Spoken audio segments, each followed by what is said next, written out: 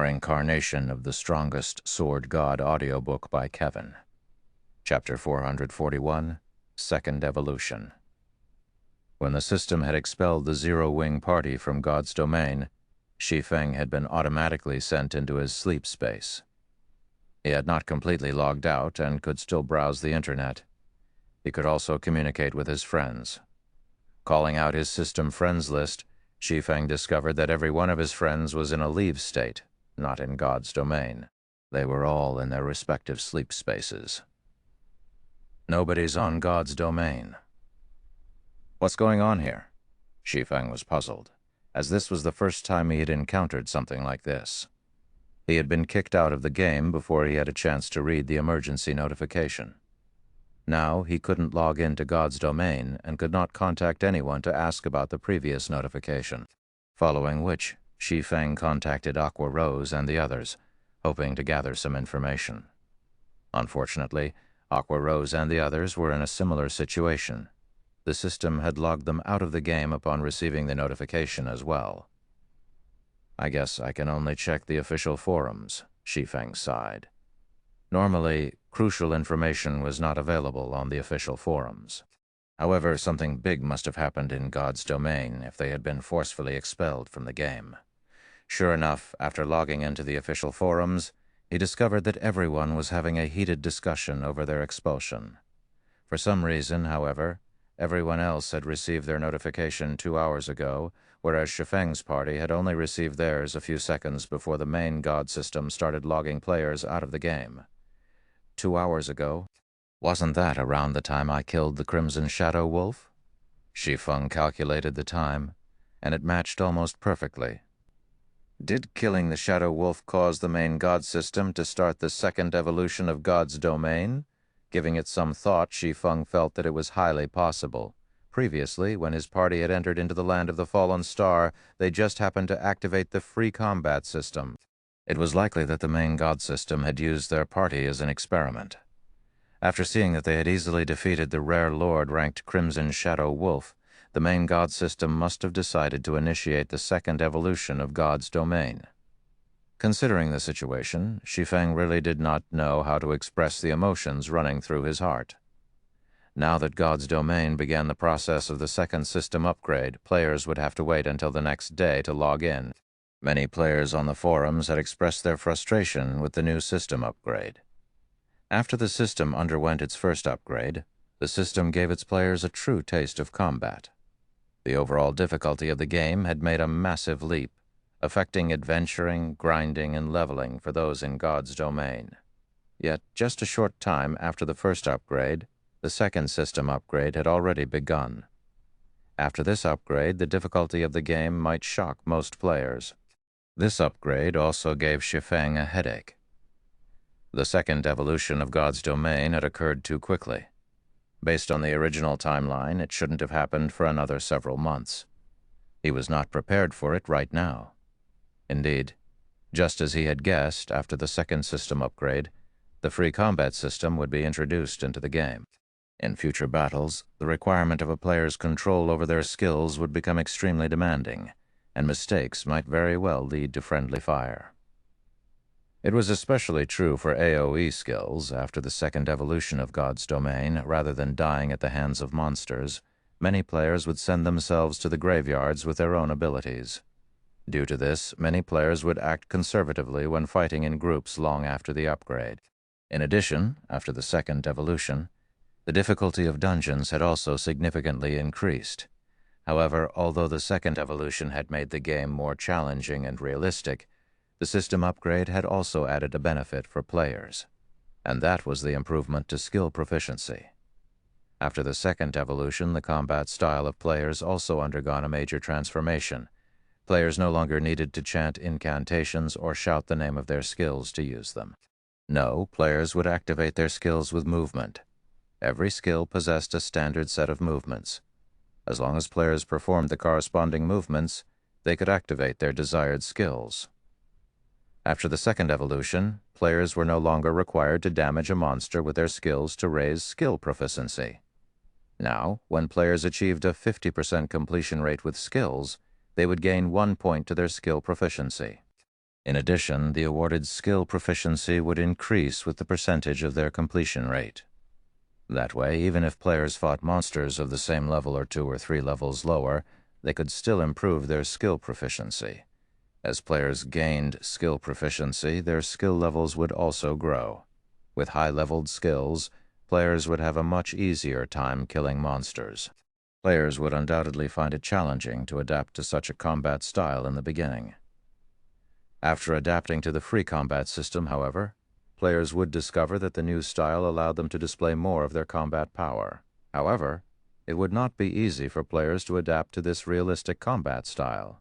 Normally, one had to undergo a long period of special training to familiarize themselves with their skills. If one were not up to snuff, the skill's power would suffer. I need to hurry with the training center. Shi Feng sighed softly. Shortly after the second evolution of God's domain, the training centers and martial arts dojos, which were currently declining, would become instantly popular. Having some time, Shi Feng browsed the God's domain news. Other than news regarding Star Moon Kingdom, Shi Feng also looked up information on the several surrounding kingdoms and the Black Dragon Empire.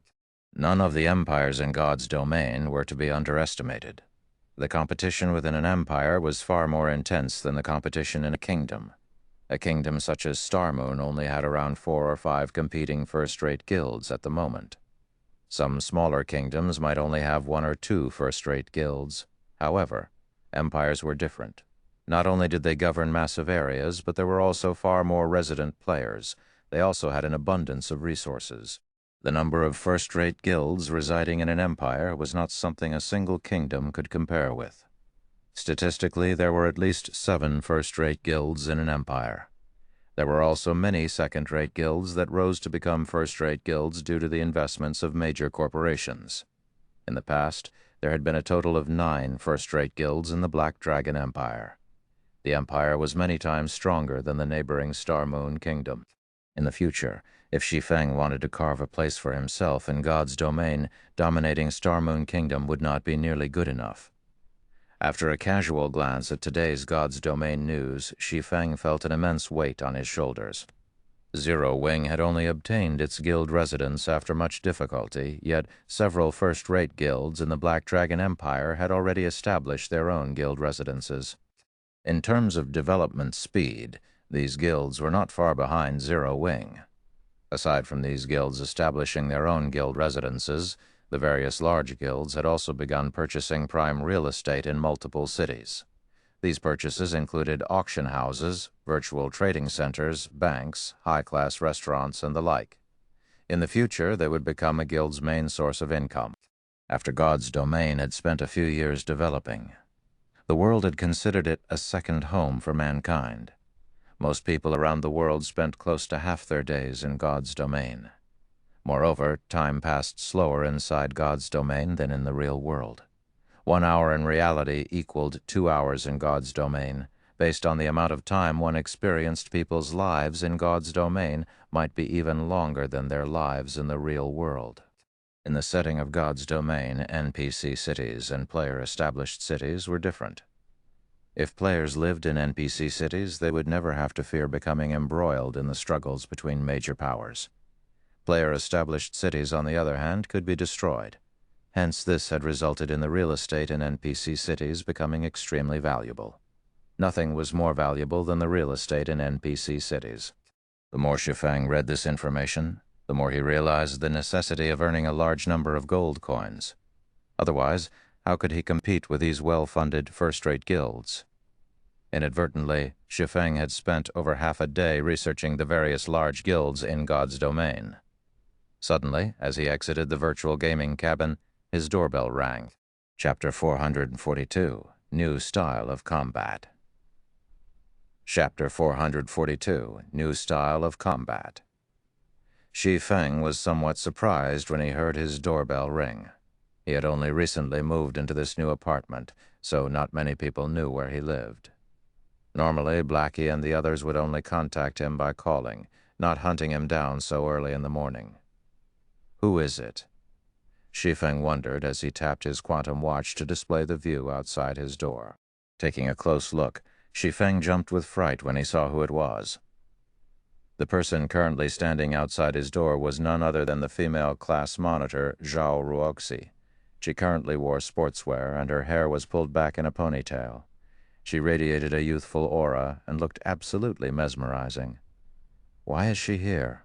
Shi Feng recalled that Zhao Ruoxi's birthday was next month. Even if she had come to deliver an invitation, wasn't it a little too early?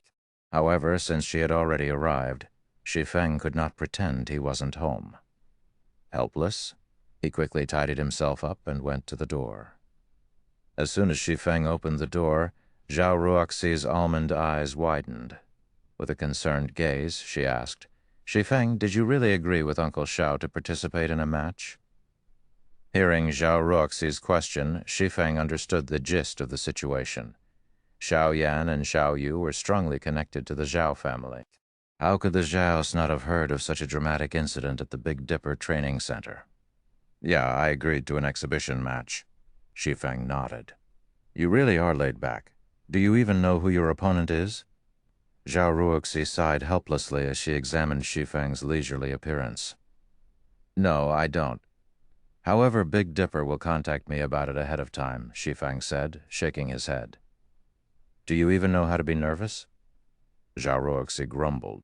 Shi Feng's behavior left her speechless. A fighting competition was not a small matter. It was especially true for this match. To recover from its decline, Big Dipper has attempted to invite many well-known fighters to participate in this match. There are even martial arts masters among them. Even though Big Dipper has offered an impressive appearance fee, they all have their own itinerary. None of them have the time. That's especially the case for the high-ranked martial arts experts. Originally, your opponent was supposed to be last year's champion of Jinhai City's fighting competition, but... "What's wrong?" Shi Feng asked. Suddenly curious, Shi Feng had some memory of Fang Qinghua, last year's champion of Jinhai City's fighting tournament. The man had participated in a provincial-level competition and earned a relatively impressive rank. He had become famous throughout Jinhai City. However, Shi Feng doubted that he would lose to Fang Qinghua. After all, there was a fundamental difference between those who knew internal force and those who did not. Furthermore, Shi Feng's current physique was better than ever. But your opponent was suddenly changed because someone had defeated Fang Qinghua.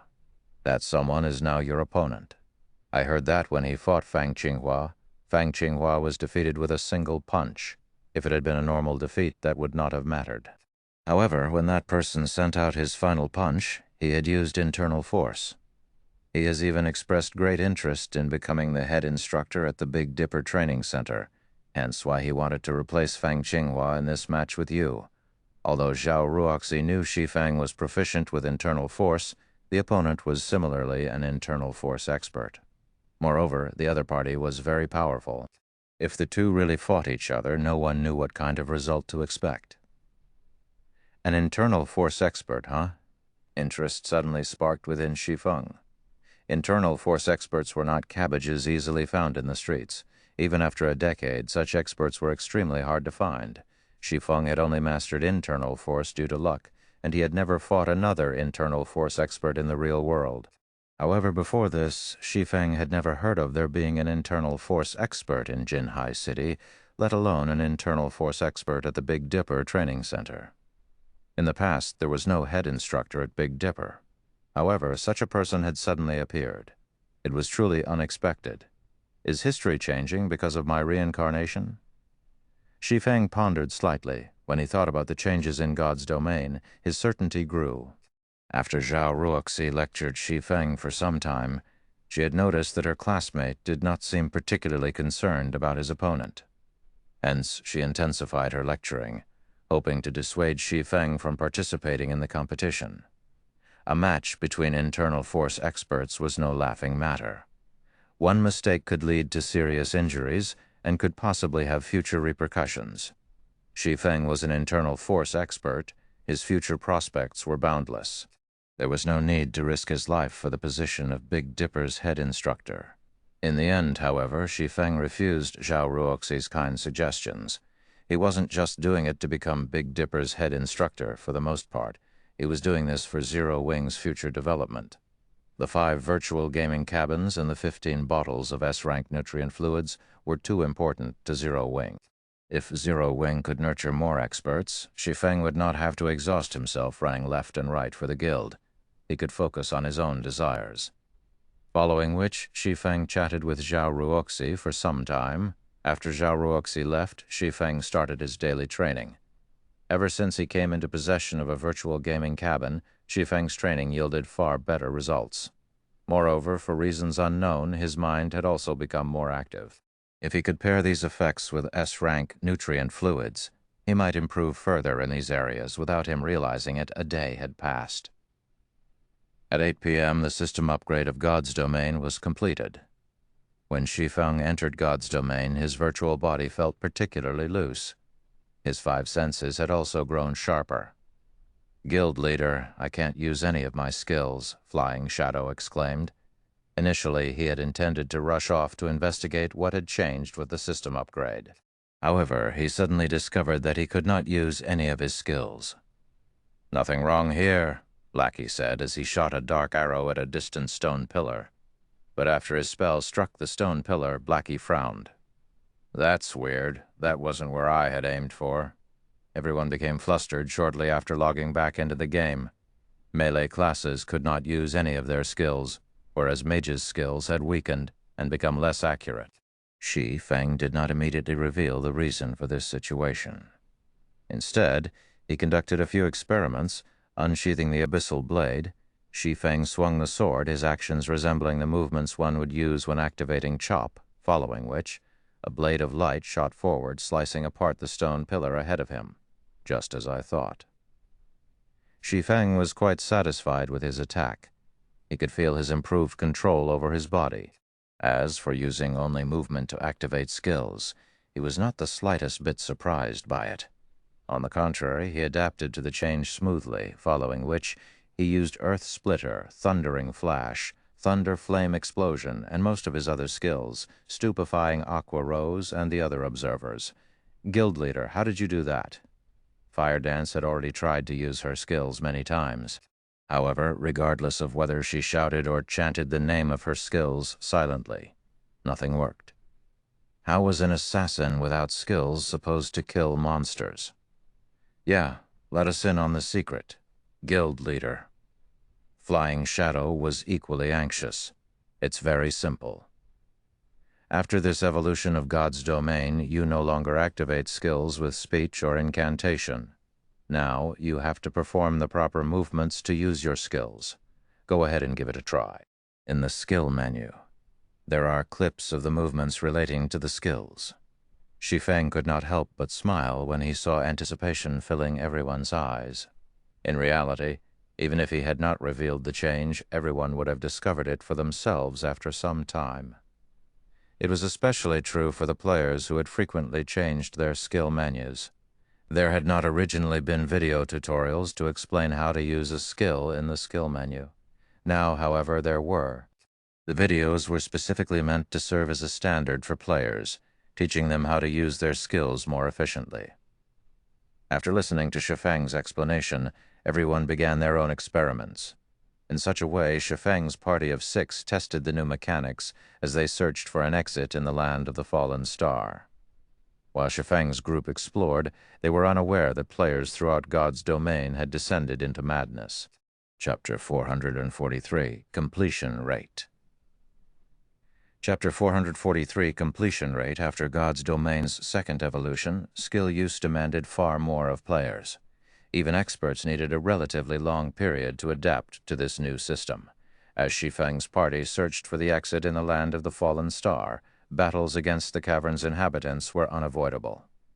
Fortunately, Shi Feng did not have to endure this adaptation process like everyone else.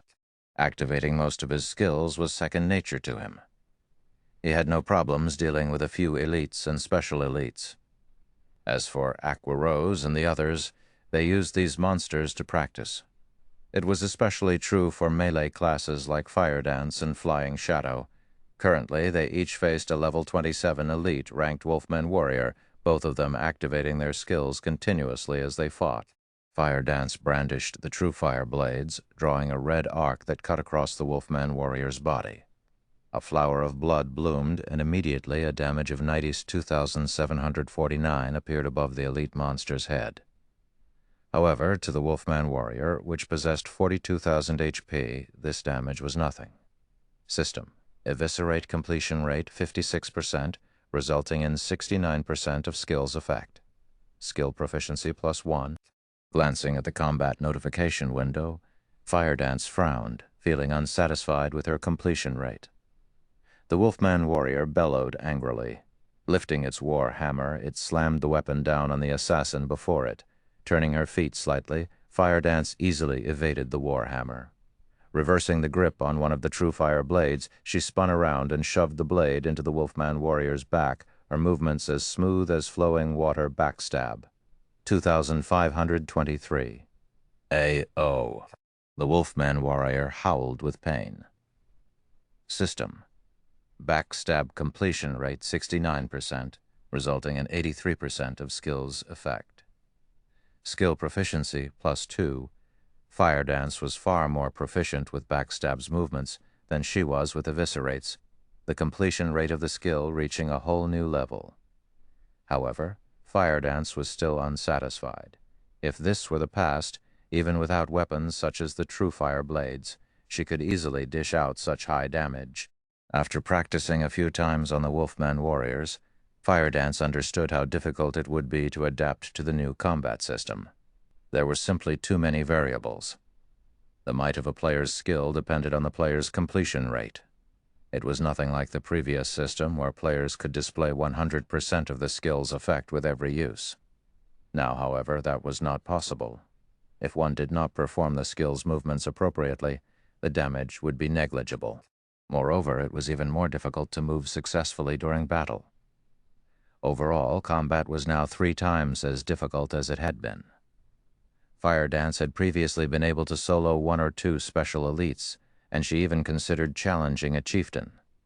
Now, however, a special elite was too strong for her, much less a chieftain. Elsewhere, Flying Shadow was also sporting a serious frown.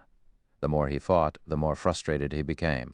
After some effort, Fire Dance had managed to raise her completion rate past 50%. Her backstab had even reached a 70% completion rate. Flying Shadow, on the other hand, could only achieve 50% with backstab, one of the simplest skills he possessed, and he had just barely earned the 1 skill proficiency point for the skill. As for his other skills, their completion rates were all below 50%. Compared to Fire Dance and Flying Shadow, after spending some time practicing, the mages of the party could achieve relatively high completion rates. They had all reached 60% or higher with their skills. However, this was because the two had different methods of activation. When mages used a skill, they chanted incantations and traced runes. Some skills only needed a few hand gestures and simple incantations, so they were relatively easy to cast. Only, their current casting time was much longer than it had been. It was especially true for advanced spells. While everyone practiced their skills, Shi Feng, who stood ahead of the party, conducted a massacre faced with dozens of Wolfman warriors. Shi Feng dashed forward and activated Thundering Flash. 1 arc, 2 arcs, 3 arcs, a total of 5 arcs of blue lightning tore through the elite monsters, a series of frightening damages appearing above their heads. 2060, Nindus, 2007, 06, 5,521, Nindus 4,543, Nindus 6,020. Instantly, the dozens of Wolfman warriors lost close to half their HP. Some that had received critical hits fell to critical lows. In addition, due to the damage amplification debuff of Thundering Flash, they would receive an additional 30% damage from future attacks. And yet the damages were nothing compared to Thundering Flash's completion rate, 83%, resulting in 97% of skill's effect. Skill proficiency +3. Immediately after his attack, Shi Feng leaped into the air. As he raised the abyssal blade high, the power of lightning and fire emerged from the sword. He then slammed the weapon down towards the gathering of Wolfman warriors. Boom. All of the warriors within an area of 10 yards fell into a fainted state instantly and received over -7,000 damage. Those that had received a critical hit suffered over 14,000 damage. The Wolfmen warriors with low HPs crumbled. System: Thunder Flame Explosion completion rate 74%, resulting in 89% of skill's effect. Skill proficiency +2. The moment Shi Feng landed, he followed up with Chop, striking 3 Wolfmen warriors and dealing over -2,800 damage to each. System: Chop completion rate 85%, resulting in 100% of skill's effect. Skill proficiency +3. In just a moment, Shi Feng had exterminated dozens of wolfmen. Standing at a distance, Aqua Rose and the others were tongue-tied after watching Shi Feng's battle. Every member of the party had personally experienced how difficult it was to achieve a high skill completion rate. However, when they saw Shi Feng's success, they felt nothing but shock.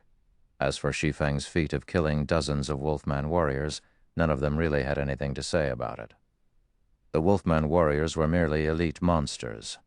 Everyone present could easily destroy them, although they had trouble using their skills. Their basic attacks were still very powerful thanks to their equipment. Dealing with these elites was only a matter of time.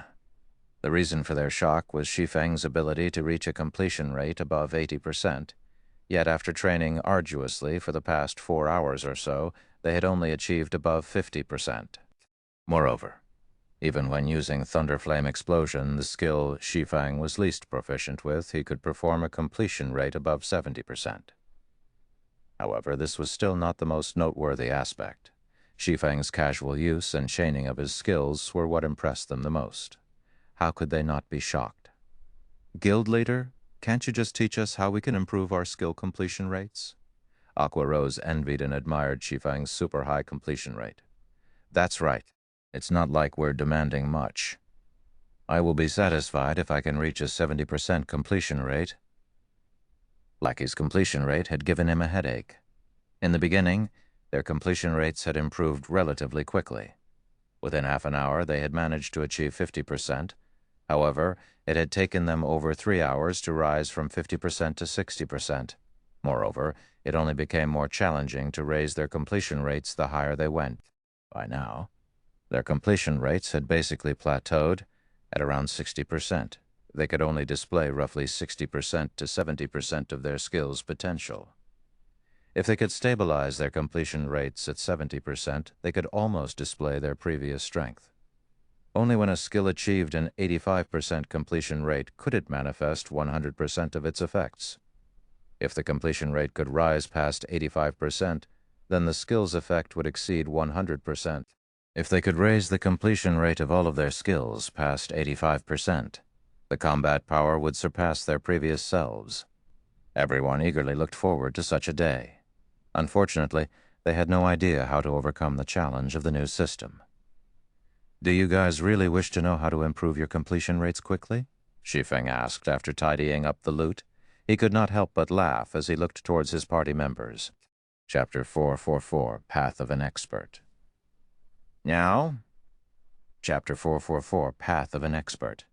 Aqua Rose and the rest of the Zero Wing party nodded passionately in response to Shi Feng's question. If they could quickly raise their skill completion rates, their strength would also rise to the next level. Naturally, this was the goal. "It's really simple, actually. Think more, train more," Shi Feng said frankly. "Think more, train more?" The team rolled their eyes at their guild leader. They had been doing exactly that all this time. However, they had almost reached their limit. "That's right. Think more, train more. There's no other way. In God's domain, every skill movement has its own purpose. First, figure out why such movements are required, then carry them out. You guys have been trying to draw a tiger by looking at a cat. You cannot improve if all you're doing is mimicking the tutorial videos." Shi Feng was aware of the enthusiasm filling his companions' hearts. However, one could not become more proficient overnight. After the second evolution of God's domain, players would experience a slump for a relatively long period. Experts were no exception. Many players struggled with a sudden weakness, falling from glory. However, it was precisely because of God's domain's second evolution that the difference between ordinary players and experts had become more distinct. Previously, a player's strength relied on their equipment and techniques. After the second evolution, however, a player's strength mainly relied on their skill completion rates. With this new system, one could immediately tell whether a player was a dragon or a worm. Ordinary players' skill completion rates usually ranged between 50% and 60%, and players at this standard were considered beginners. Players with 61% to 70% completion rates were elites. Meanwhile, those who achieved 71% to 80% were experts, and 80% to 90% was the domain of top-tier experts. Players who could reach completion rates above 90% were as rare as a phoenix's feather. In the past, Shi Feng's best record had been 87%. Although he was only 3% away from surpassing a top-tier expert, it was the difference between heaven and earth. The fact that Fire Dance and the others could achieve such results with just a few hours of practice was already impressive. After the second evolution of God's domain, many players had not dared to solo monsters. Many players had spent several days practicing their skills just to reach a 50% completion rate. Only players who had achieved a 50% skill completion rate were strong enough to solo. Otherwise, with inadequate completion rates, their damage was negligible. In addition, a majority of the players in God's domain relied on their skills to kill monsters. Hence, without sufficient completion rates, players would only find death if they grinded alone. Contemplate the importance of the required movements? Fire Dance pondered. Must I do that to manifest the techniques of the skill? Fire Dance recalled her previous uses of backstab in battle. In the past, she would always think of ways to strike her opponent from behind, never considering how she could use backstab more efficiently. However, in the tutorial video of backstab, the player would first dodge the opponent's attack, reverse the grip on his weapon, then circle behind the opponent with a spin and stab his weapon into his opponent's back. The entire process was smooth and efficient and was much faster, more vicious, and more difficult to dodge than her previous attack method. Thinking up to this point, Fire Dance searched impatiently for another Wolfman warrior to experiment on. This time, however, Fire Dance did not enter stealth. Instead, she waltzed up to the elite monster. When the Wolfman warrior noticed Fire Dance, it howled and slashed its greatsword at the assassin. Fire Dance did not immediately try to dodge the oncoming attack. Instead, she waited until the Wolfman warrior's greatsword reached its maximum speed before moving. Fire Dance took a step forward before sidestepping, dodging the greatsword at the last possible moment, reversing her grip on the Truefire blade. She then spun and shoved the blade into the Wolfman warrior's back. Due to her body's rotational power, the radiant sword's speed had increased. Even Shi Feng could not avoid such a fast attack, much less the Wolfman warrior. Hua. The Truefire blade pierced the Wolfman warrior's back, a damage of minus 2,736 appearing above its head. System: backstab completion rate 76%, resulting in 90% of skill's effect. Skill proficiency +2. Fire Dance's eyes shone upon seeing this system notification, as if she had found a path through the darkness. Her confidence suddenly skyrocketed. Hence, she continued practicing backstab on the Wolfman warrior. When the skill's cooldown finished, she would begin again. In the end, the poor Wolfman warrior died after Fire Dance toyed with it for 5 minutes. Sister Fire Dance is amazing. That last one even reached 78%.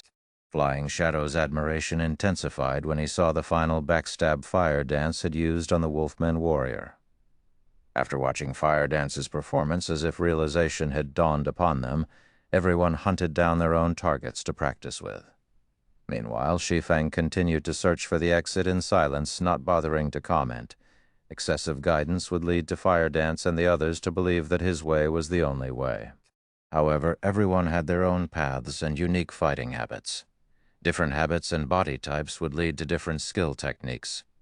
If they followed him blindly, although they could improve massively in a short time, it would be detrimental to their future development.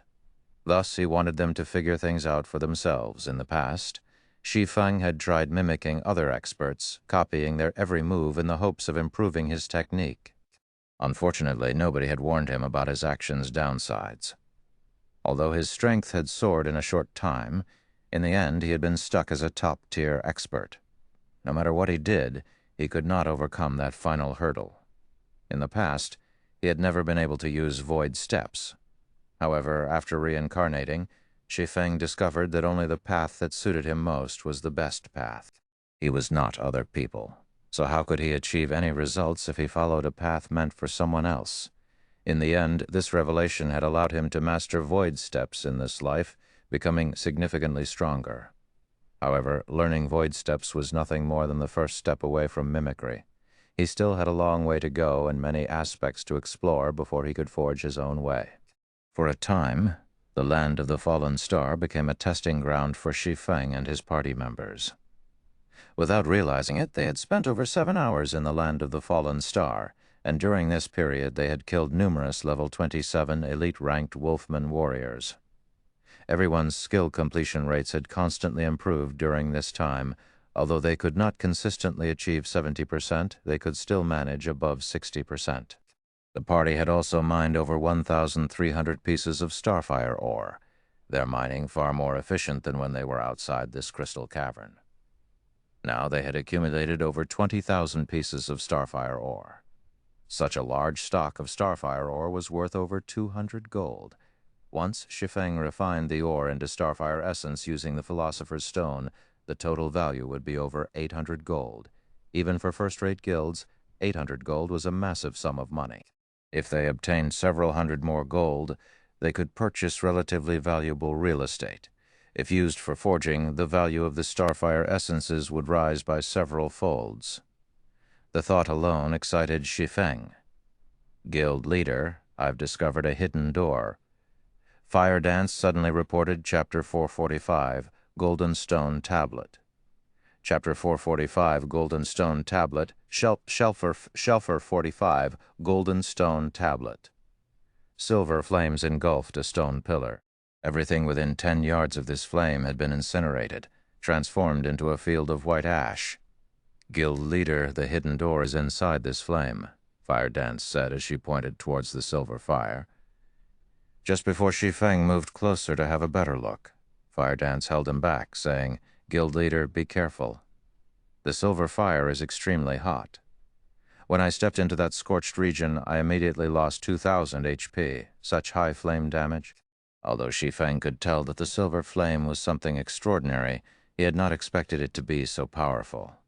If it could deal Mini's 2,000 damage to players every second, he would take significant damage even with his 70 points in fire resistance. Even he would die if he occupied the region too long. Violet, heal me. I'll go in and take a closer look. After giving the order, Shi Feng entered the silver flame's effective area. Suddenly a damage close to minus 500 points appeared above Shi Feng's head. Hot. Shi Feng felt as if he had dipped his feet into a hot spring the moment his boots touched the gray-white land. He was even wearing the flame boots, which lowered the temperature his feet felt. If he had equipped some other shoes, he would probably have had to skip and hop constantly while inside this scorched region, following which, Shi Feng approached the burning stone pillar. The closer he got to the stone pillar, the higher the temperature became. Similarly, the damage he received also increased. When Shi Feng was roughly 2 yards from the pillar, he lost over 1,000 HP every second. Even though Shi Feng had long since recovered from his weakened state, his HP returning to over 8,400, he would only last 9 seconds at most. Fortunately, he had a powerful healer, Violet Cloud, supporting him. After Violet Cloud cast a sacred shield on him, he could just barely cope with the high dot. Sure enough, there's a hidden door here. Shi Feng noticed that there was a tightly shut door on the burning stone pillar. There was also a blue chain not far from the door. Shi Feng grabbed the blue chain, searching for a connection with the door. However, the instant he touched the chain, Shi Feng suddenly felt a chill wash over him. The fire damage he received suddenly reduced from over minus 1,000 damage to just around minus 600 damage. This chain really is special. I wonder what it is made of. It could be useful if I could find a way to take it. Shi Feng examined the blue chain, sorely tempted. If he could claim this chain, raiding flame-type dungeons or facing fire-type bosses would become much easier. Just holding the chain increased his fire resistance by at least 40 to 50 points. It was even more impressive than an intermediate fire resistance potion. Moreover, the latter only had a duration of 1 hour, whereas one only needed to hold the former to gain the buff. Just how much money could he save on fire resistance potions? As Shi Feng pulled the blue chain, the stone door in the middle of the massive pillar opened slowly. A dark passage with 0 visibility lay beyond the threshold. After the stone door opened, the silver flames diminished gradually until they had been extinguished. Shortly after, the scorched earth also began to cool, allowing players to transverse through the region freely. "Guild leader, you're amazing. Your fire resistance is so high. No one else could reach and open the door, even if they knew about it." Blackie laughed. Although they had obtained a bounty from this land of the fallen star, it would mean nothing if they could not find their way out. "Let's go." Shi Feng unsheathed the abyssal blade and the purgatory's shadow as he crossed the threshold cautiously. The passage beyond the stone door was cramped, and engravings of ancient texts and drawings decorated the walls on either side.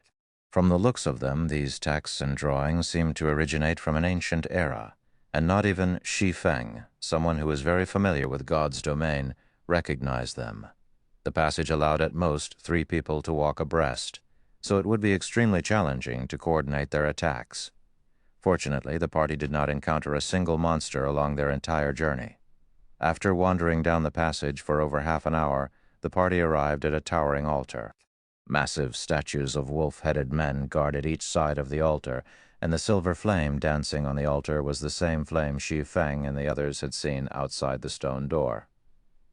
A short distance to the right of the altar, there was a teleportation magic array. A stone tablet emitting a golden glow sat to the left of the altar. Divine runes and drawings covered the tablet, and one could tell with a glance that the tablet was something extraordinary. As the team walked up to the altar, they suddenly felt an extraordinary pressure weighing down on them.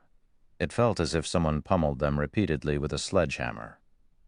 "Guild leader, look over there," Blackie said as he pointed at the space above the altar, goosebumps covering his skin. Everyone shifted their gaze to where Blackie pointed. A figure hovered above the altar, but due to the poor lighting around the altar, they could not see it clearly. However, they could feel an intense threat of death emanating from this figure. Shi Feng could not get a clear view of that figure either. However, he could feel this figure looking down at them. Shi Feng then activated omniscient eyes and observed the figure. The results were shocking. Anubis's gatekeeper. Great Lord, level 30. HP, 9,000,000, 10,000,000, 10,000,000. "Great Lord," Shi Feng muttered. Others might not realize how powerful a Great Lord was in God's domain, but Shi Feng knew full well what one was capable of. Their party of 6 would not even be enough to fill the gaps between this gatekeeper's teeth. It was especially true for such field Great Lords. Although their HPs were far lower than Great Lords in dungeons, field Great Lords were more powerful. Even a team of several thousand level 30 players would be no more than cannon fodder before this gatekeeper. "He won't attack us, right?" Aqua Rose asked, feeling somewhat nervous as she watched Anubis's gatekeeper. Aqua Rose wasn't the only one nervous. Even Shi Feng struggled to keep his cool. "Hopefully not," Shi Feng said uncertainty. "However, since he hasn't moved since we've arrived, let's not take any risks. If Anubis's gatekeeper took the initiative to attack, even Shi Feng would be helpless against it. They could only try to escape.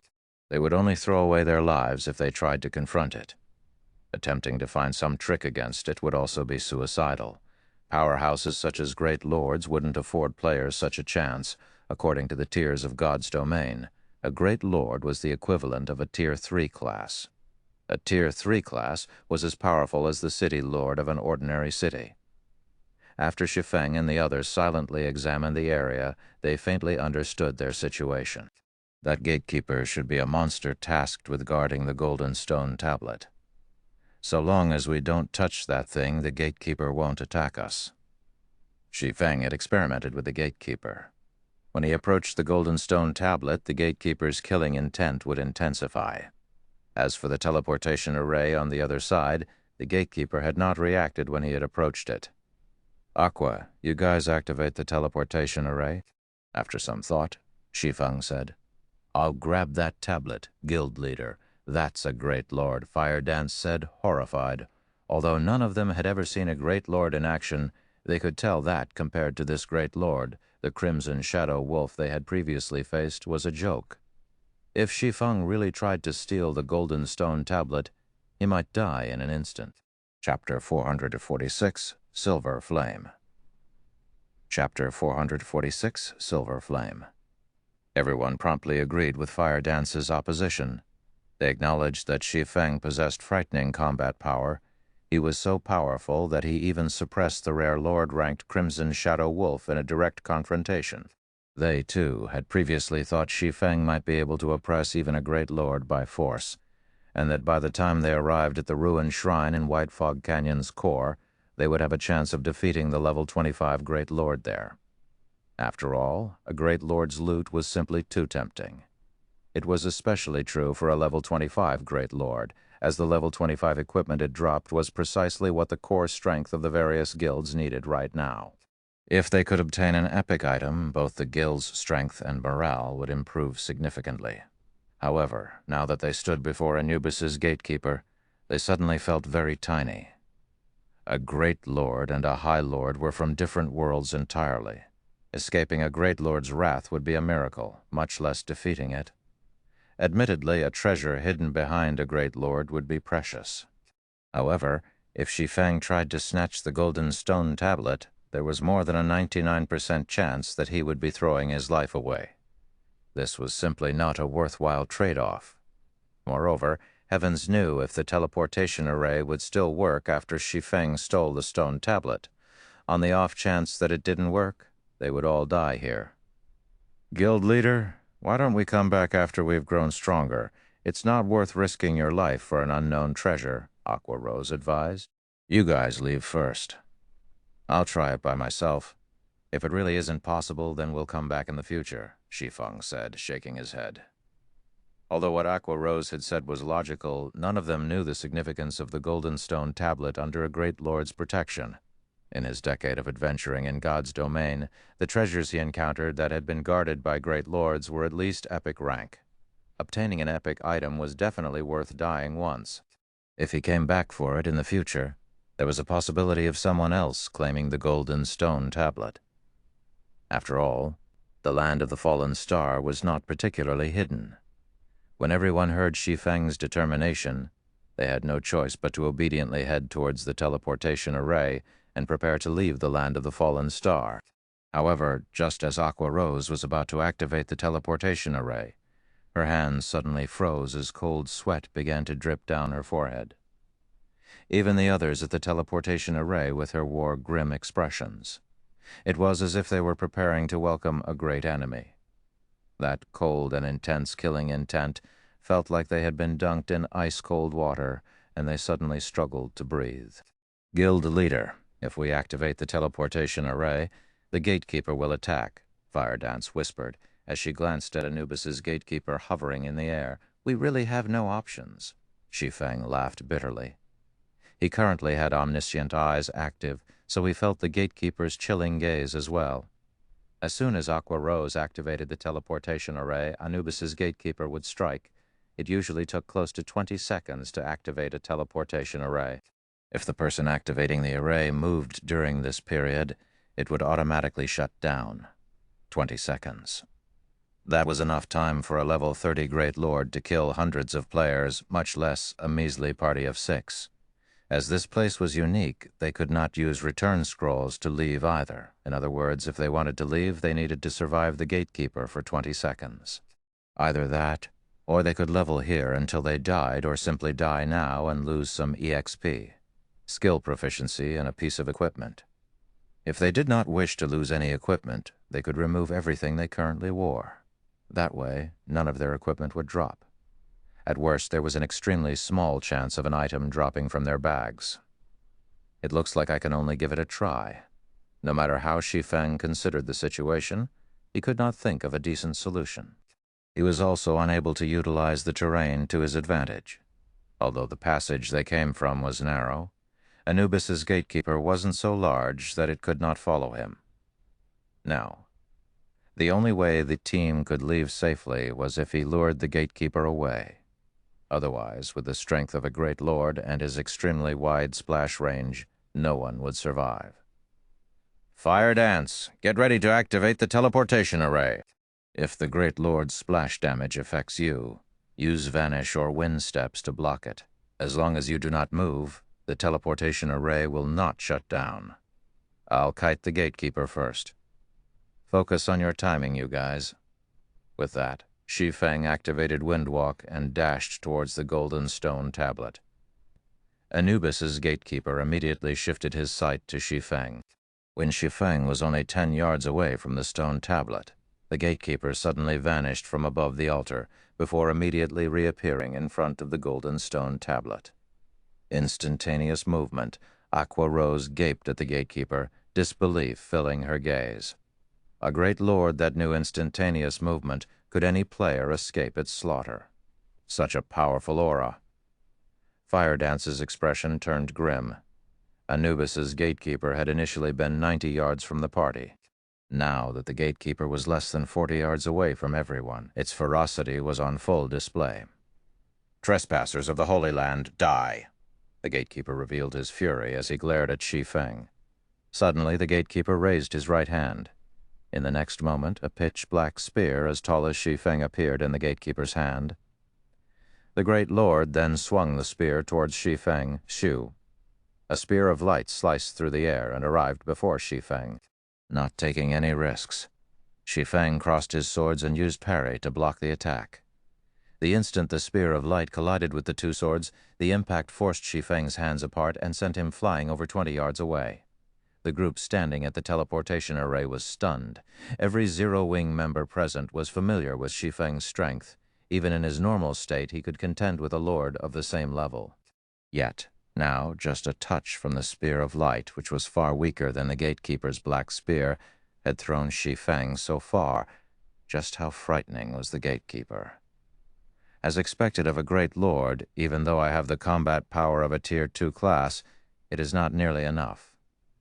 Shi Feng smirked as he looked at his thoroughly numb hands. If not for the fact that parry could negate the gatekeeper's damage, he would have lost at least 3,000 to 4,000 HP. However, Shi Feng had only received the gatekeeper's attack because he wished to test its strength and evaluate the great lord's combat power. Now, Shi Feng had a general grasp of the Anubis's gatekeeper's combat power. Tier 3 intermediate combat power. The great lord would then beat a Tier 3 player like a dog.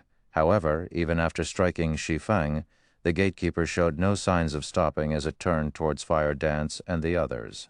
Trespassers of the Holy Land, die. Emitting a low growl, the gatekeeper stretched out its left hand. Suddenly, a silver flame condensed in his palm.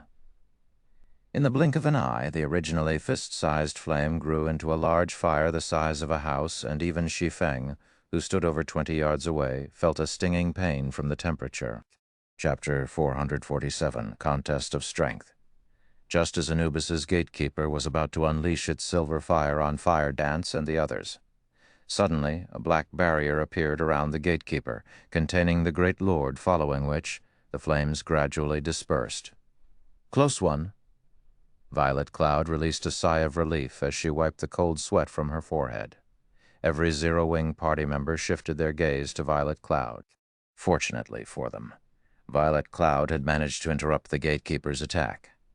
However, before everyone could calm their pounding hearts, the Tier 1 spell, Black Coffin, burst like a popped balloon. Impossible, Violet Cloud said, her voice filled with disbelief. Black Coffin was an advanced Tier 1 spell. Moreover, she was a Tier 1 astromancer. Black Coffin should be able to trap even a High Lord for a few seconds. Yet the spell had not lasted half a second against Anubis's gatekeeper. Trespassers of the Holy Land, die.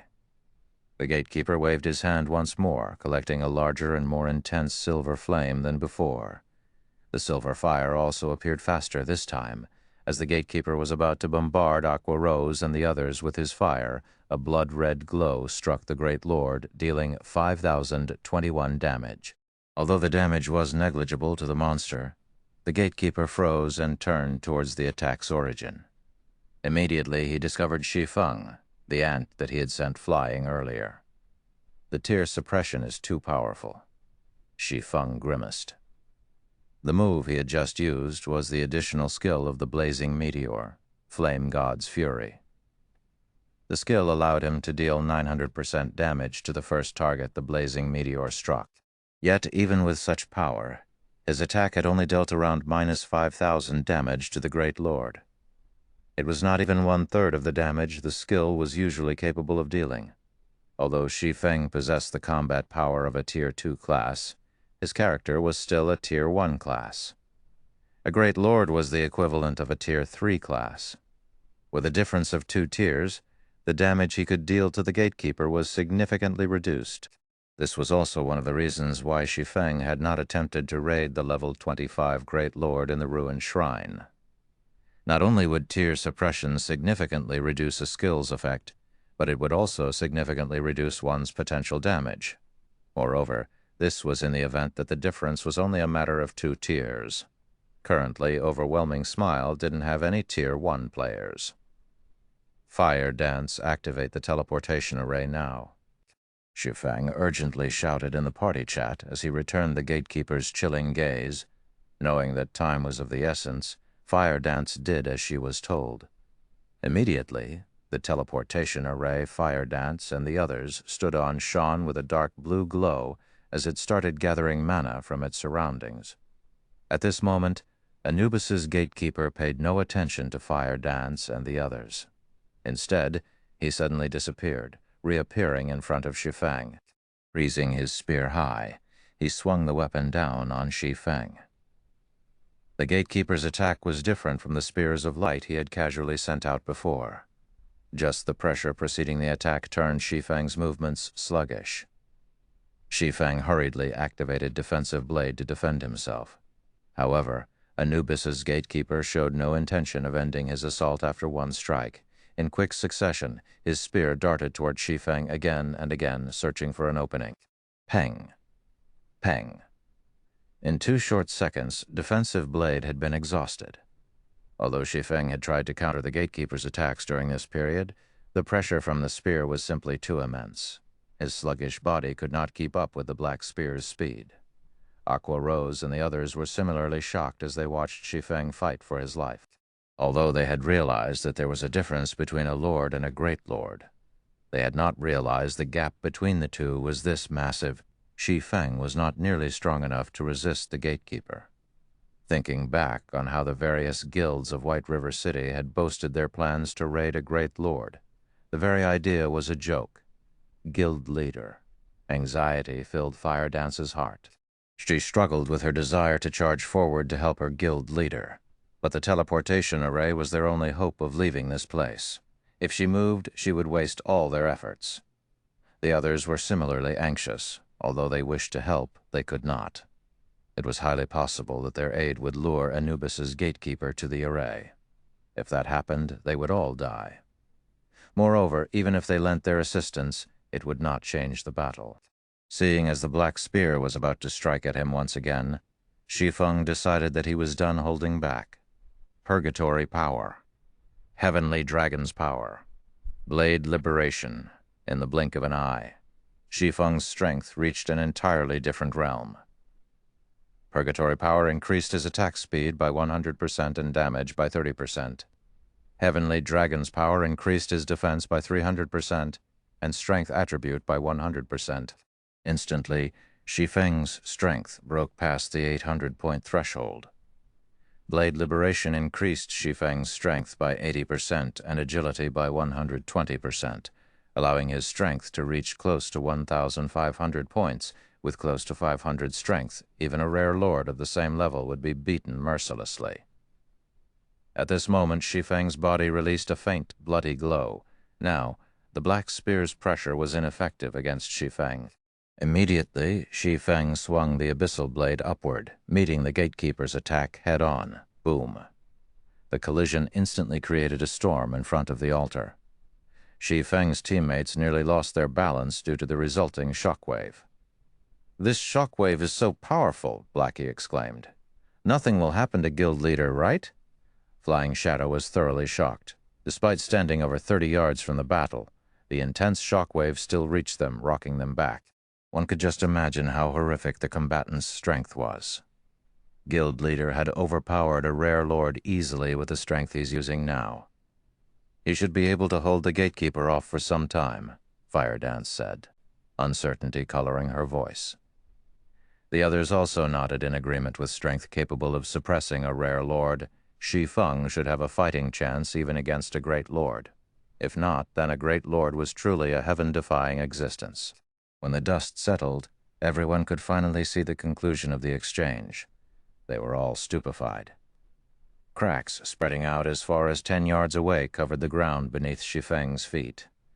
A damage close to -600 points had also appeared above Shi Feng's head.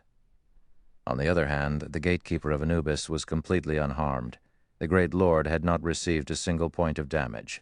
"It's over, the gap between them is just too wide," Fire Dance muttered in despair. Flying Shadow silently agreed with Fire Dance. Shi Feng had received nearly 600 damage, doing nothing more than defending himself with his own weapon. Mages might not understand what this meant, but as melee classes, they knew full well the significance of the gap between Shi Feng and Anubis's gatekeeper. Trespassers of the Holy Land, die. The gatekeeper growled once more as it continued brandishing its black spear. The great lord thrust his spear towards Shi Feng in an unending barrage. Although Shi Feng tried to avoid the oncoming attacks, both the spear's speed and angle of attack were extremely precise. He could not dodge the attacks. He could only counter with his swords. However, every time he blocked an attack, the impact would force him backward. The gatekeeper sent over a dozen strikes at Shi Feng in quick succession, forcing Shi Feng into a constant retreat and disrupting his balance. Meanwhile, Shi Feng had lost close to 10,000 HP during this brief assault.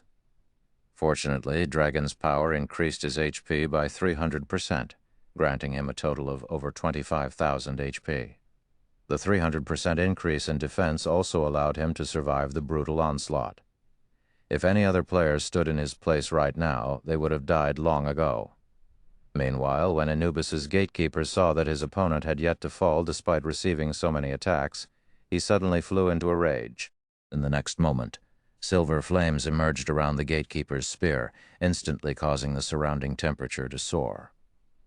The gatekeeper then jumped into the air, and gripping his spear with both hands, he slammed the weapon down at Shi Feng. The black spear was like a giant flame serpent as it spread its jaws, intending to swallow Shi Feng with a single bite. Chapter 448, Close Call. Chapter 448. Close call as the giant flame serpent was about to devour Shi Feng. Suddenly, Shi Feng raised his head and glared at the serpent before opening his mouth and activating Dragon's Breath. A dragon's roar resounded throughout the surroundings, and a shockwave slammed into the flame serpent. When the two collided, both attacks dispersed. However, the gatekeeper was not done. Tightening his grip on the black spear, the gatekeeper thrust it towards Shi Feng's heart. Shi Feng immediately activated Flame Rush, his movement speed increasing by 100% for 10 seconds. As his speed soared, Shi Feng launched himself backward, barely avoiding the spear.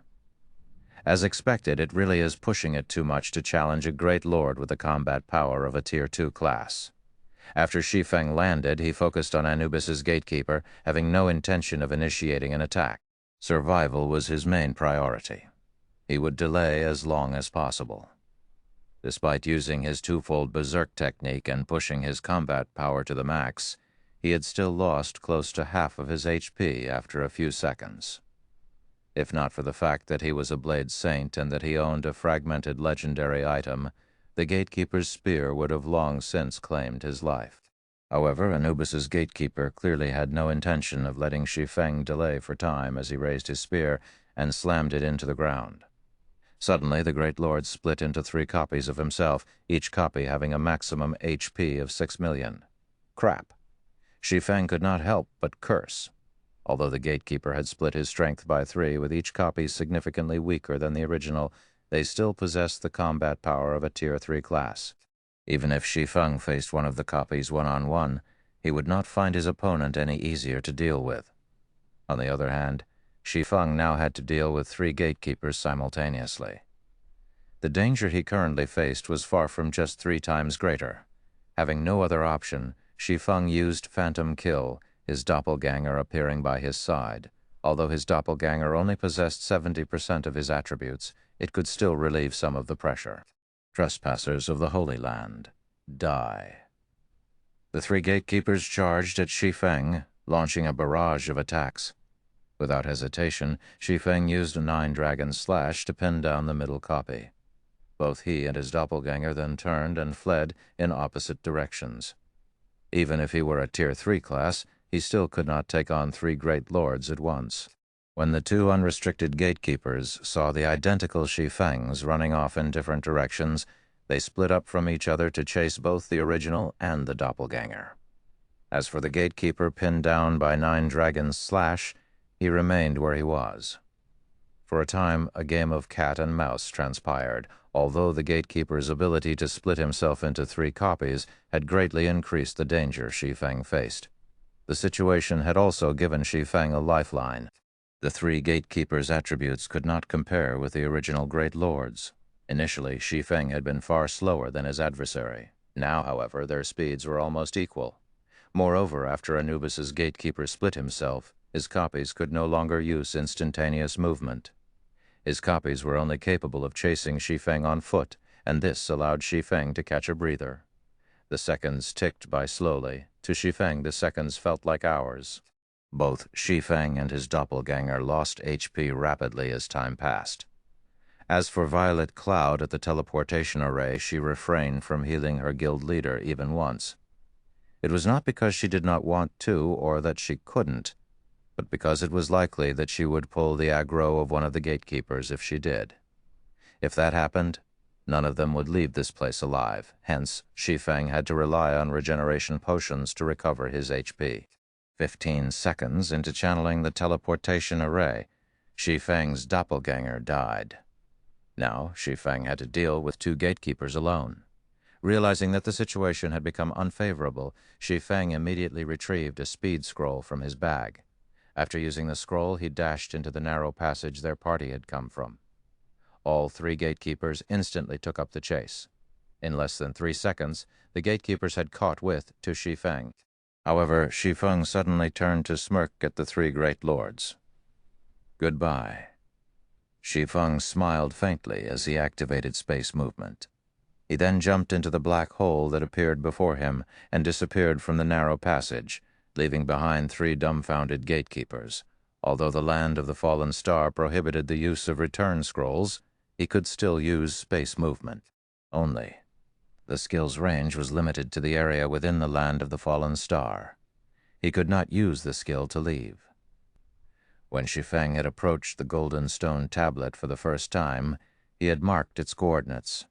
Now that he had lured the gatekeepers away, he used space movement to arrive before the golden stone tablet. Shi Feng dashed up to the golden stone tablet and stored it in his bag space. Meanwhile, Fire Dance had channeled the teleportation array for 18 seconds. Shi Feng was currently close to 30 yards from the array. Just as he was about to rush over to his party, Anubis's gatekeeper suddenly appeared in front of Shi Feng, an extraordinarily grim expression on the great lord's face. At this moment, silver flames surrounded the gatekeeper's entire body. They even encased the black spear he carried. The instant he appeared, the gatekeeper used Thousand Sweep against Shi Feng. Shua, in the face of the gatekeeper's spear, even space tore. The black spear was so fast that it could not be seen by the naked eye. The weapon slammed into Shi Feng. Boom. An explosion shook the altar. Trespassers of the Holy Land, die. Although the gatekeeper of Anubis had struck Shi Feng with his spear, the rage in his heart had only grown, not lessened. The gatekeeper had struck only Shi Feng's afterimage. Guild leader? Fire Dance called out with surprise when she saw Shi Feng appear beside her. Everyone had lost hope the moment they saw the great lord's attack. That final strike had simply been too fast. Blocking the attack would have been impossible, much less dodging it. Yet Shi Feng had successfully avoided the attack. Moreover, he even appeared right beside them. It was astonishing, however. Only Shi Feng had known how much danger he had been in just now.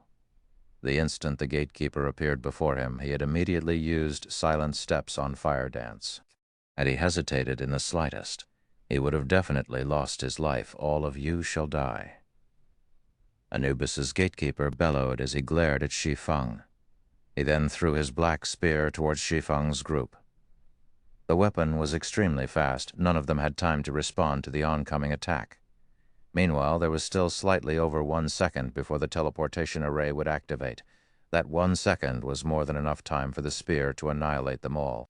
Suddenly, Shi Feng moved and stood in front of everyone, prepared to receive the attack. Just as the black spear covered in silver flames was about to reach its target, Shi Feng switched the aura of space for the aura of illusion, instantly increasing all of his attributes by 30%. He also activated Fantasy World. Fantasy World. Immunity to all magic damage and 15% of magic damage received will be converted to healing to recover player's HP for 20 seconds. Cooldown, 3 minutes. The instant the black spear collided with its target, Shi Feng instantly recovered close to 5,000 HP. However, before Shi Feng could celebrate, the immense impact from the collision between the black spear and his 2 swords eliminated 7,000 HP. As a result, he had still lost 2,000 HP. What a powerful skill. Although Shi Feng had blocked the black spear, both of his hands were completely numb. He couldn't move them at all now, if he had not activated Fantasy World. The flames surrounding the black spear would have extinguished his life in an instant. The might of the spear itself was even more frightening. After switching to the aura of illusion, all his attributes had increased by 30%. His strength had exceeded the 1,900-point threshold, yet when defending against the black spear's physical attack, Shi Feng had received minus 7,000 damage. Despicable trespassers, I will not let you off. You will receive the punishment you deserve. The gatekeeper bellowed as he snarled at Shi Feng. However, no matter how angry the gatekeeper was, he could not change the fact that the teleportation array had activated. The great lord did not have enough time to launch another attack, and it could only watch helplessly as Shi Feng and the others transformed into a streak of flowing light, vanishing from the land of the fallen star. Chapter 449. Changes in White Fog Canyon. Chapter 449. Changes in White Fog Canyon. After its discovery, only a few elite players had willingly explored White Fog Canyon's outer region. At this moment, however, players had flooded the area. The Warfire set equipment's appearance had even attracted players from other countries, and they all had rushed to the canyon to grind for the set, causing a sharp decrease in Battle Monkey's numbers in the outer region. As a result, the danger had also greatly decreased. Moreover, the crimson-eyed Battle Monkeys in the outer area were only level 22. By now, many players in White River City had already reached level 20, while elite players had reached level 22 or higher. Hence, White River City's players had also come to the canyon to grind for the Warfire set equipment. Although the Warfire set equipment had an extremely low drop rate, to the degree that only a few pieces had dropped thus far, everyone was still determined to grind in White Fog Canyon. Their first reason was that of the high EXP from the canyon's monsters. As a result, they leveled much faster in the canyon than if they grinded monsters elsewhere. The second reason was that all monsters within the canyon possessed a fixed chance to drop the Warfire set equipment. Both the high EXP and the top-tier set equipment were sorely tempting to players. Even though the risk of grinding in White Fog Canyon was very high, players still rushed to the canyon in droves. Cloud, you really have a lucky touch. Other parties have not obtained anything over these past few days, yet we have 2 Warfire set pieces, a thinly built male ranger said as he looked at the red-haired beauty beside him. Laughing, he continued, I heard that the set's price has increased again. Now, someone's offering to buy individual pieces for 8 gold per piece. We can get 16 gold with the 2 we have. If we trade that for credits, that'll be 170,000 to 180,000. If we sell the set pieces for 180,000, we could get 30,000 each. That's more than 6 months of my salary. God's Domain really is the best place to make money. Another middle-aged cleric wearing mage robes exclaimed, You guys, all you can think of is credits. God's Domain only launched recently. Things will get even more intense later on. If we convert the gold coins into credits, we will suffer a huge loss, even if we plan to convert them into credits. Haven't you guys seen the messages on the forums? There are people who are willing to buy each Warfire set piece for 100,000 credits.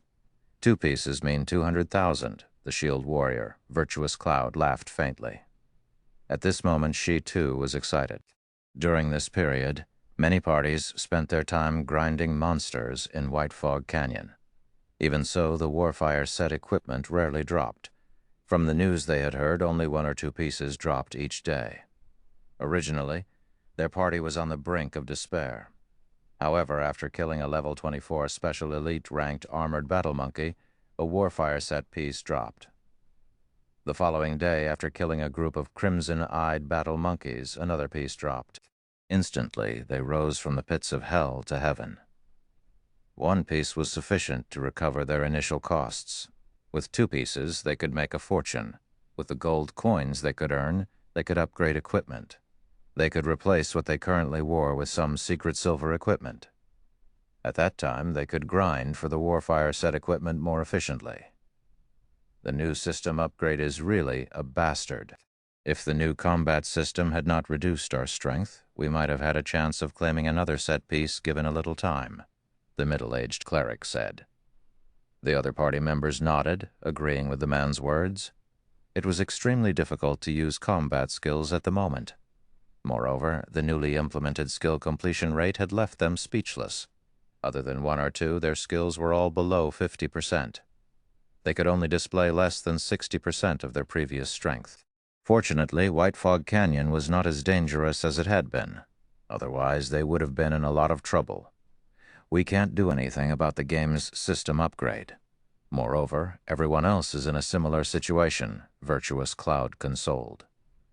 Now that we have obtained 2 Warfire set pieces, as long as we sell them, we can replace our equipment with a few pieces of secret silver equipment. Everything will be fine once we upgrade our combat power. That's right. White River City is a good place to do that. Compared to our city, there is more high-quality equipment available here. I heard that the Starstreak trading firm is even selling secret silver equipment. There are also the mana armor kits that can raise one's attributes significantly. While Virtuous Cloud's party chatted with each other, a team of roughly 20 to 30 players appeared on the small path leading to White Fog Canyon's entrance. These players all wore sneers, and the IDs they displayed were crimson, proof they had already killed many players. Seeing your joy, you guys must have had a bountiful harvest, right? Why not share it with us? The level 24 berserker leading this team of red names asked mockingly. The man was cold laughter, and he sported a wide grin as he focused on Virtuous Cloud's party. Virtuous Cloud and her party members immediately readied their weapons, their expressions turning grave. Due to their previous excitement, they had forgotten about the horrors in White Fog Canyon. Although the danger of monsters had decreased, the danger from other players had skyrocketed. Monsters' drop rates in White Fog Canyon were a lot higher than the outside world. Even if players did not obtain the Warfire set equipment, they could still make a hefty profit from selling the other equipment that dropped. Hence, many elite players had come to grind. As elite players, their equipment was definitely high quality. Compared to grinding monsters, it was far more profitable to kill elite players. If one were lucky, high-quality equipment might even drop from the dead player's bag. As a result, the number of players dying in White Fog Canyon was terrifying. Just as Virtuous Cloud's party thought about turning to escape, another several dozen players emerged from behind them. Virtuous Cloud's team was immediately flustered. If the other side only had a dozen or so players, they could attempt to take them on. After all, they too were elite players. However, their enemies had over 50 players on their side. With just the 6 of them, they were outmatched. It isn't easy for us to guard this road. I won't mince words. I will let you guys pass if each of you hand over the best piece of equipment you have and 20 silver coins. If not, you will all die here. Cold laughter grinned as he fiddled with the greatsword in his hand. After Cold Laughter spoke, the red names blocking the road promptly unsheathed their weapons. If Virtuous Cloud's party refused, they would burst into action. Currently, most players were around level 20. Elite players, in particular, had higher levels. If they died, not only would they lose a piece of equipment, but they would also have to spend several days recovering their losses. Nobody wanted to deal with that. Hence, Cold Laughter had proposed a suitable condition. Although you outnumber us, don't forget that you are all red names. Even if you wipe us out with our strength, we will take 1 or 2 down with us, Virtuous Cloud said, unfazed. At most, we will lose 1 level and 1 piece of equipment. However, if a red name dies, they will lose 2 or 3 levels, maybe even 3 or 4, and a majority of the equipment they are wearing. Virtuous Cloud's words had undoubtedly generated some hesitation among the red names. After all, nobody could guarantee that they wouldn't be the pitiful player who Virtuous Cloud's party killed. However, none of the red names were shaken. On the contrary, they smirked arrogantly at the smaller party. Their expressions somewhat surprised Virtuous Cloud. Before Virtuous Cloud could figure out what was going on, Cold Laughter sneered and said, "Stop trying to play tricks. I'll count to 5. If you don't hand over the equipment and money, we'll take it ourselves. Everyone be careful. In a moment, I'll clear a path towards the forest to our left. If we can reach the forest, we should be able to shake them off once inside." Virtuous Cloud hurriedly said.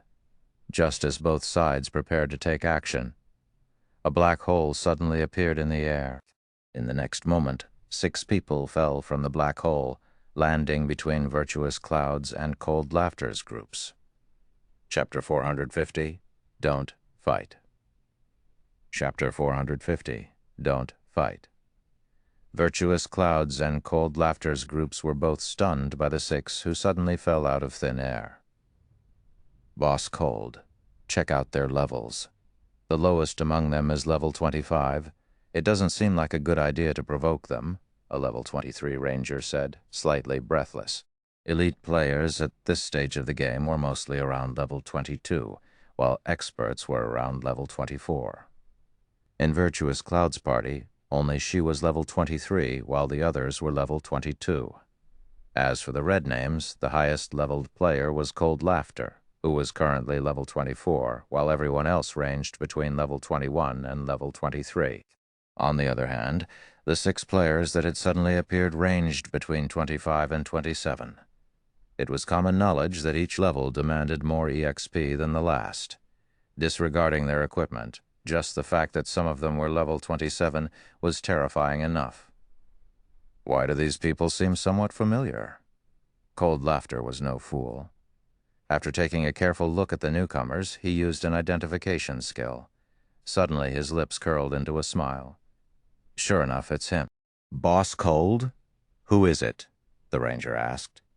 "Don't you remember the bounty Overwhelming Smile has offered?" Cold Laughter said excitedly as he grinned at the level 25 swordsman wearing a black cloak. The ranger then followed Cold Laughter's gaze and used an identification skill on that level 25 swordsman as well.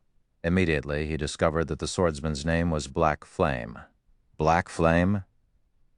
That's right. He's the same Black Flame who has the title of Star Moon Kingdom's #1 expert. A few days ago, Overwhelming Smile posted a bounty on his head. If we report his location, they will reward us with 10,000 credits. If he's still here when they arrive, they will give us another 300,000 credits. If we kill Black Flame, Overwhelming Smile is willing to pay 2 million credits. Many experts have found the offer tempting, and everyone's been looking for him. I never thought that I would find him here. But, Boss Cold, I heard that Black Flame is ridiculously powerful. With our numbers, I'm afraid, what's there to be afraid of? Now that God's domain has undergone its 2nd system upgrade, everyone's strength has decreased significantly. Even if Black Flame is the #1 expert of Star Moon Kingdom, he is a tiger that has lost its claws and fangs. Does he think he can do whatever he wants in my turf? Contact Overwhelming Smile immediately. Tell them that we have found Black Flame and to prepare the money for his corpse. Saying so, Cold Laughter waved his hand. Suddenly, all 50 red names closed in on both Virtuous Cloud's and Black Flame's parties, leaving no opportunities for escape. "Why are you here?" Virtuous Cloud asked Shi Feng, surprised to see him. Shi Feng was a godlike tycoon. She had initially prepared to sell the 2 Warfire set pieces to Shi Feng after they returned to White River City. She never expected to meet Shi Feng here and in such a predicament. "You are?" Shi Feng looked at Virtuous Cloud. Suddenly, the figure of the red-haired beauty he met a few days ago popped into his mind. Unable to help his laughter, he said, "How has your luck been these last few days?" "Not bad. We were just about to head back to the city and look for you." Laughing bitterly, Virtuous Cloud continued, "However, now that we have encountered them, I'm not sure whether we will profit or suffer from our trip to White Fog Canyon. Enemies?" Shi Feng asked as he examined his surroundings. These red names all had relatively high levels and good equipment, especially the level 24 Berserker standing in the lead. They were all independent players. Anyone who could reach level 24 at this stage of the game was definitely an expert. Virtuous Cloud was left speechless by Shi Feng's leisurely behavior. However, when she looked at the other 5 players beside Shi Feng, they too did not seem particularly concerned about the 50 red names surrounding them. This situation only served to surprise Virtuous Cloud further. Were all of these players godlike tycoons as well? Have none of them ever encountered a player interception before? They were actually able to remain calm in such a situation. Sighing, Virtuous Cloud chose to explain patiently, saying, "No, they're red names who are blocking the road and are trying to rob us. Judging by their expressions, it doesn't seem that they intend to let you guys go either. I suggest we join hands. If we face their 50 with our 12, some of us might get out of here alive. So it's a robbery. Seems that quite a lot of players have come to White Fog Canyon recently." Although Shi Feng had anticipated such a situation, he had not expected PvP to begin so soon. In the past, White Fog Canyon had become a gruesome war zone because everyone had discovered the value of Starfire ore. Teams of several hundred players, even some with over 1,000, would gang up on innocent players to steal what they could. 50. Blackie looked at the 50 red names surrounding them before excitedly saying, "I claim half of them. You guys can share the rest." "Oh, that level 24 Berserker looks like fun. I want him as well. Don't even think about it." "I still need to practice skills on someone," Firedance said, shaking her head. "Brother Black, how can you claim half for yourself? If Sister Firedance and Sister Aqua split the remainder, there won't be anyone left for me," Flying Shadow complained. "I also disagree," Aqua Rose nodded. Since the update, they had only practiced their skills on monsters. At the end of the day, monsters were only AI. They were far inferior to players. It was especially true for experts. However, as the land of the fallen star was such a dangerous location, they didn't dare duel each other. Now, a perfect opportunity for them to test their skills against players had arrived. Moreover, these 50 red names were elite players. Watching Firedance and the others argue, Shi Feng stepped forward and said, "Don't fight. Use your strength to compete. You will only have yourself to blame if you're not strong enough." Contempt filled Virtuous Cloud's heart as she watched the team bicker. What did these people consider the surrounding red names? Monsters to be easily slaughtered. In such a crucial moment, they still had the gall to joke around. As for the party members standing beside Virtuous Cloud, they became increasingly nervous under the red names' gazes, which grew colder with each passing second. Previously, these red names had expressed their ridicule. Now, however, there was only rage before Shi Feng's party had arrived. These red names would have held back. After all, nobody wanted to die. It was especially true for red names. Now, however, this situation was all thanks to Shi Feng and his party successfully angering these red names. How were they supposed to deal with these enraged red names now? "You guys sure have guts?" Even in the face of death. "You still have the heart to joke around." Cold Laughter's expression turned grim as his eyebrows twitched. Throughout the many days he had hunted players in White Fog Canyon. This was the first time he had met anyone who dared to look down on them. "Brothers, get rid of them." Chapter 451, Massacre. Chapter 451, Massacre. At Cold Laughter's command, the other red names exploded into action. Elementalists and Cursomancers started chanting. Rangers knocked their arrows, and Shield Warriors, Guardian Knights, and the other melee classes prepared to intercept any escape attempts. Black Flame, both our parties will open a path to our left. There's a forest in that direction, so it will be easy to lose them once we're inside, Virtuous Cloud hurriedly said as she raised her shield in preparation to take damage. Seeing that Black Flame's party members had such high levels, it was very unlikely that they would be weak. Although they were still outnumbered, 12 on 50 was still a lot better than 6 on 50. Not to mention, Black Flame's party was clearly stronger than her party. There was still a chance for them to break through the encirclement. However, before Virtuous Cloud had finished speaking, Fire Dance had already taken action. Using shadow steps, Fire Dance immediately appeared behind Cold Laughter. In an instant, her blood-red short sword slashed across the back of Cold Laughter's head. Cold Laughter had no hope against Fire Dance's speed. Before he knew it, a damage of minus 1,106 points appeared above his head, his HP instantly falling by 1/3. When Cold Laughter saw the other True Fire blade coming in for another attack, he was instantly afraid. Scram. Cold Laughter urgently used Whirlwind Slash, slashing his greatsword horizontally towards Fire Dance. Berserkers were known for their strength. In addition, Whirlwind Slash greatly increased the might of an attack by utilizing momentum. Even if Fire Dance had a higher strength, she couldn't defend against his attack. Dang. However, as if his greatsword had struck an immovable wall, the weapon stopped right beside Fire Dance, unable to advance. For a moment, Cold Laughter even felt his hands go numb. How? When Cold Laughter saw the blood-red short sword in Fire Dance's hand block his greatsword effortlessly, he could no longer hide his fear. Was this an assassin? This question echoed through Cold Laughter's mind. During Cold Laughter's brief moment of shock, Fire Dance twisted the True Fire blade in her hand, disengaging from Cold Laughter's greatsword and forcing the Berserker to retreat by a few steps. Fire Dance then swung her other arm, sliding the other True Fire blade smoothly into Cold Laughter's chest. Although Berserkers focused on strength with the difference in equipment, Fire Dance's strength left Cold Laughter's in the dust, despite her agility-focused class. This was the cruel reality of God's domain. Equipment spoke volumes. Class advantage was meaningless in the face of powerful equipment. Cold Laughter hurriedly tried to defend against Fire Dance's sword. However, the latter gave him no opportunity to do so. Shadow Strike. Suddenly, Fire Dance disappeared, her entire person passing through Cold Laughter and appearing behind the Berserker. Although Cold Laughter tried to turn towards the assassin, the damage of 3,426 points that appeared above his head had emptied his remaining HP. Immediately, Cold Laughter's vision began to gray. The battle had ended before it had even started. From beginning to end, Cold Laughter had not known what was happening. Wasn't she just an assassin who was 2 levels higher than him? Yet, he couldn't even put up a fight.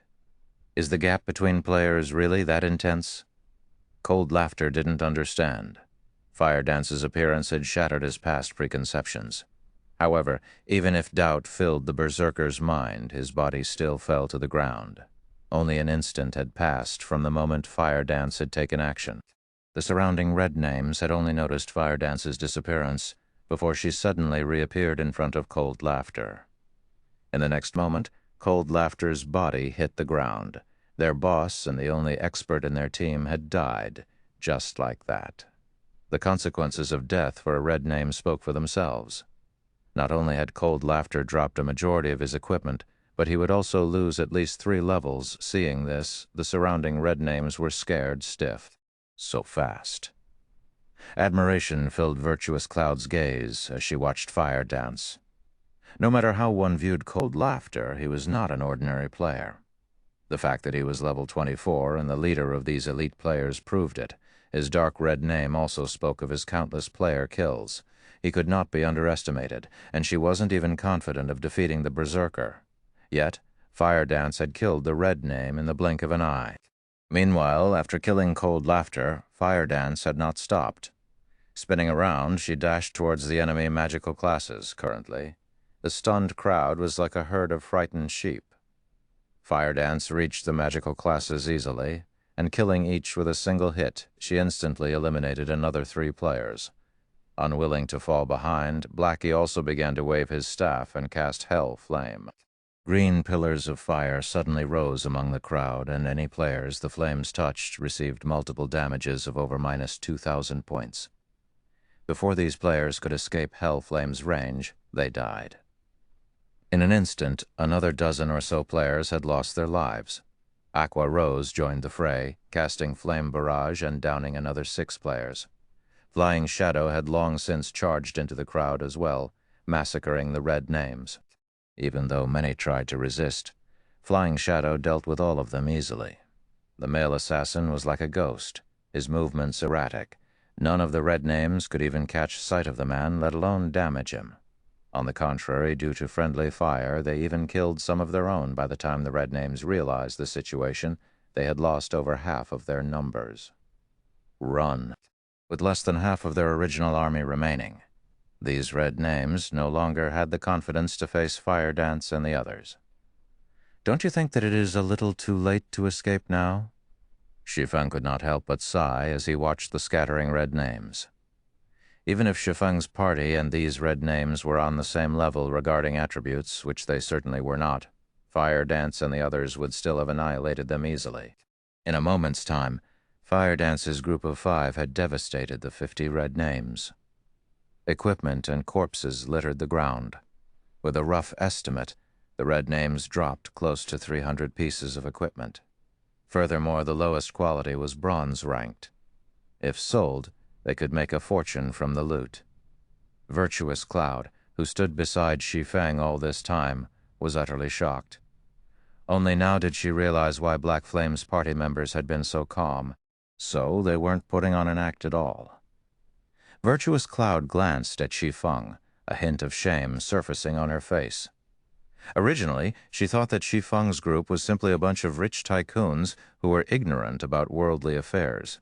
Now, however, it would seem that she had been greatly mistaken. With such frightening strength, it was no wonder they paid no attention to these red names. "Thank you for saving our lives," Virtuous Cloud said as she took out a Warfire set piece from her bag, intending to give it to Shi Feng. "I don't have anything else on me that I can offer, so please accept these Warfire bracers." When Virtuous Cloud's party members saw her use a Warfire set piece as payment for their rescue, although their hearts ached at the sight, none of them tried to hinder their party leader's actions. It had not been easy to reach their current levels. If they died, not only would they lose a level, but every one of them would also have to lose a piece of equipment. Losing the Warfire bracers was more affordable. Moreover, Virtuous Cloud's decision could also allow them to forge a connection with an expert. This was a welcomed opportunity for all of them. Warfire bracers? Shi Feng had plenty of Warfire set pieces in his bag, enough to form 3 sets and more. He only lacked the Warfire bracers. "Thanks, but you don't have to. Why not sell it to me instead?" "As we had previously agreed, I'll buy it for 10 gold coins. Saying so, Shi Feng traded 10 gold coins to Virtuous Cloud. He then added the Warfire bracers to his bag. Finally, a complete Warfire set equipment. When Shi Feng looked at the completed Warfire set equipment in his bag, an indescribable sense of joy filling his heart. Chapter 452, Warfire. Chapter 452, Warfire. In White Fog Canyon's inner region, a large group of players currently faced a level 27 Lord. Although these players only inflicted around 100 damage with each attack, there were over 2,000 players attacking simultaneously. In the end, the Lord died, unable to withstand the barrage of attacks. Haha, what good luck! A level 25 fine gold weapon dropped. Lone Tyrant laughed after he finished organizing the loot. During this period, aside from searching for Black Flame's whereabouts, they had also searched for and killed Lord-ranked monsters. After such a long time, they had managed to kill over a dozen Lords. However, the drop rate of level 25 fine gold ranked weapons and equipment was very low. They had only obtained 2 pieces. One was a cloth armor, while the other was the weapon that had just dropped. Everything else they obtained was mainly secret silver ranked. When the overwhelming Smile elites saw the level 25 fine gold weapon in Lone Tyrant's hand, they nearly failed to contain their drool. A level 25 fine gold weapon was the equivalent of a level 20 dark gold weapon. The former's attributes were even slightly better than the latter. One could even say that level 25 fine gold weapons were the best weapons currently available in God's domain. Aside from Zero Wing, there was no news of other guilds in White River City possessing level 25 fine gold weapons. Now, however, Overwhelming Smile had finally obtained one of their very own. Although they possessed far fewer level 25 fine gold weapons than Zero Wing, it was still proof of Overwhelming Smile's strength. Unfortunately, the elite members of Overwhelming Smile could only look at the level 25 fine gold weapon. They would have to wait a long time before they could obtain one for themselves. In order to kill the dozen or so lords, Overwhelming Smile had sacrificed many members. The price they had paid was simply unimaginable. At this moment, however, Lone Tyrant handed the level 25 fine gold dagger to Summer Sunshine. Everyone's hearts ached when they saw the exchange. They had only obtained this level 25 fine gold dagger after killing over a dozen lords with great difficulty, yet they actually gave it to an outsider without batting an eye. "Oh, this dagger is quite good. It's slightly better than my level 20 dark gold dagger," Summer Sunshine said after he gave the level 25 fine gold dagger a few swings. Nodding with satisfaction, he said, "All right, let's search for another lord, then." "Wait a minute," Yulin suddenly said. "Is there a problem?" Summer Sunshine asked as he turned to Yulin. "Big Brother Summer, I've just received information that someone has spotted Black Flame. He is currently in the outer region of White Fog Canyon. If we hurry, we can still catch him," Yulin said. After Black Flame had killed Overwhelming Smile's expert Oriental sword, all traces of the man had vanished. To avoid letting Black Flame escape, Yulin had prohibited Overwhelming Smile's members from acting rashly and alerting the enemy, giving Black Flame the chance to take preventive measures. All this time they had searched for Black Flame in secret and had posted a bounty for the man. Unfortunately, even after so much time, nobody had seen the swordsman. Now that they had received news of Black Flame, they could not let him go. Black Flame was too famous. At this rate, Zero Wing would become increasingly difficult to deal with, and it would become very difficult for Overwhelming Smile to take control of White River City. He has finally shown himself good. "Let's head over there immediately. I want to see just how strong the #1 expert of Star Moon Kingdom is," Summer Sunshine said as he sheathed the dagger he had just received, anticipation filling his eyes. "I'll have to trouble Big Brother Summer, then." Yulin smiled faintly. Although she had constantly searched for ways to deal with Black Flame, she was still not confident of killing him. Now, however, they had an expert like Summer Sunshine on their side. Moreover, Summer Sunshine had just received a new weapon. Combined with the plans she had prepared, she was 90% certain that they could take Black Flame's life this time. Even if Black Flame were as strong as a lord, he would still die at her hands. Elsewhere, after Shi Feng had obtained the Warfire bracers and completed the Warfire set equipment, he had not equipped the set himself. Instead, he passed it to Fire Dance from the side. Virtuous Cloud and the others widened their eyes in shock when they saw Shi Feng reveal the completed Warfire set equipment. "Cloud, is that the Warfire set equipment?" one of Virtuous Cloud's party members secretly asked through the party chat. For a moment he had even doubted his own eyes. It should be possible, I think, even when Virtuous Cloud saw the flowing purple light unique to the Warfire set equipment. She still found it hard to believe what she saw. Someone had actually completed the Warfire set equipment. Just how difficult was it to collect each piece of the set? Since the discovery of the Warfire set equipment in White Fog Canyon, less than 10 pieces of the Warfire set had dropped. Various guilds and tycoons had purchased these pieces. Moreover, based the information she had obtained, many of the pieces obtained were duplicates. Even with all 10 pieces, a full set had still not dropped. However, Shi Feng had retrieved 7 Warfire set pieces from his back without a single duplicate. Virtuous Cloud could not fathom how Shi Feng had accomplished such a feat. She had grinded for the set pieces for several days now, so she knew full well just how difficult it was to obtain even one. Just how powerful was Shi Feng's backing for him to gather a complete set. Guild leader? Fire Dance was astonished when she looked at the Warfire set equipment inside her bag. She had personally seen the Warfire set equipment's attributes before. It was definitely top-tier equipment. Only, the set required a lot of EXP to upgrade. However, if someone upgraded the Warfire set equipment to fine gold rank below level 30, it was one of the best sets available in the game. Yet, instead of using it himself, Shi Feng had actually given her the first set. Shi Feng's actions confused her. Black Flame was famous throughout the Star Moon Kingdom. If Zero Wing wished to continue flourishing, Black Flame needed to continue improving. Hence, all equipment should naturally be prioritized for Black Flame. However, leveling up is my priority right now. Even if I equip the set, the bronze rank set effects are not particularly useful. If I sacrifice my EXP to raise the set's quality, it will do me more harm than good. Moreover, with Zero Wing's current situation, what the guild lacks isn't top-tier experts, but experts with overwhelming might. Don't reject it. I still have Warfire set pieces, so don't worry about it, Shi Feng laughed. Fire Dance understood Shi Feng's intentions. Zero Wing had no lack of top-tier experts. Facing so many powerful guilds, what Zero Wing needed most was an expert capable of turning the tides of battle by themselves.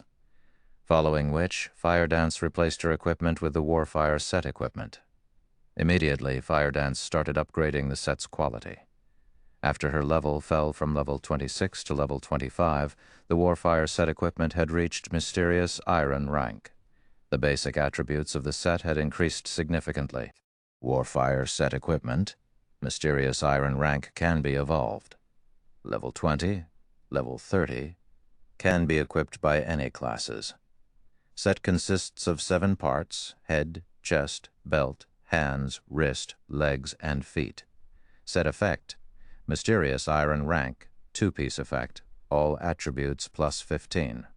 4-piece effect, ignore levels plus 10, obtain free will skill, able to remove all control effects for 7 seconds, cooldown 1 minute. 7-piece effect, main attribute increased by 12%, skill cooldown decreased by 35%. Obtain Warfire Berserk skill, damage increased by 50%, attack speed increased by 50%, and movement speed increased by 30% for 20 seconds. Cooldown, 4 minutes. Chapter 453, Favor. Sister Fire Dance, you look so beautiful in that set, Violet Cloud said enviously. The rest of the party promptly nodded in agreement. One had to admit that the Warfire set equipment was indeed exquisite. The set Fire Dance wore a mix of red and black leather, coupled with the 2 dazzling True Fire blades hanging from her waist. Without a doubt, the set had enhanced the assassin's allure. A hint of awe moved her teammates' hearts after Fire Dance had equipped the Warfire set. Although her attributes had fallen slightly, no one present viewed her as any weaker. It had been some time since God's domain had launched. Even if one were only an ordinary player, their natural instincts had sharpened. Previously, no one had felt any particular way when they saw Fire Dance. Now, however, she gave off the same sense as a thorned rose, beautiful and deadly, and any who approached her would very likely pay with their lives. Previously, Fire Dance had a total of 4,960 HP. After equipping the Warfire set equipment, however, her maximum HP had fallen to 4,380. Her other attributes had similarly decreased. One of the main reasons was that the Warfire set was still Mysterious Iron rank right now. The set's basic attributes could not compare to the level 25 fine gold and secret silver equipment she had worn before, though it did possess set effects that the individual pieces of equipment had not. Among the set effects, the skill, Free Will, was extremely useful. When used against an enemy with powerful control skills, Free Will could instantly turn the tide of battle. Moreover, unlike her other attributes that had decreased, her agility had increased. As a result, she was now far more nimble. The 35% cooldown reduction she received for all her skills also increased the variety of skill combinations she could implement. Most importantly was the Warfire Berserk, a Berserk skill. although Warfire Berserk was not as powerful as the Berserk skills Shi Feng possessed. A player with a Berserk skill was still superior to a player without one. Because of this, envy blossomed in Fire Dance's friends when they saw her in her new armor. After Virtuous Cloud recovered from her daze, she pulled her gaze from Fire Dance and turned to Shi Feng. She was no longer as relaxed as she had been, growing far more cautious. Originally, she had intended to sell the remaining Warfire set piece to Shi Feng as well. However, she now dismissed this idea. Even a fool could tell that Shi Feng was a powerful character. Moreover, Fire Dance and the others had referred to Black Flame as their guild leader. Compared to minor existences like themselves, he was in an entirely different world. Not only had Shi Feng saved their lives, but he had also purchased the Warfire bracers they had for more than the market price. They already owed Shi Feng a huge favor. If she tried to sell the second Warfire set piece to Shi Feng at a high price, she would be ashamed herself. Virtuous Cloud disliked owing other people favors. She was not comfortable until she repaid what she owed. Hence, she looked toward Shi Feng and asked softly, "Guild Leader Black Flame, I have something I wish to seek your help with." "Sure," Shi Feng replied in a carefree manner. It was thanks to Virtuous Cloud that he had been able to complete the Warfire set equipment. He had no issues with helping her with a small request. "Our party consists of only independent players, so it isn't easy for us to obtain equipment for ourselves. I still have another Warfire set piece with me. Would it be possible to trade it for 6 pieces of level 20 secret silver equipment?" Virtuous Cloud asked, slightly embarrassed. The market price for the Warfire set was 8 gold per piece. As for level 20 secret silver equipment, a few days ago, each was worth roughly 1 or 2 gold.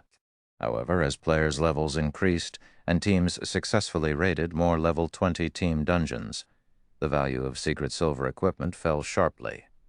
Currently, 1 piece of level 20 secret silver equipment was only worth around 90 silver. 6 pieces would cost around 5 gold at most. Listening to Virtuous Cloud's request, Shi Feng immediately understood her intentions. She obviously did not wish to owe him a favor. No problem. "However, I don't have that many level 20 secret silver equipment on me, though there are plenty back in our warehouse. I'm just about to head back to the city anyway. Will one of you follow me to pick out the equipment?" Shi Feng tried not to be a hypocrite. Since Virtuous Cloud wanted to avoid owing him a favor, he would not try to force her to accept his goodwill. "I'll pass you the Warfire set piece first, then," Virtuous Cloud said, as she happily traded a pair of Warfire boots to Shi Feng. When Shi Feng agreed to her request, she felt like a weight had been lifted from her shoulders.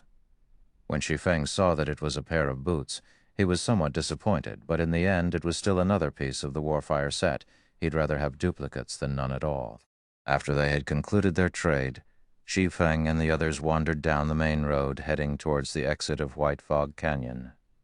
Players could not use return scrolls inside White Fog Canyon. Hence, Shi Feng and the others needed to leave the canyon on foot before they could teleport back to the city. Shi Feng had reaped a massive harvest from his trip to White Fog Canyon this time. Not only had he obtained a large stock of Starfire ore, but he had also gained many Warfire set pieces. Most importantly, he had managed to snatch the Golden Stone Tablet. Seeing as the Golden Stone Tablet warranted even a Great Lord's protection, it had to be incredibly precious. Shi Feng suspected it was just as valuable as an epic item, if not more. Initially, Shi Feng had planned to begin researching the Golden Stone Tablet as soon as possible. However, when he thought about how he was still in White Fog Canyon and that Anubis's gatekeeper was still alive, he immediately suppressed his excitement. After all, there was no guarantee that the Great Lord would not follow him. Hence, Shi Feng intended to return to White River City before studying the stone tablet. Even if the gatekeeper showed up in White River City, it would not be a threat. Shi Feng might even take advantage of the opportunity to get rid of the gatekeeper. After all, White River City was under Weissman's protection, a Tier 4 Great Wizard. With just the strength of a Tier 3 class, the Anubis's gatekeeper could not run rampant in the city. Just as Shi Feng and the others were about to reach White Fog Canyon's exit, a group suddenly blocked their way. Virtuous Cloud and her team turned grim at the sight. There sure are a lot of people. Shi Feng could not help but laugh as he surveyed the surrounding forests. Several thousand players had hidden in the forest on either side of the road. Even with dulled senses, Shi Feng could still detect them. Guild leader Black Flame, Yulin greeted as she slowly walked out of the forest, smiling faintly at Shi Feng. Since you've discovered us, I guess we don't need to hide anymore. Everyone, come out. Following which, swarms of players emerged from the surrounding cover, their numbers exceeding 2,000. Every player was an elite of overwhelming smile. These 2,000 elite players had blocked off the road leading out of White Fog Canyon, and they all emitted a cold, killing intent as they glowered at Shi Feng's group, compared to the red names who had assaulted them previously. These elite players had far better equipment. I wonder what business Overwhelming Smile has with me today? Shi Feng pondered aloud as he observed his surroundings, searching for a gap that he could take advantage of. In his current weakened state, it would be somewhat difficult to escape the encirclement of 2,000 elite players. Furthermore, he had his team to consider. Guild leader Black Flame must be joking, Yulin said as she watched her target carefully, finding the man truly interesting. Even against 2,000 Overwhelming Smile elites, his expression had not changed in the slightest. Previously, you killed over 100 of our guild members. If word of that gets out, we'll be a laughingstock. I've specifically sought out guild leader Black Flame today to seek reparations. Chapter 454, Bloody Battle. Chapter 454, Bloody Battle. Listening to Yulin's words, even a fool could tell that Overwhelming Smile had come to redeem their reputation. Miss Yulin, are you suggesting that we start an all-out war? Shi Feng blatantly asked. Regarding the matter with Oriental Sword, if Overwhelming Smile had not been the one to take action first, Shi Feng would not have bothered with killing him. After all, Zero Wing currently wielded a relatively significant advantage in White River City. Although Overwhelming Smile's financial attack had been considerably powerful, it would not last too long.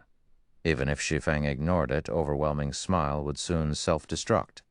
The opposing guild understood the situation quite well. Their current goal was only to delay Zero Wing's development and cause some trouble. Their true aim was to consolidate the strength of the 5 cities surrounding White River City. After Underworld secured full control of those 5 cities, taking Zero Wing out would be effortless. Guild leader, Black Flame, why must you put it like that? I have only come to demand justice for our guild's brethren. Why would I start an all-out war between our 2 guilds? Yulin said, chuckling. Demand justice. Shi Feng could not help but laugh. You must think highly of me. You've actually brought 2,000 people to deal with me. Am I really that scary? I don't know about others, but I know full well what you are capable of. If I don't have this many allies around me, how could I possibly stand before you, the #1 expert of Star Moon Kingdom?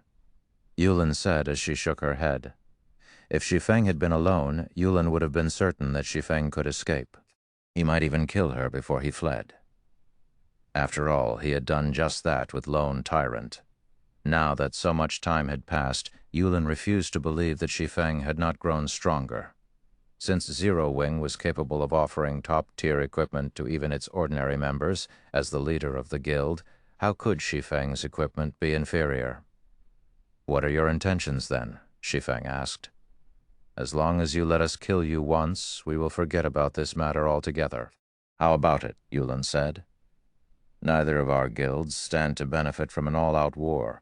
In fact, such a situation will only allow other guilds to take advantage of us. I hope that you will consider your options carefully. Bah! Don't even think about it. Even if we die, we will not let our guild leader suffer such humiliation. Blackie and the others stepped forward in retaliation. Facing their current predicament, they had already prepared to fight to the death. If news about Zero Wing's guild leader becoming a martyr spread, Zero Wing would become the laughingstock of God's domain. How was Zero Wing supposed to continue developing in God's domain, then? I'll open a path in a moment.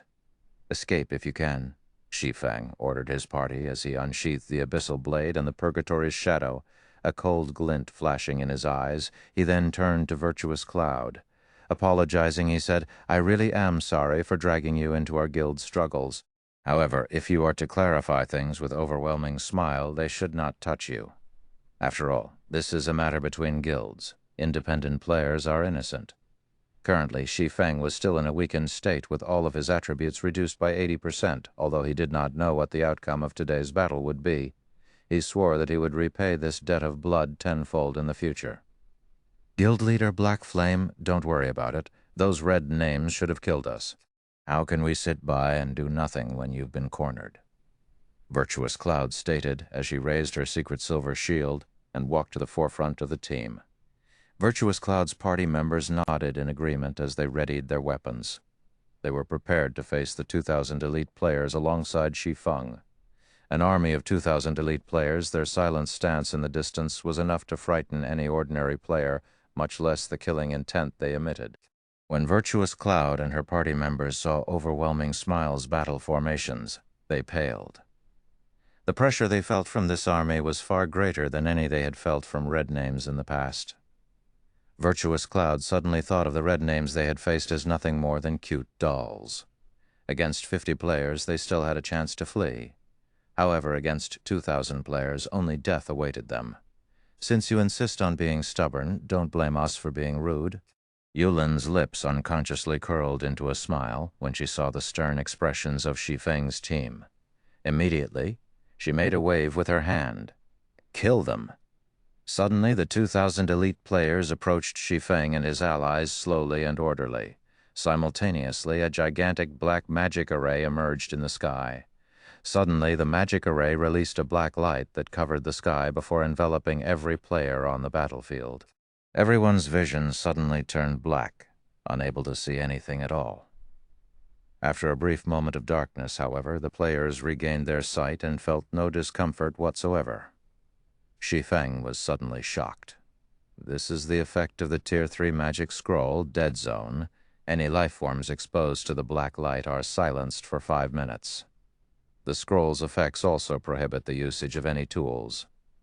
The players tensed when they heard the word silenced, although it seemed as if Overwhelming Smile would suffer more from the silenced state than Shi Feng. His team still had skills such as Blackie's Stars of Light and Shi Feng's Firestorm. With these two skills, they could obliterate waves of enemies. Not to mention, Shi Feng's group also had many AoE attack magic scrolls. Now, however, they couldn't use any of them. Ha ha ha ha! Black Flame is dead for sure this time. Let's see if he can escape without skills or scrolls. Lone Tyrant rejoiced as he watched his guildmates slowly surround Shi Feng. What a pity. I had originally thought I would get a chance to solo that Black Flame. However, I never expected that you still had such a trump card hidden, Yulin. No wonder you are known as the female Juge one. It seems that I won't have a chance to take him on. Summer Sunshine sighed as he shook his head. Big brother Summer, Black Flame is not so simple. In a moment, we will still have to rely on you to get rid of him, Yulin said. She was not rash like Lone Tyrant. Before dealing with an enemy, she would always investigate them thoroughly and prepare for the worst possible scenarios. Although the situation seemed in Overwhelming Smile's favor, melee combat experts such as Shi Feng excelled in situations in which both sides were silenced. If not for the fact that Yulin had her own melee genius, Summer Sunshine, she wouldn't have been as certain of Shi Feng's defeat. In that case, let me have a go at him. Hearing Yulin's words, passion and excitement filled Summer Sunshine's gaze as he watched his opponent.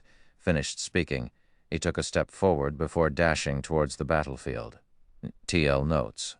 1. Zhuge, a Chinese politician, military strategist, writer, engineer, and inventor.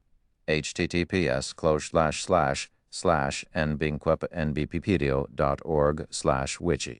Class. Apple Interchange New Line, Chapter 455, There Isn't Only One Expert. Chapter 455, There Isn't Only One Expert. Chapter 455, There Isn't Only One Expert. After everyone had been silenced, only the physical classes could display any considerable combat power. The magical classes could only watch from the sidelines. Yulin had long since prepared for this. Among the 2,000 players from Overwhelming Smile, close to 2/3 were physical classes. Moreover, Overwhelming Smile's attack formation was well organized.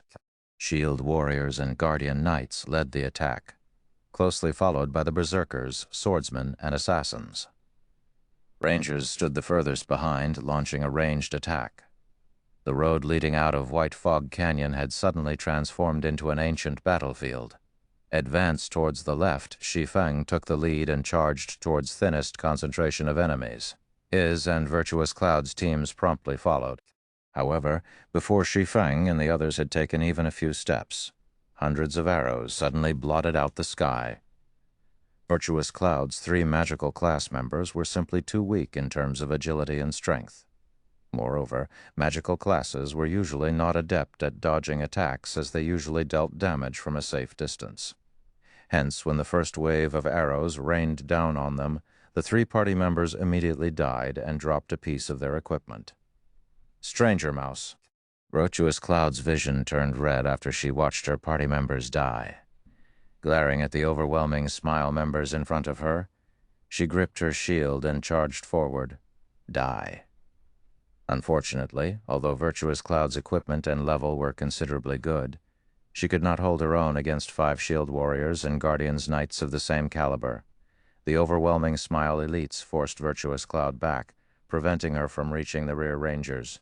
Virtuous Cloud's other 2 party members faced a similar situation. No matter how hard they tried to attack, the enemy held them off. In the end, Virtuous Cloud's party was forced into a constant retreat. In the next moment, however, 2 figures suddenly brushed past Virtuous Cloud's party, slamming into Overwhelming Smile's MTs. Among the 2 figures, the most dazzling was Fire Dance. Brandishing her True Fire blades, she sent a blazing arc smashing into a level 23 MT's shield. In the next moment, the assassin forced the MT back by over a dozen steps, and even the players behind said MT had to back up. Immediately after, Fire Dance swung one of her swords at a guardian knight beside her. She flung that guardian knight back by half a dozen yards as well, his body slamming into his fellow guild members. Her strength was astonishing. With a single attack, Fire Dance had shattered Overwhelming Smile's formation. Her strength was overwhelming. She fought like a war goddess. Everyone from Overwhelming Smile was left utterly speechless. While the crowd from Overwhelming Smile was dazed, Fire Dance continued to brandish her short swords as she weaved her way across the enemy front lines. Every time she swung the True Fire blades, red streaks of light would follow. And wherever those red streaks of light passed, the members of Overwhelming Smile would be blown off their feet. No one could block Fire Dance's swords. In a short moment, the assassin had shattered Overwhelming Smile's interception. Although Overwhelming Smile's members had tried to attack Fire Dance, the woman was too fast. Before they even swung their weapons, Fire Dance had already run off. She never focused on a single location, giving Overwhelming Smile no opportunities to surround her. On the other hand, although Overwhelming Smile's members could not attack Fire Dance, she could bombard them easily. Against level 23 MTs, her casual strike could deal close to minus 1,000 damage. If she was lucky and triggered a critical hit or flame state, one attack could deal over minus 2,000 damage. The elite MTs of Overwhelming Smile usually had around 4,300 HP, whereas those with better equipment had around 4,500 HP. Fire Dance only needed around 4 or 5 attacks to kill one of them. Flying Shadow also fared quite well. Although his attacks were not as frightening as Fire Dance's against MTs, he could still deal around minus 700 damage with each hit. As if they were in a world of their own, Fire Dance and Flying Shadow started a bloodied massacre within Overwhelming Smile's front lines. On the other hand, Overwhelming Smile's players found it difficult to catch either of them, much less deal damage. A Tier 1 class was significantly stronger than a Tier 0 class. Even without skills, a Tier 1 class could still overwhelm and suppress a Tier 0 class with their attributes. Furthermore, Fire Dance and Flying Shadow both possessed equipment that was far superior to the enemy elites. By this time, Shi Feng had also activated the 7 Luminaries' Ring's Aura of Time. Although silence prevented the usage of skills and spells, it did not impact passive effects. Immediately, Enemies within a 150-yard radius of Shi Feng had their movement speed and attack speed reduced by 30%. This debuff weakened Overwhelming Smile further in close-quarters combat. In the meantime, Shi Feng was responsible for protecting Aqua Rose and the other magical classes as they slowly advanced. Realistically, this task should have fallen to Flying Shadow. However, Shi Feng's attributes were currently reduced by 80%. He was about on par with a level 20 ordinary player right now. On top of that, he couldn't use any skills. Melee combat was a competition of attributes and techniques. Compared to Fire Dance and Flying Shadow, the power he could display was significantly inferior.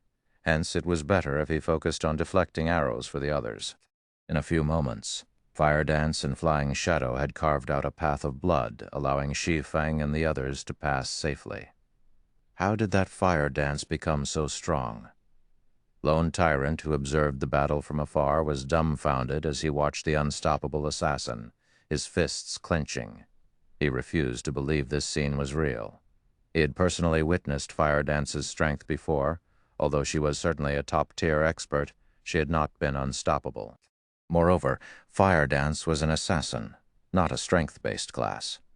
Yet her attacks could even overwhelm berserkers against MTs. Fire Dance still required 4 or 5 hits to finish them off. Against other assassins, however, one of her attacks devoured their HP. If she achieved a critical hit, they would die instantly.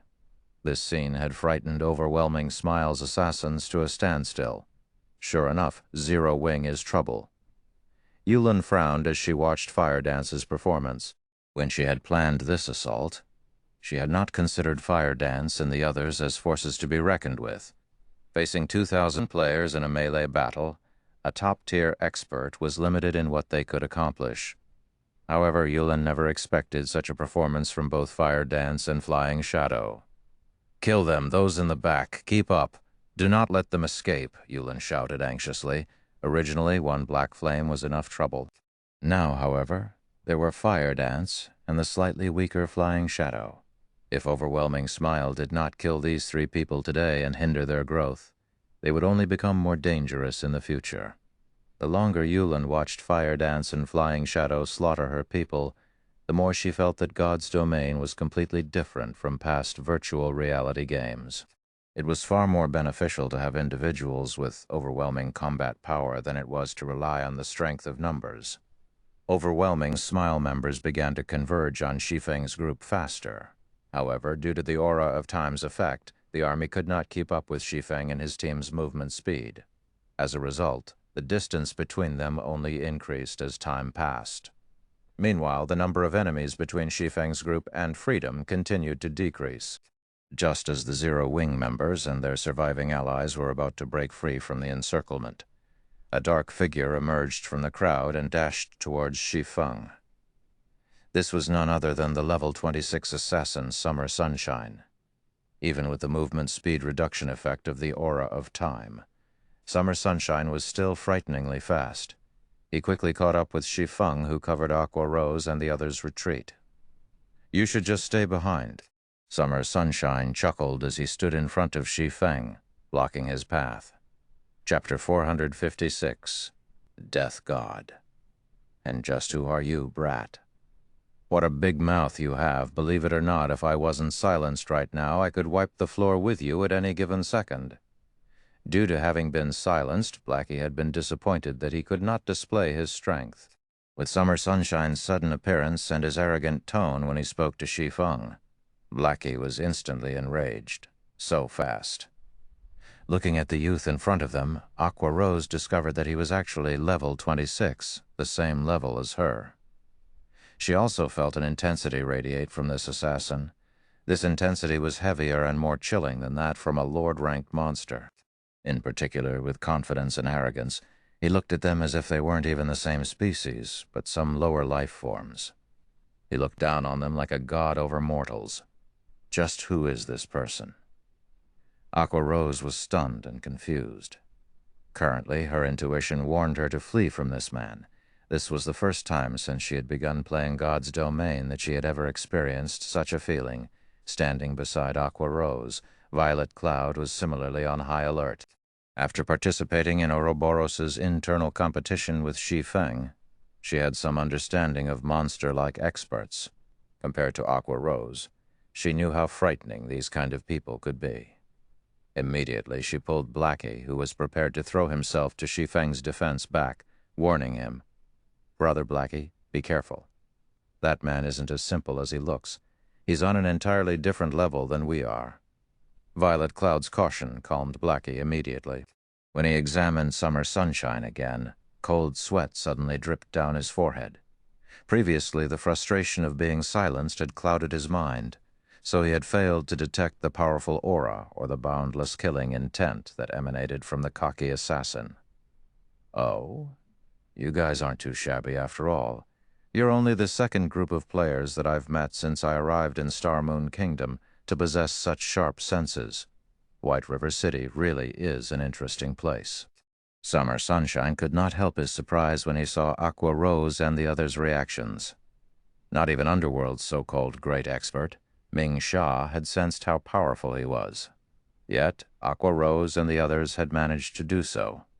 At least this showed that they were slightly stronger than Ming Sha. Unfortunately, they were only slightly stronger. Summer Sunshine then pointed toward Shi Feng, saying, "I'm not interested in you guys, so you can leave. He, however, has to stay. You." Though Blackie wanted to sling a flurry of curses, Shi Feng quickly stopped him. "You guys can take off," Shi Feng said. But Blackie understood Shi Feng's current situation. To face the Great Lord ranked Anubis's gatekeeper, Shi Feng had used a berserk skill. He was still in a weakened state at the moment, and his strength had been significantly reduced. Nothing good would come from soloing Summer Sunshine right now. "Can we not defeat him, even though we outnumber him?" Virtuous Cloud asked with astonishment. She could not understand the Shi Feng's party's current performance. They were experts who were capable of defeating 50 red names single-handedly.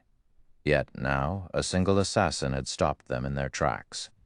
Even if the magical classes could not join the fray, the three of them were still elite players. They could defeat a level 26 assassin easily if they worked with Black Flame. "You guys need to get going. If you waste any more time, the enemy will catch up." Shi Feng waved his hand, rejecting Virtuous Cloud's proposal. Virtuous Cloud and the others had yet to reach that level, so they did not understand how frightening the youth before them was. Aqua Rose was also helpless.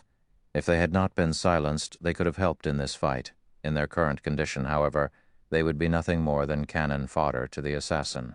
Taking the initiative, Aqua Rose said, "Let's go," following which, Aqua Rose led her party members away. "Guild leader, I'll help you," Fire Dance said through the party chat when she noticed Summer Sunshine. "No need. Lead Aqua Rose and the others away from here quickly. If anyone catches up, it will be very difficult to escape." Shi Feng immediately rejected the offer. It was not because Shi Feng did not believe in Fire Dance's strength. However, the youth named Summer Sunshine was not an ordinary expert. Rather, he was someone who stood at the peak of all assassins in God's domain, Death God Summer Sunshine. The reason he had the title of Death God was that Summer Sunshine had successfully become a Tier 6 class in the past. He was an existence that stood at the peak of God's domain. Summer Sunshine and Violet Cloud were different. Unlike the former, Violet Cloud had only begun to shine during the later stages of God's domain, eventually becoming a god and standing at the peak of God's domain. However, Summer Sunshine had stood at that apex since God's domain had launched. He was one of the few OP players. Initially, Shi Feng had not believed the rumor about Summer Sunshine. Now that he saw the man in person, however, he believed it. Why is he participating in a battle between guilds? Based on the information Shi Feng had obtained about Summer Sunshine in the past. The man had always been an independent player, he had never joined any powers, and had never participated in struggles between powers. Now, however, he was actually helping Underworld. However, there was no point wasting his thoughts. The thing he needed to do right now was to escape. My attributes have been reduced by too much. Even though he is affected by the movement speed reduction of the aura of time, my speed should still be inferior to his. I need to figure out a way to shake him off. Shi Feng had no intentions of fighting it out with Summer Sunshine right now. He was simply at too much of a disadvantage. If the fight dragged on for too long, the crowd of players from Overwhelming Smile would catch up. He definitely wouldn't be able to hold back the attacks of Summer Sunshine and the elite players. While Shi Feng was thinking up of a plan to escape, Summer Sunshine suddenly asked, "What? Trying to think of a way to avoid me in battle? I advise you to give up that idea and focus on our fight. I can tell that you are an expert who has also broken through that level. However, it will not be possible for you to throw me off." Saying so, Summer Sunshine took a step forward before abruptly vanishing. In the blink of an eye, he appeared right in front of Shi Feng, and before anyone knew it, his snow-bright dagger was just several centimeters away from reaching Shi Feng's chest. The entire process was simply too fast. How can he be so fast? Although Fire Dance was currently massacring the members of Overwhelming Smile, she had placed most of her attention on Shi Feng's battle. When she saw Summer Sunshine's attack, her heart was filled with an indescribable sense of shock. Summer Sunshine's swiftness was different from ordinary swiftness. He used an attack method that allowed his speed to become extremely fast by abandoning all unnecessary actions. However, when Summer Sunshine's dagger was about to pierce Shi Feng's chest, the latter suddenly vanished from everyone's sight. "Where is he?" Lone Tyrant, who was watching the battle from afar, asked in astonishment when he saw Shi Feng suddenly disappear. Shi Feng was definitely silenced. Thus, he was unable to use any skills or tools. Yet, he had still vanished from Lone Tyrant's eyes. This was simply inconceivable. What's going on? Yulin similarly widened her eyes, her complexion turning extremely gloomy. Did he get away just like that? In reality, it wasn't just Yulin and Lone Tyrant who were shocked. Everyone on the battlefield was also shocked. While stuck in a situation where neither skills nor tools could be used, a living, breathing human being had actually vanished. No matter how one looked at it, this scene defied all common sense. Chapter 457, Fighting Against an Apex Expert. Chapter 457, Fighting Against an Apex Expert. This.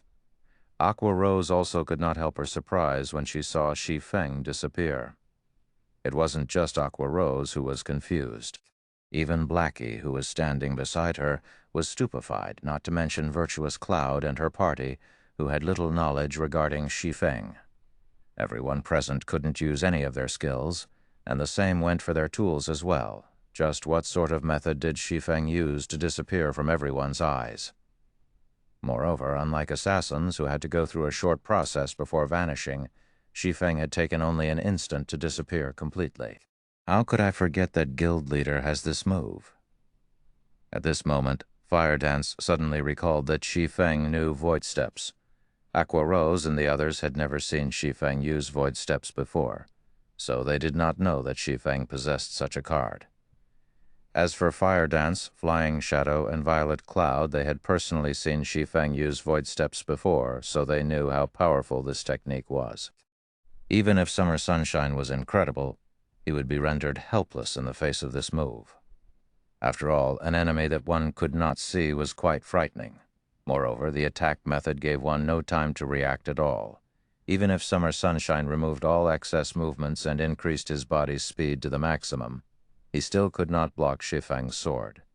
Meanwhile, traces of shock appeared on Summer Sunshine's face as he failed to locate Shi Feng's figure, even after he searched his surroundings. Suddenly, Shi Feng appeared beside Summer Sunshine. The silvery gray abyssal blade also abruptly appeared at the assassin's waist, cutting across it. "You." Although Summer Sunshine used everything he had to dodge and block Shi Feng's attack, the time the abyssal blade had taken to cut him was simply too short. The abyssal blade had already struck him before he could even dodge or block, and damage of over -400 points subsequently appeared above his head. In just an instant, Summer Sunshine had lost close to 1/10 of his HP. However, Summer Sunshine had quick reactions.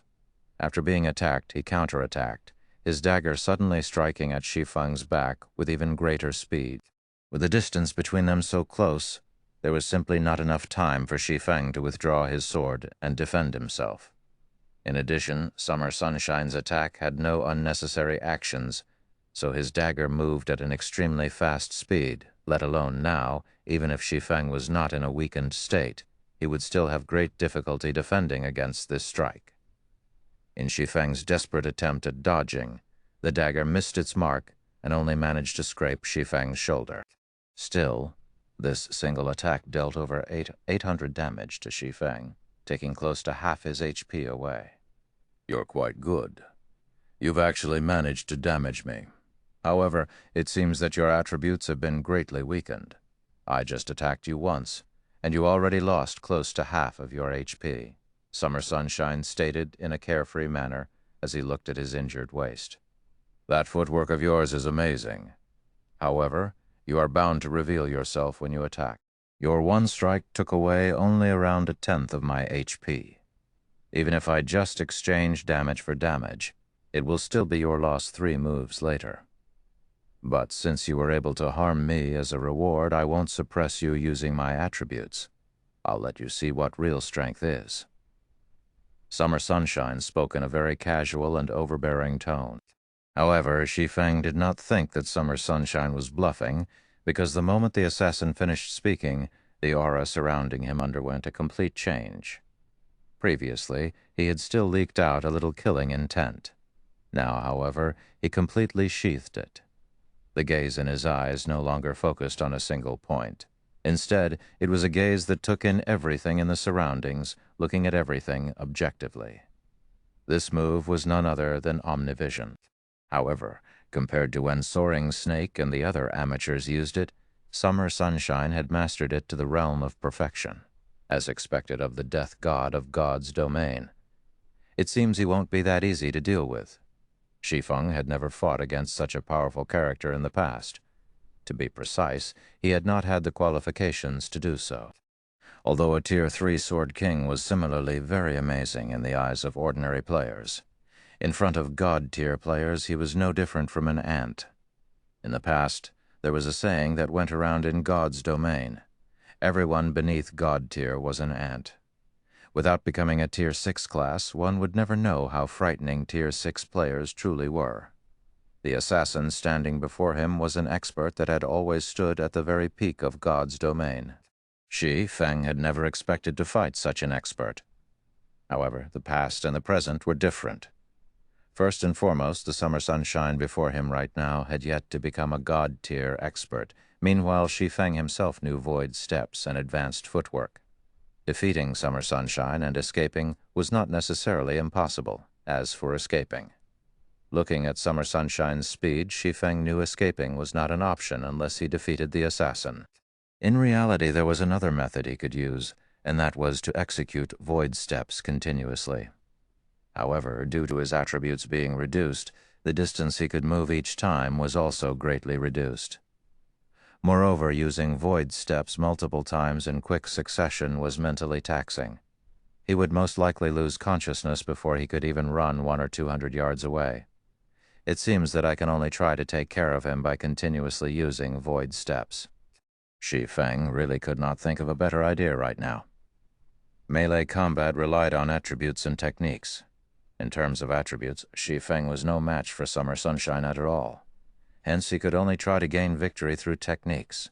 Since using void steps only once was not enough, then he would use void steps twice in a row, once for attacking and once for dodging.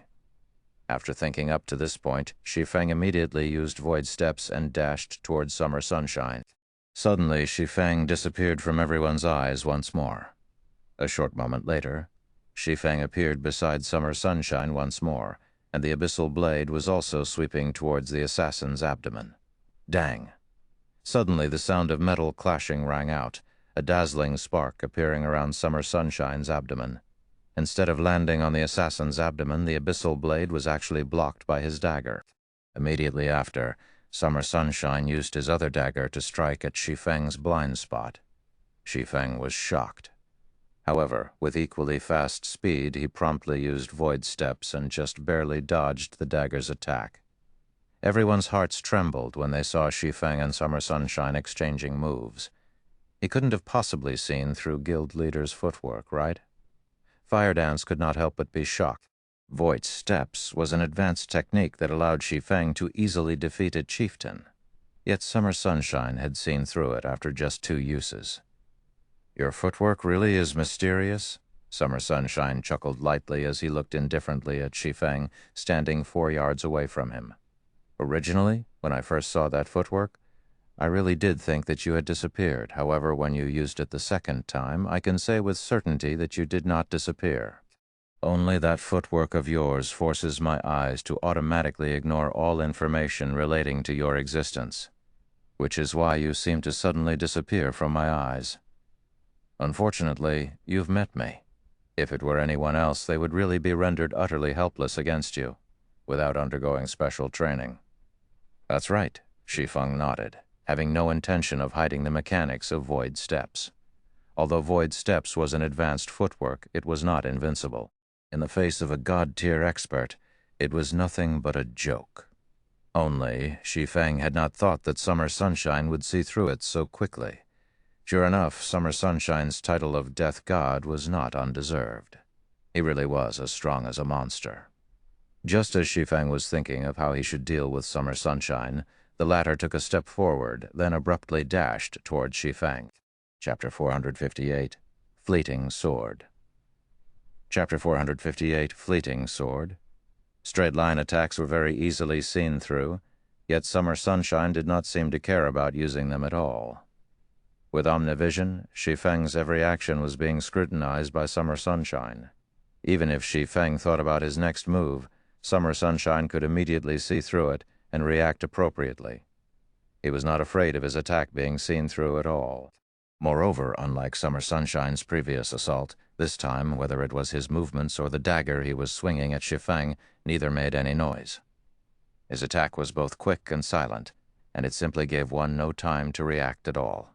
When an ordinary person was moving or attacking, they would always produce some form of sound. A sound would be produced because vibrations would form when an object moved through the air. These vibrations were caused due to energy dispersing from unnecessary actions, and the larger the vibrations, the louder the sound.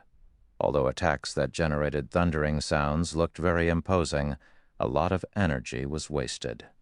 In contrast, the less vibrations one produced when they attacked, the more concentrated the energy behind the attack would be. Naturally, the might of one's attack would also become greater. During a battle other than sense of sight, a player also heavily relied on their sense of hearing and touch. Through listening to the noise produced by an attack, players could predict the general trajectory of the attack. The vibrations generated when an attack collided with air would also produce an impact, and by feeling this impact with their bodies, players could then take appropriate measures. However, Summer Sunshine's soundless attack was extremely hard to defend against. Originally, launching a soundless attack was already beyond the capabilities of ordinary men. However, Summer Sunshine's every single action was actually soundless. His movements dispersed practically no energy at all. This was already a realm that could not be reached by humans. Just who is he? At a distance, Fire Dance, who was battling while watching Shi Feng's battle at the same time, was inwardly shocked when she saw Summer Sunshine's attack.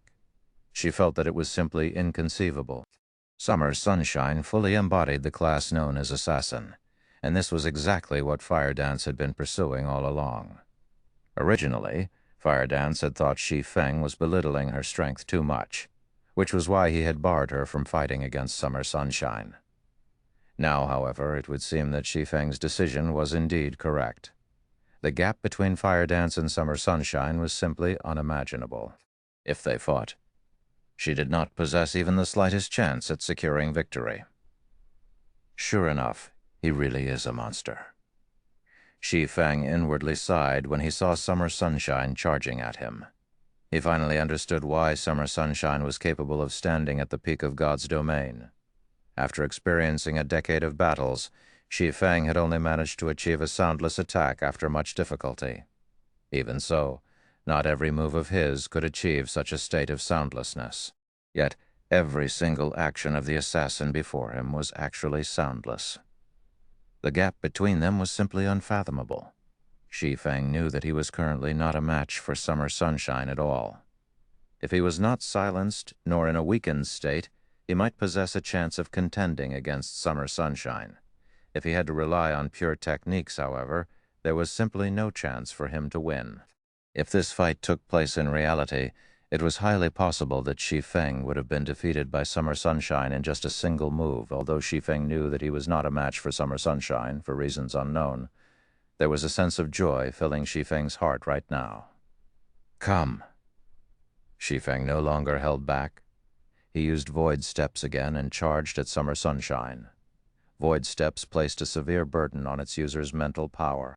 At this moment, however, Shi Feng couldn't care less. If he did not use Void Steps, then he would only last a few moves against Summer Sunshine. Since he was going to lose either way, he might as well take the final plunge. After Shi Feng disappeared, even though Summer Sunshine hesitated for a slight moment, he still responded very quickly. With a twist of his feet, he suddenly swept the dagger in his hand to his side. Everyone was greatly surprised, confused at just what the assassin was trying to do. However, when the dagger was halfway through its course, sparks were generated as the weapon was abruptly stopped in its path.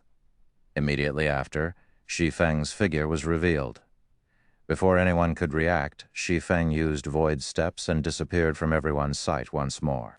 For a time, everyone watched as Summer Sunshine continuously brandished his daggers, creating dazzling sparks with every swing he made. Those who were ill-informed would think that Summer Sunshine had gone insane. However, everyone present knew that the assassin was currently fighting Shi Feng. Moreover, it was obvious that the Summer Sunshine currently held the upper hand in this fight. A battle of such level thoroughly stunned everyone present. Compared to this battle happening right before them, the videos spread on the forums showing the battles of experts were just complete and utter garbage. Presently, everyone had even forgotten about their own battles. All their attention was focused on the battle between Summer Sunshine and Shi Feng. This is bad. Firedance grew anxious when she looked at Shi Feng, who was currently in battle. The strain Void Steps put on its user's mental power was no laughing matter. Previously, when Shi Feng had used Void Steps multiple times against a chieftain-ranked monster, his spirit ended up in an exhausted state. Despite his HP still being full back then, he did not have the energy to even move his body. As the battle continued to drag on, Shi Feng could feel himself almost reaching his limit. Suddenly, he pulled a distance away from Summer Sunshine. "You're really good. You are the first person capable of fighting against me for such a long amount of time. However, that move of yours should be placing a huge burden on your mental power, right? I wonder just how many more moves you can handle, despite having gone through such an intense battle." Summer Sunshine still displayed a calm and indifferent expression on his face. Shi Feng did not give a reply. At this moment, his complexion was deathly pale, and even speaking had become an extremely exhausting task. "It seems that you don't have much energy left. Let's finish things then." Ever since entering God's domain, nobody has ever seen this move of mine, and you will be the first one to do so. Saying so, Summer Sunshine's expression turned serious. The killing intent he had kept hidden all this time suddenly exploded like a volcano, suffocating all those who felt it. Summer Sunshine was like a ferocious beast that had escaped its cage. In the next moment, his figure dashed towards Shi Feng. However, when Summer Sunshine was halfway to reaching Shi Feng, his body suddenly vanished immediately after. He reappeared behind Shi Feng, his dagger tightly held in a reverse grip as he swung it down towards Shi Feng's back. Suddenly, the spectators of the battle were stunned. "Does he know Void Steps as well?" Firedance said in shock. "No," Violet Cloud said. "That's second acceleration." Violet Cloud had previously witnessed Warwolf using second acceleration to attack many times before. Void Steps was a footwork that caused the opponent to ignore the user's very existence. Even if the opponent was able to see the user, their brains would still categorize this information as useless and promptly ignore it. However, second acceleration was a trick used to fool a person's eyes. Overall, it was a technique inferior to Void Steps. However, Warwolf had used second acceleration on his attack, whereas Summer Sunshine had used second acceleration on his movements. It was clear that Summer Sunshine's technique was several levels above Warwolf. Meanwhile, Shi Feng was feeling extremely weak. He was simply unable to block or dodge Summer Sunshine's soundless attack at this moment. Although Shi Feng had discovered Summer Sunshine's attack, he was already close to exceeding his mental limit. His body felt extraordinarily heavy. Even if he tried to defend using the abyssal blade right now, it was simply impossible for him to keep up with Summer Sunshine's speed. Is this the end? The moment before the attack was about to hit him, Shi Feng could not help but have such a thought. No. He definitely could not let it end here. He still needed to reach even greater heights.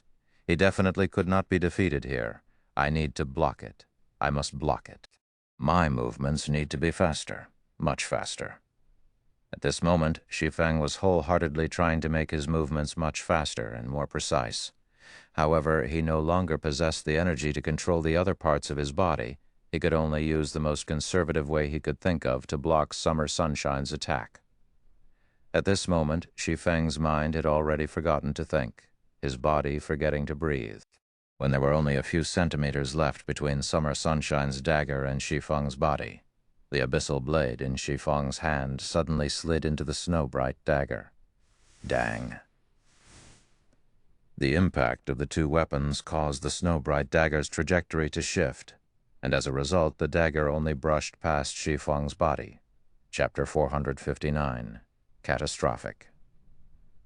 An astonished expression appeared on Summer Sunshine's face when he saw his attack miss its mark. How did he manage to block it? Summer Sunshine turned to look at Shi Feng. At this moment, he had yet to figure out just how Shi Feng had blocked his full-powered blow. His attack just now used footwork he had created after entering God's domain. Not to mention Shi Feng's current weakened state, even if Shi Feng were in peak condition, it still should have been impossible for him to block it. At this moment, the spectating crowd was similarly shocked by the outcome of the exchange. The battle between Shi Feng and Summer Sunshine had already exceeded everyone's understanding of the battles in God's domain. Meanwhile, the last scene only served to add to the confusion in everyone's minds. No matter how one looked at it, Shi Feng was not in a good condition. Originally, Summer Sunshine was suppressing him. Yet, despite being clearly on his last breath, Shi Feng actually managed to repel Summer Sunshine's mysterious attack. Is that black flame a monster? He's not dead even after this. Looking at Shi Feng's fragile state, Lone Tyrant sucked in a cold breath in order to suppress the trembling of his body. It seems that Summer Sunshine won't be able to deal with Black Flame by himself. Everyone else, surround Black Flame. Don't bother about the other members of Zero Wing, no matter what. We cannot let Black Flame leave this place alive today, Yulin commanded as she squinted her beautiful eyes. Although she had long since considered the possibility that Summer Sunshine might fail, that had only been a scenario of hers. Now that such a situation had actually happened, she still found it somewhat hard to accept. However, since the problem had already occurred, they needed to solve it immediately. After seeing how powerful Black Flame was, they had even more reason not to let him go. Under Yulin's command, the dazed elite members of Overwhelming Smile immediately started taking action, slowly moving to surround Shi Feng. Even the members pinning down Fire Dance and the others promptly retreated to join the encirclement. Just as Overwhelming Smile's members took action, Summer Sunshine resumed his attack on Shi Feng. 1 stab, 2 stabs, 3 stabs, 5 stabs, 10 stabs. Instantly, Summer Sunshine stabbed at 10 different locations on Shi Feng's body. It looked as if the assassin had released 10 blades of light piercing directly at Shi Feng. All 10 attacks were aimed at Shi Feng's vital points. If Shi Feng failed to block even one of them, his little remaining HP would instantly zero out. Dang, dang, dang. When Summer Sunshine's daggers approached Shi Feng's body, a silvery gray glow suddenly flashed across them, deflecting all 10 attacks. However, due to the difference in strength, although Summer Sunshine's attacks were all deflected, they still forced Shi Feng to retreat several steps. Fortunately, the difference between him and Summer Sunshine was not too great, so Shi Feng did not take any damage from the impact. You? How do you know that's swordsmanship? When Summer Sunshine saw Shi Feng take action once again, he suddenly recalled a swordsmanship he had seen before, although Shi Feng's mastery of it was still incomplete. Having only a few points of semblance, his performance was already very horrifying. Summer Sunshine's question did not receive a reply from Shi Feng. At this moment, Shi Feng's eyes appeared vacant. He had not heard Summer Sunshine's question at all. He's doing it unconsciously? Summer Sunshine was left slightly speechless when he noticed Shi Feng's fragile state. Strong wind was all that would be needed to send Shi Feng crumbling to the ground right now. However, Summer Sunshine couldn't care less at the moment. Since he had been entrusted with the task of getting rid of Shi Feng, he still needed to complete it, even with Shi Feng's mental state already at its limit. On the other hand, even if he did not take action, the approaching members of Overwhelming Smile could still finish off Shi Feng. After all, Shi Feng was now on his last legs. Just as Summer Sunshine was about to charge at Shi Feng, a large black hole appeared in the deep blue sky all at once. A wolf-headed, human-bodied monster suddenly emerged from within the black hole, exuding a frightening aura that constricted the hearts of everyone present. Why is he here? Fire Dance's complexion paled as she raised her head to look at the monster in the air. That wolf-headed monster was none other than the Anubis's gatekeeper. Only at this moment the gatekeeper was no longer level 30, but a level 35 Great Lord instead. His HP had also risen from 10 million to 15 million. When everyone present looked at the Anubis's gatekeeper, all of them were confused as to why a level 35 Great Lord would suddenly appear at this place. However, Shi Feng's party members understood just why the gatekeeper would show up here. The Golden Stone Tablet. The Anubis's gatekeeper had been guarding the Golden Stone Tablet all this time. Now that Shi Feng had stolen it, the Great Lord was naturally here for payback. It's over. We're truly finished this time, as if dealing with Overwhelming Smile was not enough. Now, one more Great Lord is added into the fray. Blackie had seen for himself how powerful a Great Lord was. Even after Shi Feng went full berserk, the gatekeeper could still toy around with him as if he were a little boy. Not to mention, the gatekeeper's level had even received an upgrade now. Who knew how much stronger the Great Lord was? Although Blackie and the others sank into despair, the crowd from Overwhelming Smile was on cloud 9. Overwhelming Smile's main goal had been to raid the Great Lord of White Fog Canyon, only it was simply too difficult to approach the Great Lord inside the ruined shrine. The endless waves of goblins gave them no chance to raid the Great Lord at all. A Great Lord? Lone Tyrant's eyes blazed. A field Great Lord was a fantastic opportunity for them to obtain an epic item. Everyone retreat for now. Scouting parties keep an eye on the Great Lord. Have all Overwhelming Smile members inside White Fog Canyon gather at my location. We cannot let anyone else have this Great Lord. Yulin was similarly feeling very excited. Although the Great Lord's level was somewhat high, God's Domain's second system upgrade had significantly weakened the effects of level suppression. It was not like they didn't have a chance at successfully raiding the Great Lord, other than assembling the elite members of Overwhelming Smile inside White Fog Canyon. Yulin had also sent for the elite members present at other locations. Oh, the Anubis's gatekeeper suddenly howled. All at once, a wolf's howl echoed throughout the entire White Fog Canyon, making all who heard it shiver in fear. Even the trees were trembling in the face of this howl. After the gatekeeper released his angry bellow, he turned to look at the crowd from Overwhelming Smile below him. Suddenly, the gatekeeper squinted his eyes, a bone-chilling light flashing in them. In the next moment, a black spear appeared in the gatekeeper's hand. Silver flames abruptly emerged from the spear as the gatekeeper aimed the weapon at the crowd from Overwhelming Smile and threw it, shoo. The black spear easily rent the obstructing air and landed in the center of the crowd. In the next moment, a fiery inferno erupted into the air high enough to be clearly visible to every player in the outer area of White Fog Canyon. When the spear landed, all players within a radius of 40 yards died. Not a single one survived, since the Overwhelming Smile members stood very close together. Just this single attack resulted in the loss of several hundred elite members. This lone tyrant's eyes nearly popped out of their sockets. How was this a monster? Even a casual attack possessed such catastrophic power. This was practically a god. Players like them could barely even be considered cannon fodder. Before Lone Tyrant could finish his words, another black spear appeared in the gatekeeper's hands. Once more, the gatekeeper threw his weapon into the crowd below, killing hundreds with his attack yet again. Everyone, retreat, retreat into the forests. Yulin's expression turned extremely ugly upon seeing these catastrophic attacks. She had never imagined that a great lord was actually this powerful. Not to mention 5,000 or 6,000 elite players. Even tens of thousands of elite players would not be enough as warm-up for this monster. If everyone were to continue idling around without taking cover, they would be completely wiped out in only a moment.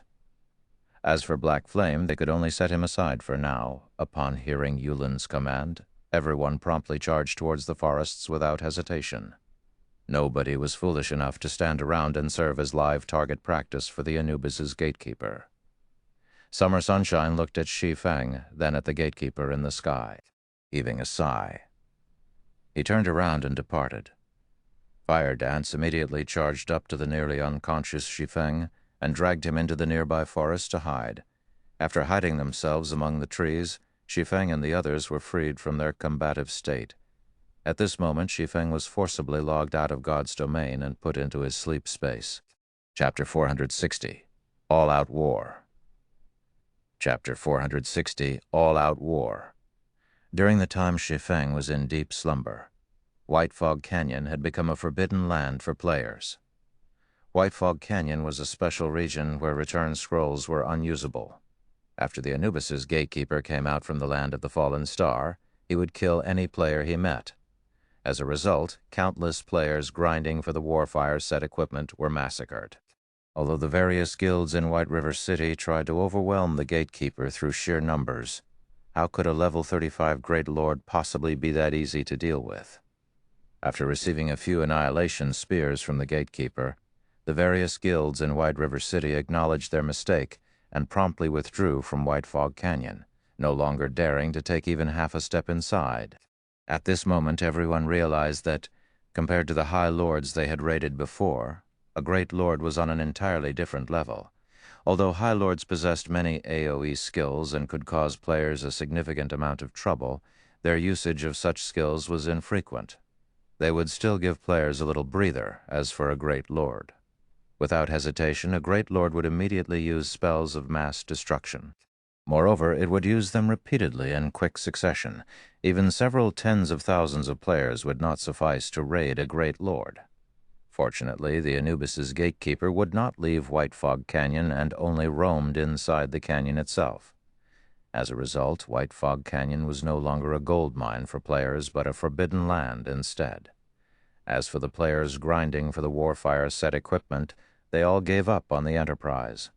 White Fog Canyon was originally a very dangerous place. Now there was even a roaming Anubis's gatekeeper inside the canyon. Any who met the gatekeeper only had death awaiting them. Moreover, the Warfire set equipment's drop rate was simply too abysmal. Many who were already entertaining thoughts of giving up had their resolves hardened with the appearance of the gatekeeper. However, the matter regarding White Fog Canyon was still insignificant because after the second system upgrade, it became somewhat easier to increase one's reputation in cities. Hence, the various guilds promptly started grinding for reputation. At the same time, they also began to secretly amass coins. As soon as they possessed sufficient reputation, they could go into high gear, purchasing real estate in the city and paving a path for their own development in the future. The various guilds throughout God's domain started waging a covert war as they all tried to earn coins. There was only a limited number of ways to earn coins in God's domain: obtaining it from the drops of monsters, quest rewards, trading with players, and selling junk to NPCs. A guild's main method of earning coins would be through monster drops and quest rewards. However, for guilds without their own guild residences, the amount of coins they could earn through quest rewards was minimal, so monster drops became the fastest source of income for such guilds. As a result, areas with abundant resources became the competition grounds of guilds, leaving independent players with no opportunity to grind for coins at those locations. However, at this critical juncture, a jaw-dropping incident occurred in White River City. Two of the major guilds in White River City, Zero Wing and Overwhelming Smile, actually started an all-out war with each other. They even declared each other as hostile guilds through the system. As long as their members met out in the fields, a battle was bound to occur. Since the two guilds were hostile guilds, members of both guilds would not become red names when killing each other. The members of both guilds had zero hesitation over starting a battle with members of the opposing guild. While other guilds were silently developing themselves and grinding for coins, Zero Wing and Overwhelming Smile had suddenly launched an all-or-nothing war against each other. Of course, the other guilds in White River City could not be more joyful over this development. They all simply chose to sit back and watch from the sidelines, taking advantage of the situation at appropriate times. They could not help but hope that these two guilds would suffer a mutual demise. After all, an all-out war like this would greatly affect both guilds involved in just the first day since Zero Wing and Overwhelming Smile declared war on each other. Thousands of members of both guilds had already died to each other out in the fields. Since these players were fighting for their respective guilds, both guilds had established a reward system. As long as their members killed a player from the opposing guild, the system would automatically record the achievement. Through these kills, members could receive contribution points. Moreover, the number of contribution points awarded would vary, depending on the position of the hostile guild's member killed. The higher the enemy's position was, the more contribution points awarded. Killing an enemy player who had killed many fellow members would also reward more contribution points. Contribution points could then be exchanged for guild points, and these guild points could be exchanged for items available inside the guild's warehouse. This was undeniably a competition between both guilds' background and financial prowess. Inside a bar in White River City, close to 100 players were drinking and chatting merrily.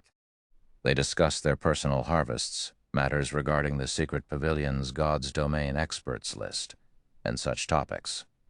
At this stage of the game, the bars throughout God's Domain had long since become the place for independent players to exchange information. Do you guys want to know why Zero Wing and Overwhelming Smile, two of the most powerful guilds in White River City, suddenly started an all-out war with each other? A level 20 ranger asked the female cleric seated beside him while drinking his beer. Do you know the reason? The cleric girl blinked her eyes, slightly skeptical about the ranger's words. Of course. I have a brother who is an elite member of Overwhelming Smile. He even personally witnessed the reason why both guilds started the war, the ranger youth said proudly. I got a shock when I first heard about this incident from that brother of mine. Can you tell me about it? The female cleric asked with great curiosity. The ranger's voice was quite loud when he spoke, so the players inside the bar heard his words very clearly. At this moment, all of them perked up their ears as well. Zero Wing and Overwhelming Smile were the tyrants of White River City. With the two guilds warring with each other, the hostilities would greatly affect White River City as a whole. As inhabitants of White River City, the players were naturally curious about why these two major guilds would wage an all-out war against each other. Proudly, that ranger youth said, in reality it was because Overwhelming Smile's members had come into conflict with Zero Wing's members. In the end, Black Flame had slaughtered Overwhelming Smile's 100-man team. In a fit of rage, the higher-ups of Overwhelming Smile secretly set out to kill the guild leader of Zero Wing, Black Flame. Back then, Overwhelming Smile had sent a total of 2,000 elite members. Overwhelming Smile had even invited the help of an extremely powerful expert. If not for the Anubis's gatekeeper showing up, Black Flame might have been killed back then. Having their guild leader encircled was a great humiliation for Zero Wing. Naturally, they would not let matters rest. In the end, they declared an all-out war with Overwhelming Smile. The players inside the bar felt that the ranger's words sounded logical. This was a matter of the guild's reputation. How could Zero Wing possibly concede this matter? Moreover, the hostility present between the two guilds was something long-standing.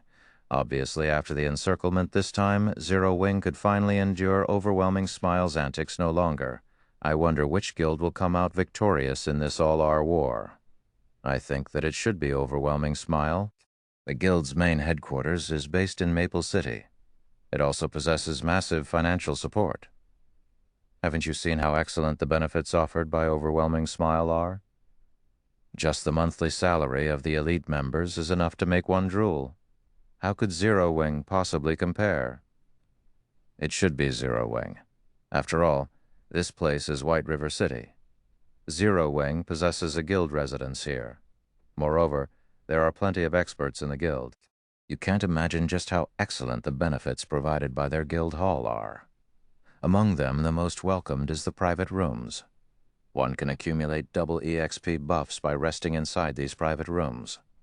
Moreover, Zero Wing's guild warehouse is the envy of every guild in White River City.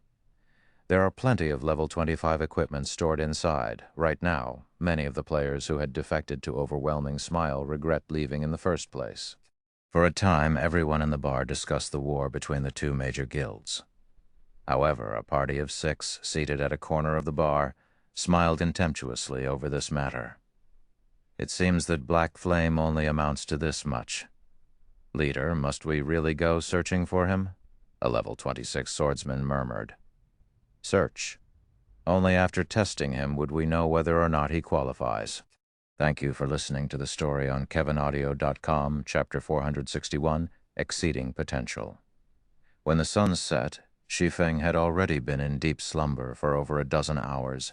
D! The virtual gaming cabin inside the bedroom continuously let out a warning sound. At this moment, the nutrient solution inside the virtual gaming cabin was already depleted. After the alarm of the gaming cabin rang for some time, the cover of the cabin suddenly opened. So tired.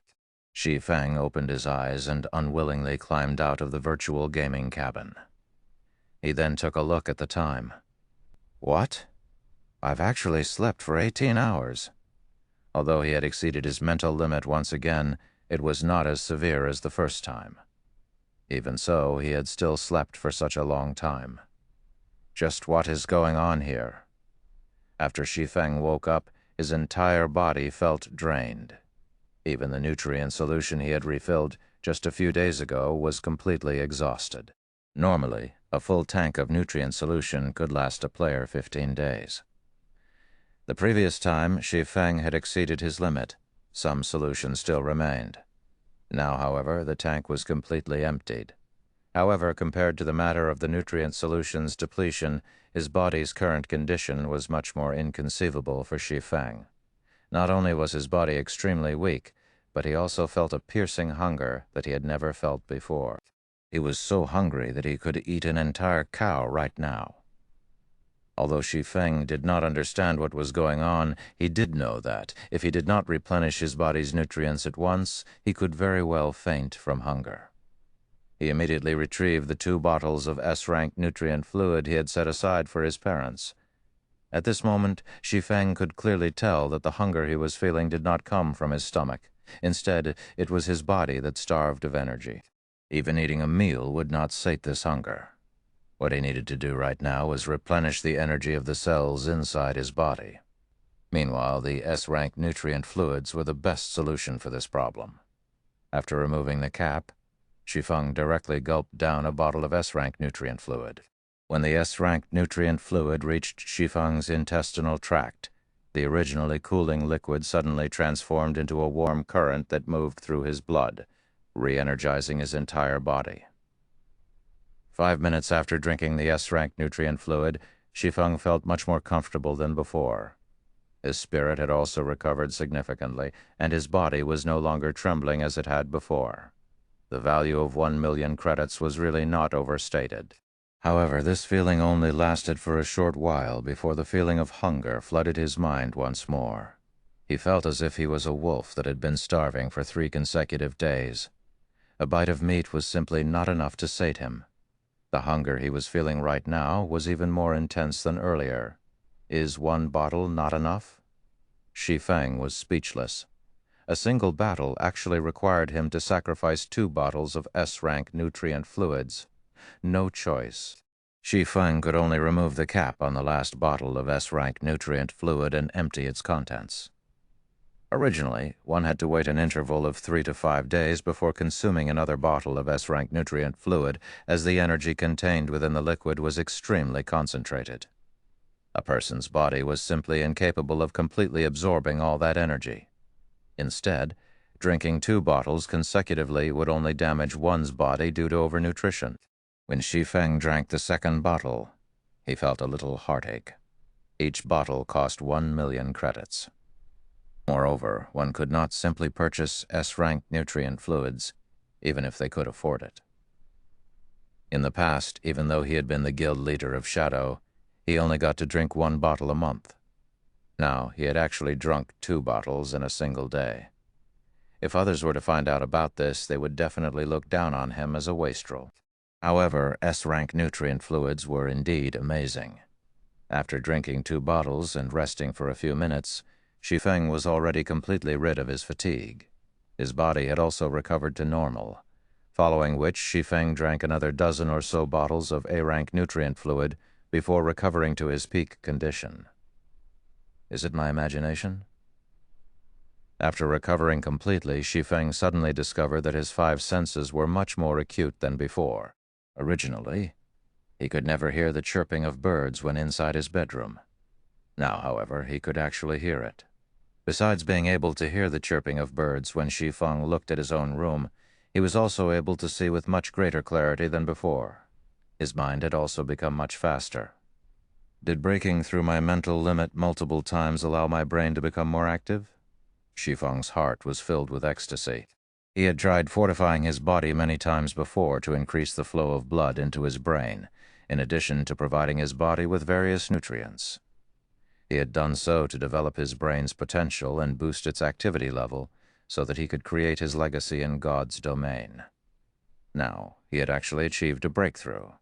The human brain had always been a domain filled with mystery. In the past, even the most amazing human could only exhibit 10% of their brain's potential. Advancements in technology had made developing the brain's potential possible, but it was extremely difficult to do so. It was not something one could succeed at just by trying. In Shi Feng's previous life, countless people had tried their best and had spent large sums of money just to raise their brain's potential by a tiny fraction. Yet, even so, these people had felt that slight improvement worth their sacrifice. As the activity of the brain increased, a person's control over their body would also improve significantly. In God's domain, there were many genius players who possessed extraordinary talents. However, why were these geniuses better than ordinary players? It was because their brain's activity was out of the ordinary. As a result, their control over their game avatar surpassed ordinary players, allowing them to carry out actions that no ordinary player was capable of, just like Soaring Snake, whom Shi Feng had met some time ago. Soaring Snake was a gifted genius who possessed unmatched reflexes. Meanwhile, Shi Feng had broken through that limit by chance, so how could he not grow excited? Although he had only received a slight improvement, Shi Feng could now see a new path opening up for him. Moreover, this was a path that led directly to the peak of God's domain. It seems that I need to prepare many more bottles of S-rank nutrient fluid in the future. Shi Feng felt uneasy when he recalled the piercing hunger that was transmitted to his brain earlier. After breaking past the limit of his mental power, his brain naturally needed a massive amount of energy to recover. This time, he was only fortunate that he had sufficient bottles of S-rank nutrient fluid to allow him to achieve a breakthrough. Otherwise, he would have had to be admitted into the hospital to rest for some time. Moreover, resting at the hospital would not necessarily increase his brain's activity and develop its potential. When Shi Feng thought about improving his brain's activity, his thirst for S-rank nutrient fluids grew even more intense. Only now did Shi Feng understand why the first-rate guilds and super guilds in the past were purchasing S-rank nutrient fluids in bulk. There was an 80% chance that they had done so in order to nurture apex experts. On the other hand, he had been under the misconception all this time that S-rank nutrient fluids were only used to strengthen a person's physique. Ding, ding, ding. Suddenly, Shi Feng's quantum watch started ringing. Meanwhile, the person calling him was none other than Big Dipper Training Center's chairman, Zhao Yu. Master Shi Feng, our side has already completed the preparations for the fighting competition. As for the exact time of the event, It will be set at 2 days from now, at 10 o'clock in the morning. May I know your opinion on this? If you're not free, I can still delay the event by 2 or 3 days, Xiao Yu said. Let's go with 2 days from now, then. Shi Feng was in a very good mood at the moment. Hearing Xiao Yu's words, he became even more elated. As long as he won the competition, he would obtain not only 5 virtual gaming cabins, but also 15 bottles of S-rank nutrient fluid. I have already sent the information regarding your opponent to your quantum space. However, that person is very mysterious, and the information we have collected on him is very limited. We only have the records for a few of his matches. He had ended a majority of his matches in just a single move. Xiao Yu had not expected Shi Feng to remain so calm. He knew that Zhao Ruoxi had long since told Shi Feng every little detail about his opponent's strength, so Shi Feng should know how amazing his opponent was. Yet now, not only was Shi Feng not anxious, but he was even showing a hint of anticipation. I understand. I'll research it a little. Shi Feng nodded. I still have other matters to attend to, so I'll be hanging up first. After saying so, Shi Feng disconnected the call. Following a period of rest, Shi Feng was already fully recovered. He still had many matters he needed to deal with in God's domain. Since he had slept for so long just now, he naturally could not delay any longer, which was why he had ended the call in such a hurry. After refilling the nutrient solution inside the virtual gaming cabin, he lay down inside the cabin and entered God's domain once more. Chapter 462, War of Attrition. When Shi Feng logged into the game, the location he appeared at was still within White Fog Canyon. At this moment, the sky in God's domain was dusky. There was still over an hour until dawn. It sure is quiet. Shi Feng took a look at his surroundings, failing to notice any players or monsters. There was only the sound of leaves rustling in the cold wind. This was a very abnormal situation in White Fog Canyon. However, Shi Feng did not stay in this spot for too long. He dashed towards the exit of the canyon. At this moment, Shi Feng's weakened state had already ended, having recovered his peak condition. If one were to look at Shi Feng's running figure right now, they would not be able to see him clearly at all. They would only see a black figure darting across the map. Shi Feng was like a healthy and elegant leopard. Just as Shi Feng was about to leave White Fog Canyon, a group of over 100 crimson-eyed battle monkeys leaped out of the forest and blocked his path. The monsters in White Fog Canyon were very dangerous due to being in a constant berserk state. Now that was nighttime, players would have their vision reduced while monsters would not be affected in the slightest. As a result, players would find it much more difficult to fight at night, facing against over 100 elite monsters. Even an elite party would die unavenged. Only a large team of over 100 players could possibly endure the assault of so many crimson-eyed battle monkeys. However, as if he had not seen the monsters in his way, Shi Feng dashed into the group of battle monkeys. The crimson-eyed battle monkeys had similarly charged at Shi Feng like a group of mad cows. However, just when the sabers held by the battle monkeys were about to land on Shi Feng, the weapon struck air and simply brushed past Shi Feng's body. It was as if the battle monkey's target was not Shi Feng at all. He allowed Shi Feng to easily shuttle through them. After their first attack failed, the crimson-eyed battle monkeys turned around and attacked Shi Feng once more. This time, 7 battle monkeys surrounded Shi Feng. However, Shi Feng was just like flowing water, just like before when the battle monkey's sabers were about to reach Shi Feng. The weapons simply brushed past his body in just a moment. Shi Feng had weaved his way through the group of crimson-eyed battle monkeys. Although the battle monkeys felt enraged by this situation, they could not do anything about it. They could only watch unwillingly as Shi Feng exited the canyon.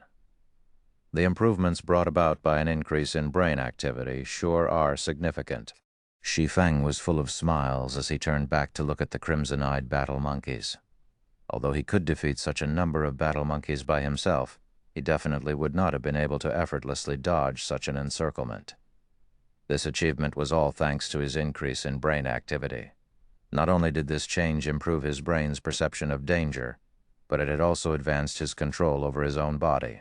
Whether it was in regard to an enemy's attack or his own ability to dodge, the ability to control his movements had become very precise and refined. He had already entered the refinement realm. Before, Shi Feng could only barely achieve refinement with his actions, and he could not maintain that achievement for long.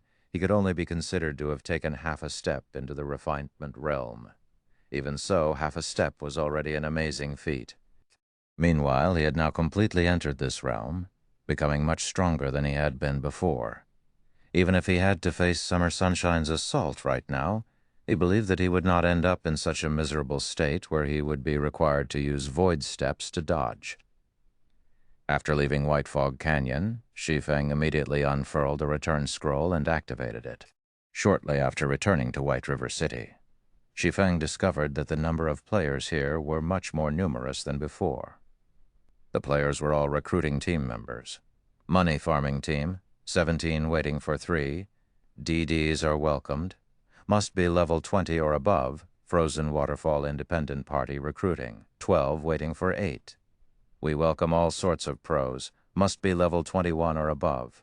Equipment must be at least bronze rank. Twilight Lighthouse Independent Party recruiting. Party is being carried by an expert. Noobs, do not disturb. Equipment must be at least bronze rank.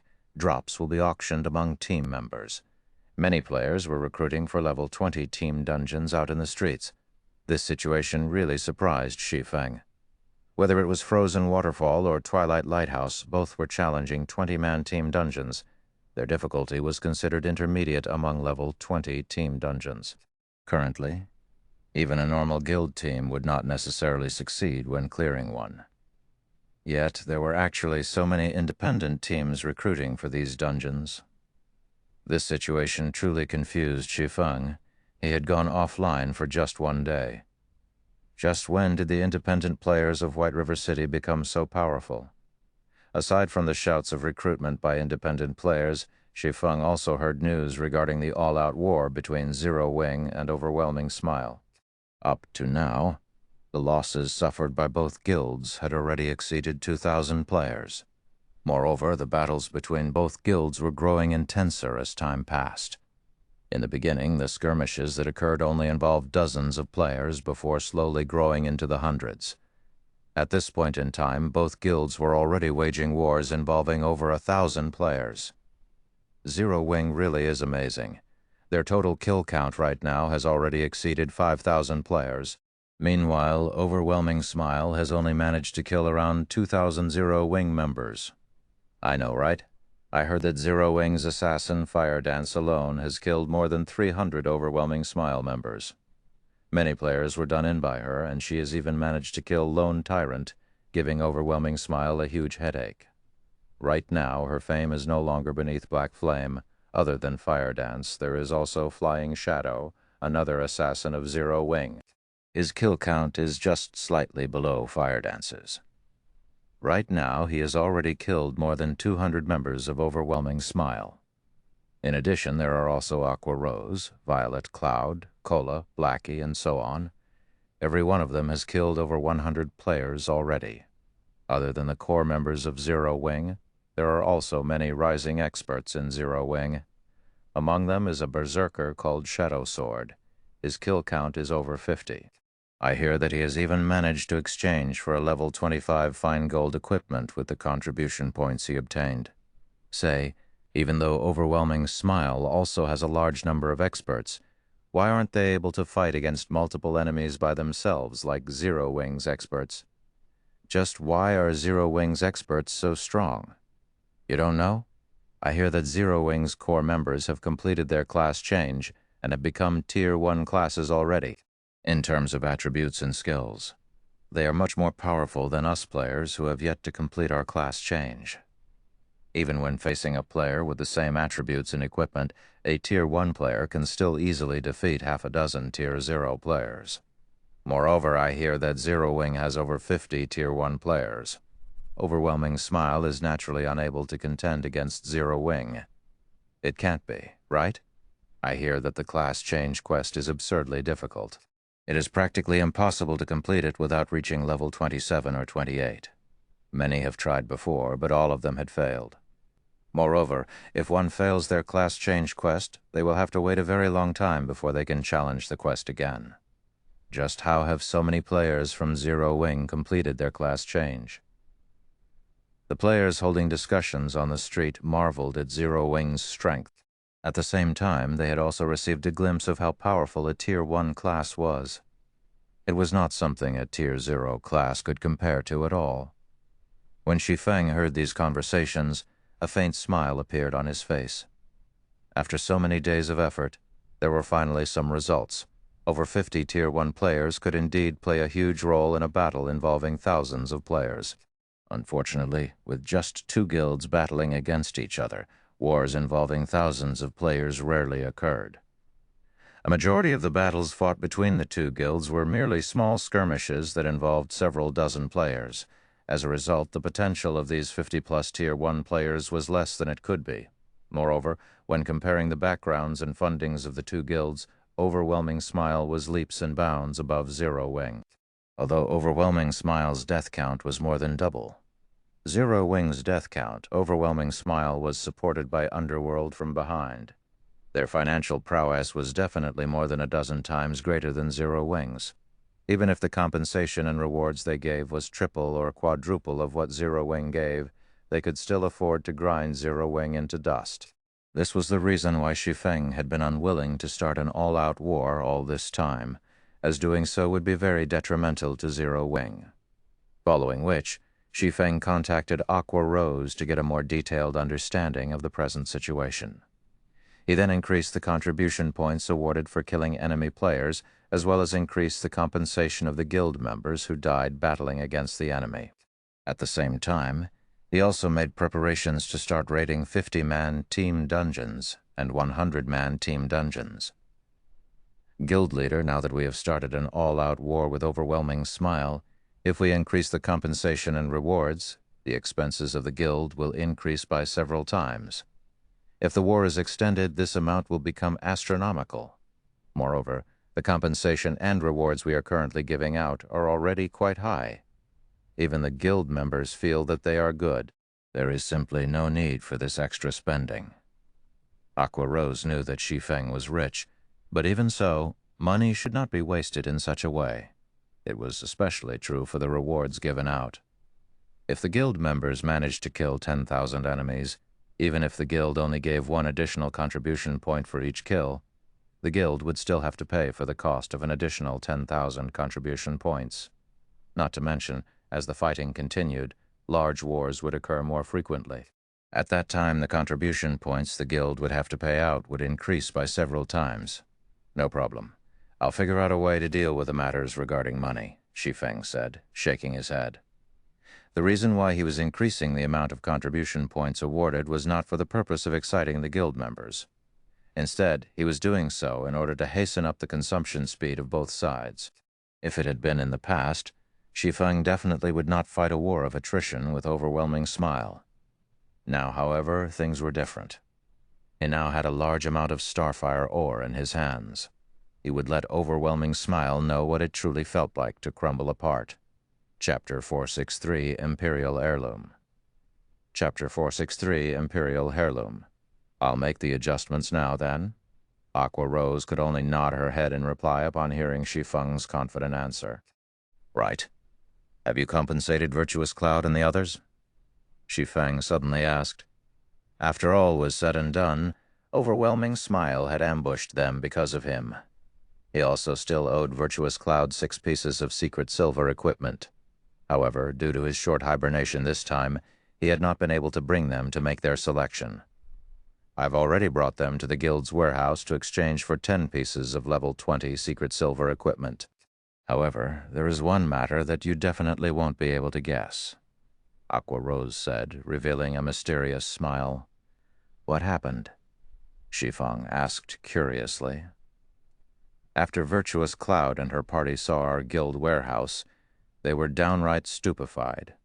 Originally, they were planning to return to the Black Dragon Empire to continue their development there.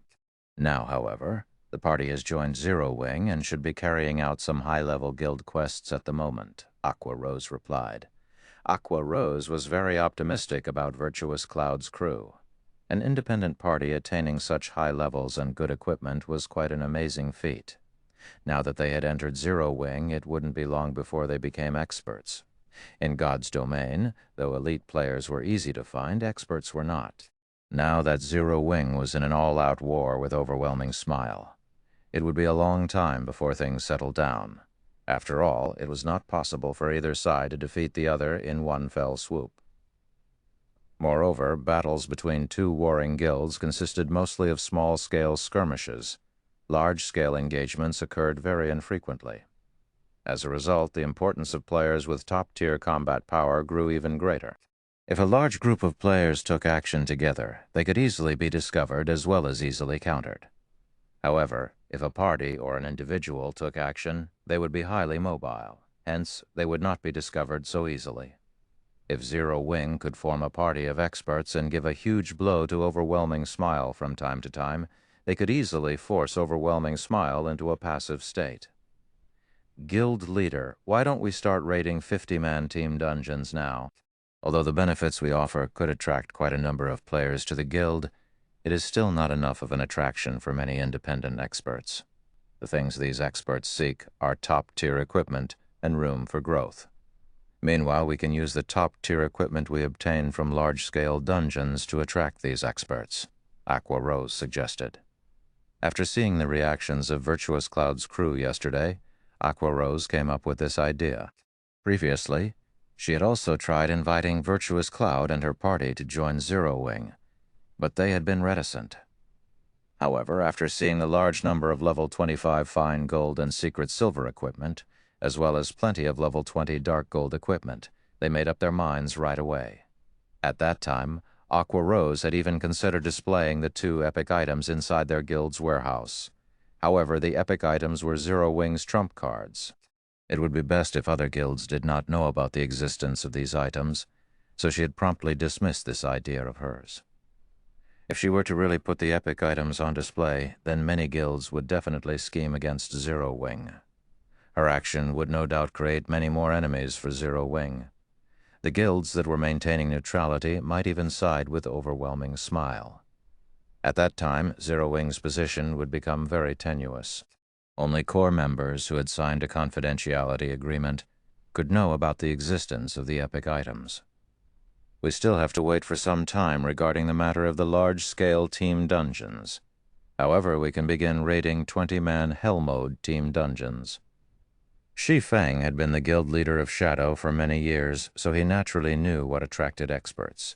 Although he fully agreed with Aqua Rose's suggestion, large-scale team dungeons were no walk in the park. They needed to accumulate even more strength if they wished to raid one. On the other hand, they could give 20-man Hell Mode team dungeons a try.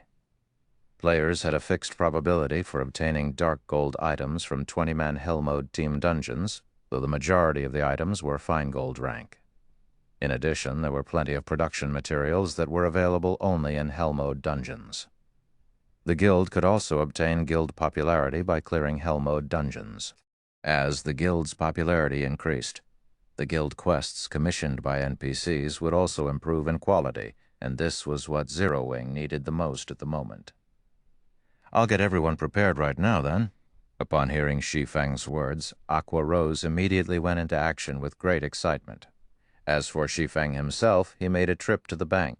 Although there were many things demanding his attention right now, the all-out war with Overwhelming Smile in particular. At the end of the day, there was only one task that he needed to complete, which was to earn money. Shi Feng had experienced countless all-out wars between guilds in the past, so he had long since known what took priority. Although he himself possessed frightening combat power, allowing him to easily hunt and kill Overwhelming Smile members out in the fields. Just how many members were there in Overwhelming Smile? Even if he ran around all day hunting players, how many could he possibly kill by himself? Doing so would allow him to collect the immortal souls of players he killed, but it was still not worth the effort. Moreover, even if he did nothing but hunt players from Overwhelming Smile all day long, completing his quest would take many days. During this time, Overwhelming Smile, with its huge funding, could easily recruit a large number of additional players. Even if Shi Feng worked himself to death, he still wouldn't be able to win the war by himself. After all, this was currently the early stages of God's domain. The various guilds had yet to possess their very own towns and cities. Killing Overwhelming Smile's members would only cause the guild a little trouble and slightly affect its development speed.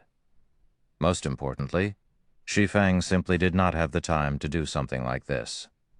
He only had a little time left to complete the epic quest Darkness Descends, and he was still far from his goal of earning 30,000 gold. If he failed to complete the quest, at that time he would have to face the wrath of a Tier 4 demon. With his current strength, he would certainly die.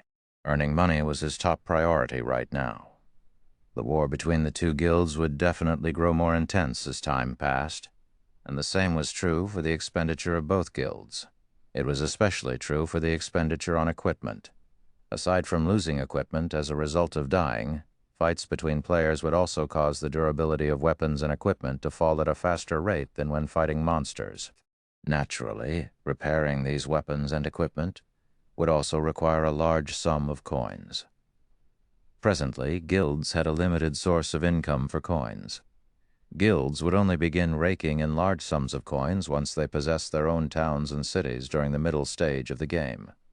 Although Overwhelming Smile had large funding, having a large funding did not necessarily equate to having a large number of coins. This was where Shi Feng's confidence came from. Half an hour later, Shi Feng arrived at the bank. He then retrieved all the Starfire ore as well as the Philosopher's Stone from his warehouse. He also retrieved the Dragon-scale set equipment forging design he had stored away all this time. At present, aside from the Warfire set equipment, the level 20 fine gold ranked Dragon-scale set equipment was definitely the best set equipment available. It was naturally an item that all guilds would fight desperately to obtain. After Shi Feng organized the items inside his bag, he suddenly noticed the golden stone tablet inside it. How could I have forgotten about this thing? Shi Feng's mind had been occupied with too many things during this period of time, and he had completely forgotten about the golden stone tablet he had snatched away from the Anubis's gatekeeper. An item guarded by a great lord was definitely not an ordinary item. However, Shi Feng had also never heard about a golden stone tablet, so he did not know exactly what function this item possessed. Glancing at it, he was unable to read its information. All that was displayed about the golden stone tablet was that it was an unknown item. Shi Feng then used omniscient eyes and started appraising it. The seconds ticked by slowly as countless data flickered in front of his eye. After a total of 22 seconds passed, the appraisal process was finally completed. An imperial heirloom? Shi Feng muttered in disbelief when he read the information displayed about the Golden Stone Tablet, Chapter 464, Shocking Treasure. Chapter 464, Shocking Treasure. Shi Feng could not help but tremble when he looked at the Golden Stone Tablet inside his bag. God's domain was very large, and there were many kingdoms and empires within it. Naturally, these realms would go through growth and decline. Countless kingdoms and empires had disappeared into the long river of history by now. Although they had already been forgotten by people, some of these kingdoms and empires had left behind shocking treasures that were unknown to others. In God's domain, these shocking treasures were called heirlooms.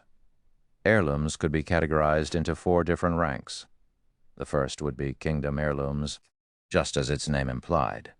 It was a treasure once owned by a kingdom of God's domain. First-rate guilds would fight tooth and nail for just one kingdom heirloom. In the past, there was even a super guild that had offered up a city with a population of over 1 million players in exchange for a kingdom heirloom. From this, one could just imagine the value of a kingdom heirloom. Back then, although Shadow had become a second-rate guild and controlled 10 city-states, it did not even possess the qualifications to compete over a kingdom heirloom. Meanwhile, one rank above kingdom heirlooms were imperial heirlooms.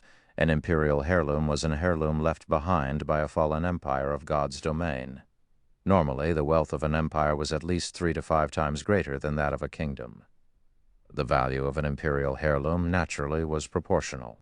In the past, a small, unrated guild called Thunder Family had taken less than a year to develop into a first-rate guild. Back then, Thunder Family had shocked the entire God's domain, In terms of experts or financial power, Thunder Family had possessed neither. Yet it had still managed to develop into a first-rate guild in such a short amount of time. How could such a feat not shock others? Only after many different parties investigated the guild did they find out the secret behind Thunder Family's success. It turned out that Thunder Family had accidentally encountered an item called an Imperial Heirloom, and the guild had secretly developed itself at a rapid pace through this Imperial Heirloom. Thus, Thunder Family had managed to become one of the overlords of God's domain in less than just a year. From then on, everyone started searching for heirlooms out in the fields. Many wars were waged in God's domain because of heirlooms, and many guilds were completely annihilated because of heirlooms. In addition to imperial heirlooms, there were continental heirlooms, which were one rank higher, as well as world heirlooms, which were the highest-ranking heirlooms in God's domain. However, the last two heirlooms were only mentioned in the libraries of God's domain. As far as Shi Feng knew, nobody had come upon either one in his previous life. Now that there was an imperial heirloom in his bag, how could Shi Feng not be excited? Even as a reincarnator, Shi Feng had to carefully plan, make countless preparations, encounter many miracles, and nurture a large number of experts in order to establish his very own virtual empire. Meanwhile, just a single imperial heirloom had allowed a small guild to grow into a first-rate guild in less than a year, becoming the owner of a real empire. As for what treasures were hidden within an imperial heirloom, Shi Feng was completely ignorant. After things got out of hand in the past, any who obtained an imperial heirloom would put a tight lid on it, keeping all information about it a secret. In this life, Shi Feng would naturally also keep quiet about his possession of an imperial heirloom. Hence, he immediately suppressed his excited heart as he considered where to carefully research the imperial heirloom. After he was done organizing his bag, he made his way stealthily to the Starstreak trading firm and entered one of the forging rooms on the 4th floor. At this moment, the Starstreak trading firm had already become the #1 trading firm in White River City. The variety of items sold at its shop was matchless. As long as it was something the current players of God's domain needed, the trading firm would sell it. Therefore, players who visited the Starstreak trading firm would have no need to visit any other shop. The trading firm's business was thriving, raking in large sums of money daily. Although many guilds had sought cooperation with the trading firm, all were promptly rejected by the firm's manager, Anna. Shi Feng had picked an unoccupied forging room at random and entered it. "I'm interested to see just what sort of secret is contained within an imperial heirloom," Shi Feng muttered, as he retrieved the golden stone tablet from his bag and carefully placed it on the stone platform. Other than being named an imperial heirloom, the golden stone tablet revealed no other information. Shi Feng was also clueless as to how he should operate an imperial heirloom, so he had no choice but to slowly experiment with it. There were many drawings and runes engraved on the stone tablet. However, Shi Feng could not understand a single one of them. He quickly spent over half an hour researching the imperial heirloom. But no matter what sort of methods he used, he failed to find even a clue to how to activate it. Despite the mountain of gold placed right in front of him, without the activation key, he could only stare helplessly at the imperial heirloom. Thunder Family from back then was able to discover the secret of the imperial treasure. So why can't I? Frustrated, Shi Feng played around with the golden stone tablet in his hands. Is there still some other secret to the imperial heirloom?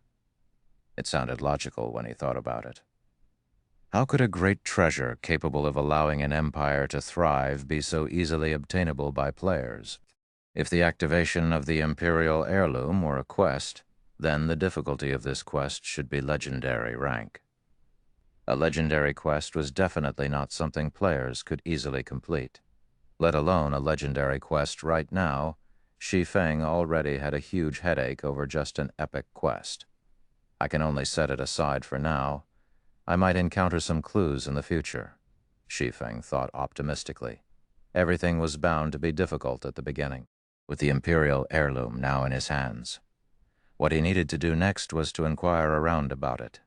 There was bound to be a solution. Shi Feng then stored the imperial heirloom and piled up the large amount of starfire ore he had on the floor.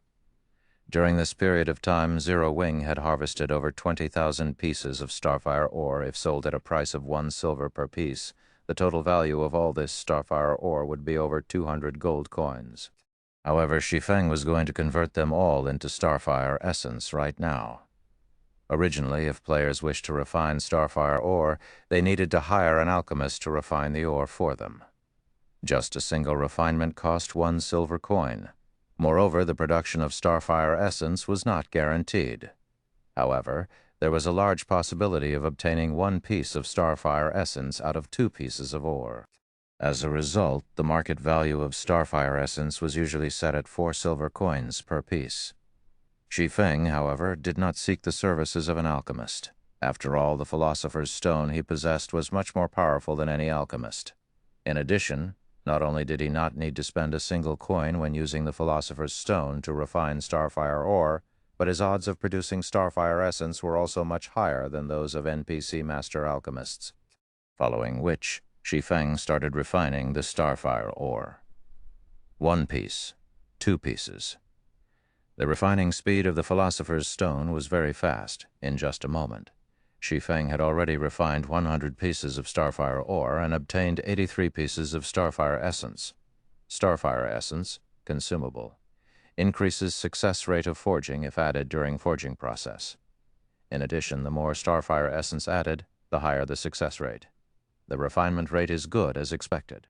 When Shi Feng looked at the sparkling red gems scattered across the stone platform, an indescribable sense of joy filled his heart. The philosopher's stone was definitely worthy of being called a treasure of alchemy. By using it to refine all the starfire ore he had, he could save over 200 gold coins.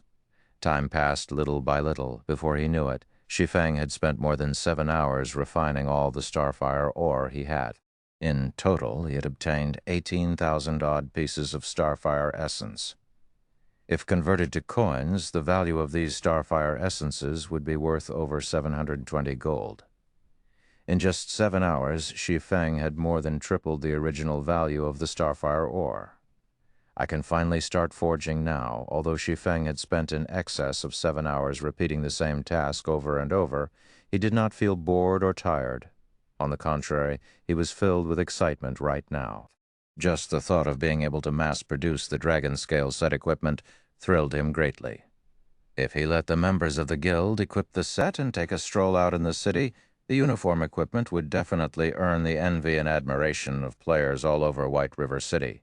Chapter 465, Rapid Promotion. Chapter 465, Rapid Promotion. Blue Moon Restaurant, a high-class restaurant located in White River City. At this moment, the entire restaurant was completely reserved by Overwhelming Smile, and tens of elite members stood guard outside the building.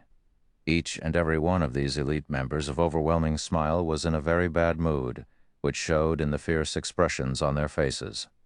Any unrelated players passing by Blue Moon Restaurant would no doubt distance themselves from the building as far away as possible in fear of meeting with bad luck and getting into trouble.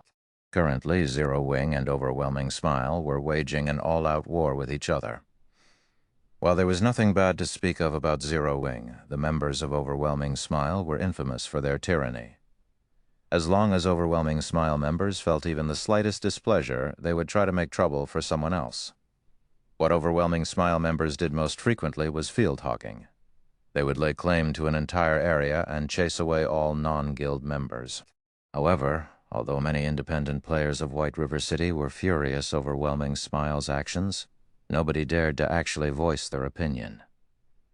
No doubt many independent players were cheering and clapping secretly over the war between Zero Wing and Overwhelming Smile.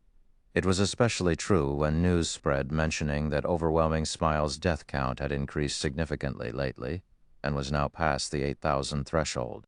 At this moment, 2 people, a man and a woman, were seated inside one of the booths on the 2nd floor of Blue Moon Restaurant. The man was Feng Xuanyang, and the woman sat opposite of him was the quiet and elegant beauty, Yulin. I've already looked through the information you sent me. It's very well written. I'm quite satisfied with it. I also forwarded your analysis to the higher-ups, and they have already determined that Zero Wing is indeed a thorn in Underworld's side. They've also said that if we cannot obtain Zero Wing, then we're to destroy it to save us from future troubles. In addition, they have a very optimistic view on White River City right now. The current population of White River City has already exceeded 2 million. Many players from other cities and even other kingdoms and empires are constantly migrating here. At present, White River City has already become the second most populous city in Star Moon Kingdom, so we must obtain control over White River City. This time, not only have the higher-ups sent a great load of manpower, but they have also increased our funding and are prepared to focus on the nurturing of Overwhelming Smile. I heard that after Zero Wing increased the compensations and rewards it is giving out, you increased Overwhelming Smiles as well.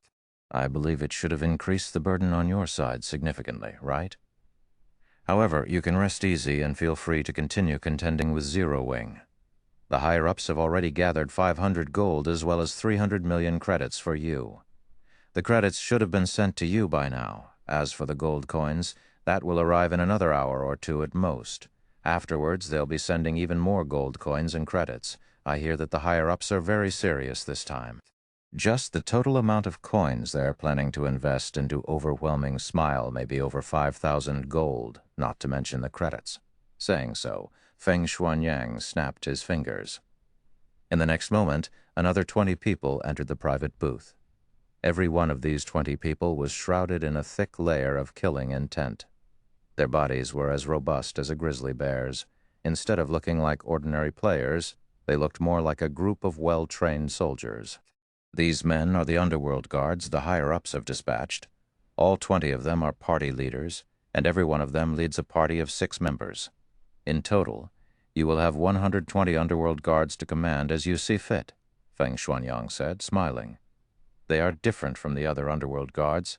I'm sure you can tell, but they have all worked as mercenaries in the past. They are people who have walked on real battlefields. Isn't Overwhelming Smile waging an all-out war with Zero Wing right now? As long as you have these underworld guards to assist you, those players who have never seen fresh blood will be easy pickings. Even if Zero Wing has more than 50 Tier 1 players, they will still be finished. I've already handed the men over to you. What they do next is up to you. Young Master Feng, rest assured I definitely will not disappoint you. Originally, Yulin had already been confident of slowly exhausting Zero Wing to death. Now that she was looking at the 2 rows of neatly lined up underworld guard party leaders, a sense of indescribable joy filled her heart. Zero Wing's 50-plus Tier 1 players had been giving Overwhelming Smile a huge headache recently, forcing the members of Overwhelming Smile into a state of passiveness. At this moment, they needed to similarly send out experts or Tier 1 players. Otherwise, they would simply be helpless against Zero Wing's Tier 1 players. However, Yulin had suddenly come to a realization. Overwhelming Smile had plenty of elite members, but they were sorely lacking in experts and Tier 1 players.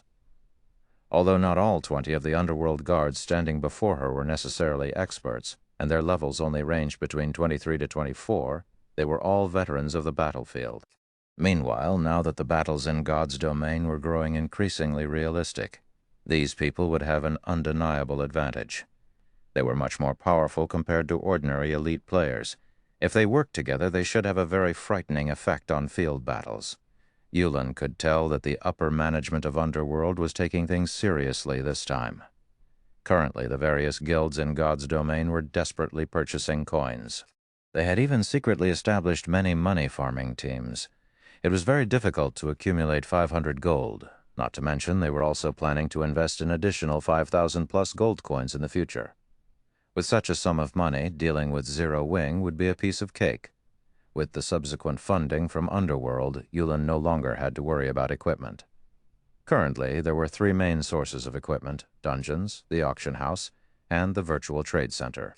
Unlike the auction house, one used credits instead of coins when purchasing equipment from the virtual trade center.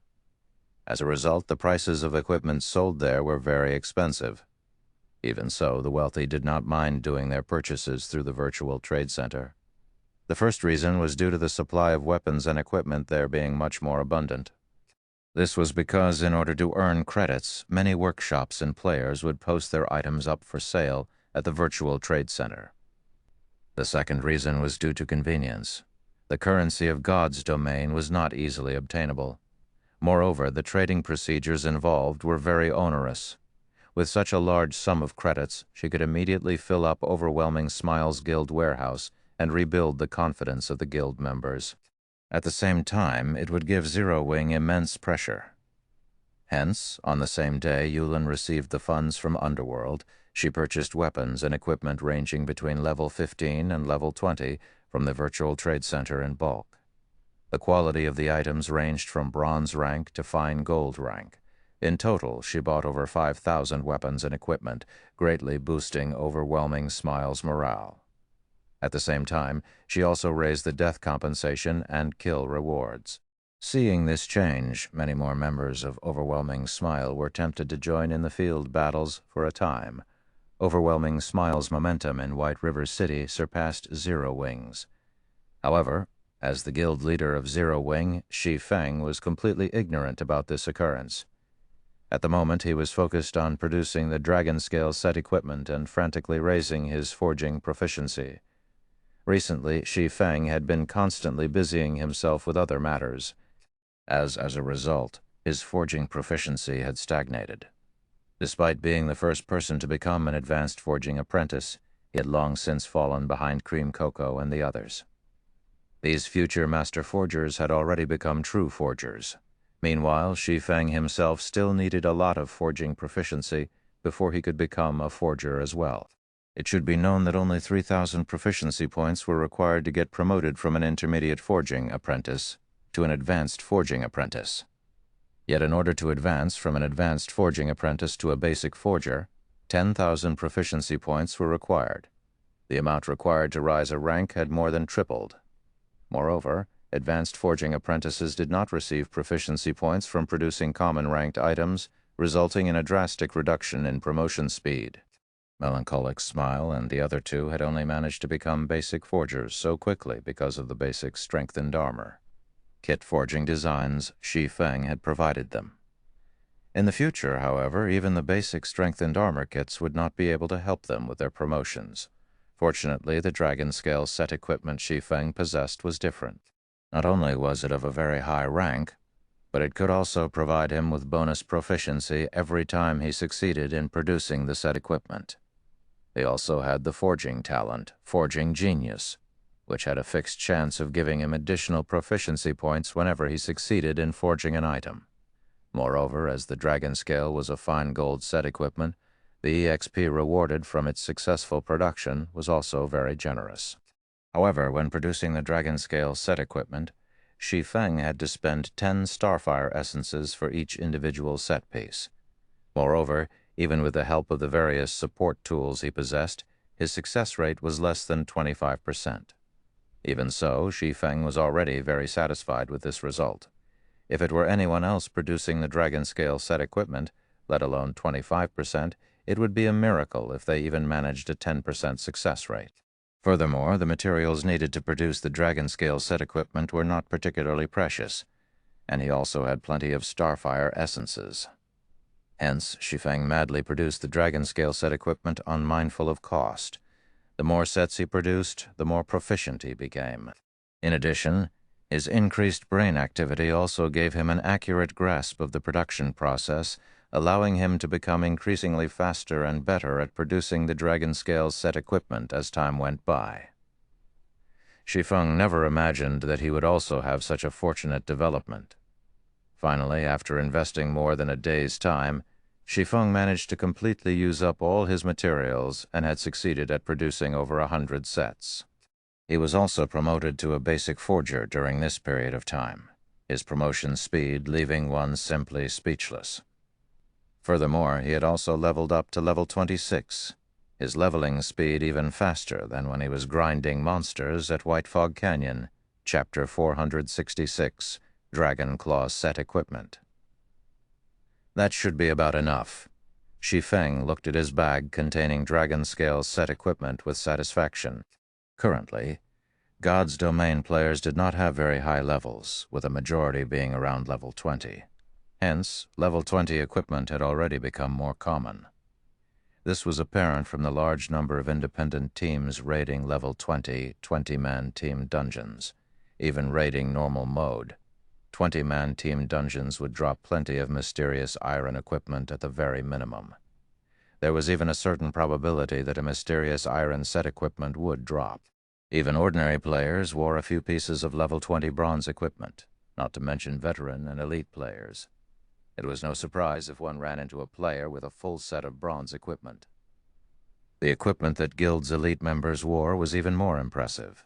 Unlike independent players, guilds would very frequently form teams to raid dungeons. The equipment available to Guild's elites was far superior to what independent players had access to, and a majority of such elite members possessed at least a few pieces of mysterious iron equipment. The lowest quality equipment Guild's core teams would wear at this point was level 20 mysterious iron rank. Normally, core members wore secret silver equipment. Only the top experts in a guild had the chance to equip level 20 secret silver set equipment with a few pieces of fine gold equipment. To ordinary players, fine gold equipment was something they could only obtain in their dreams. Such items were out of their reach, and they could only fantasize about owning one. As for level 20 fine gold set equipment, not even the upper management of guilds possessed a single piece. Level 20 fine gold set equipment would only drop from level 20 large-scale team dungeons. Not a single guild was ready to set foot in a level 20 large-scale team dungeon at this stage of the game. This was why everyone had shifted their focus to the Warfire set equipment, which dropped in the White Fog Canyon. Meanwhile, the level 20 Dragon Scale set equipment was definitely one of the best level 20 sets available.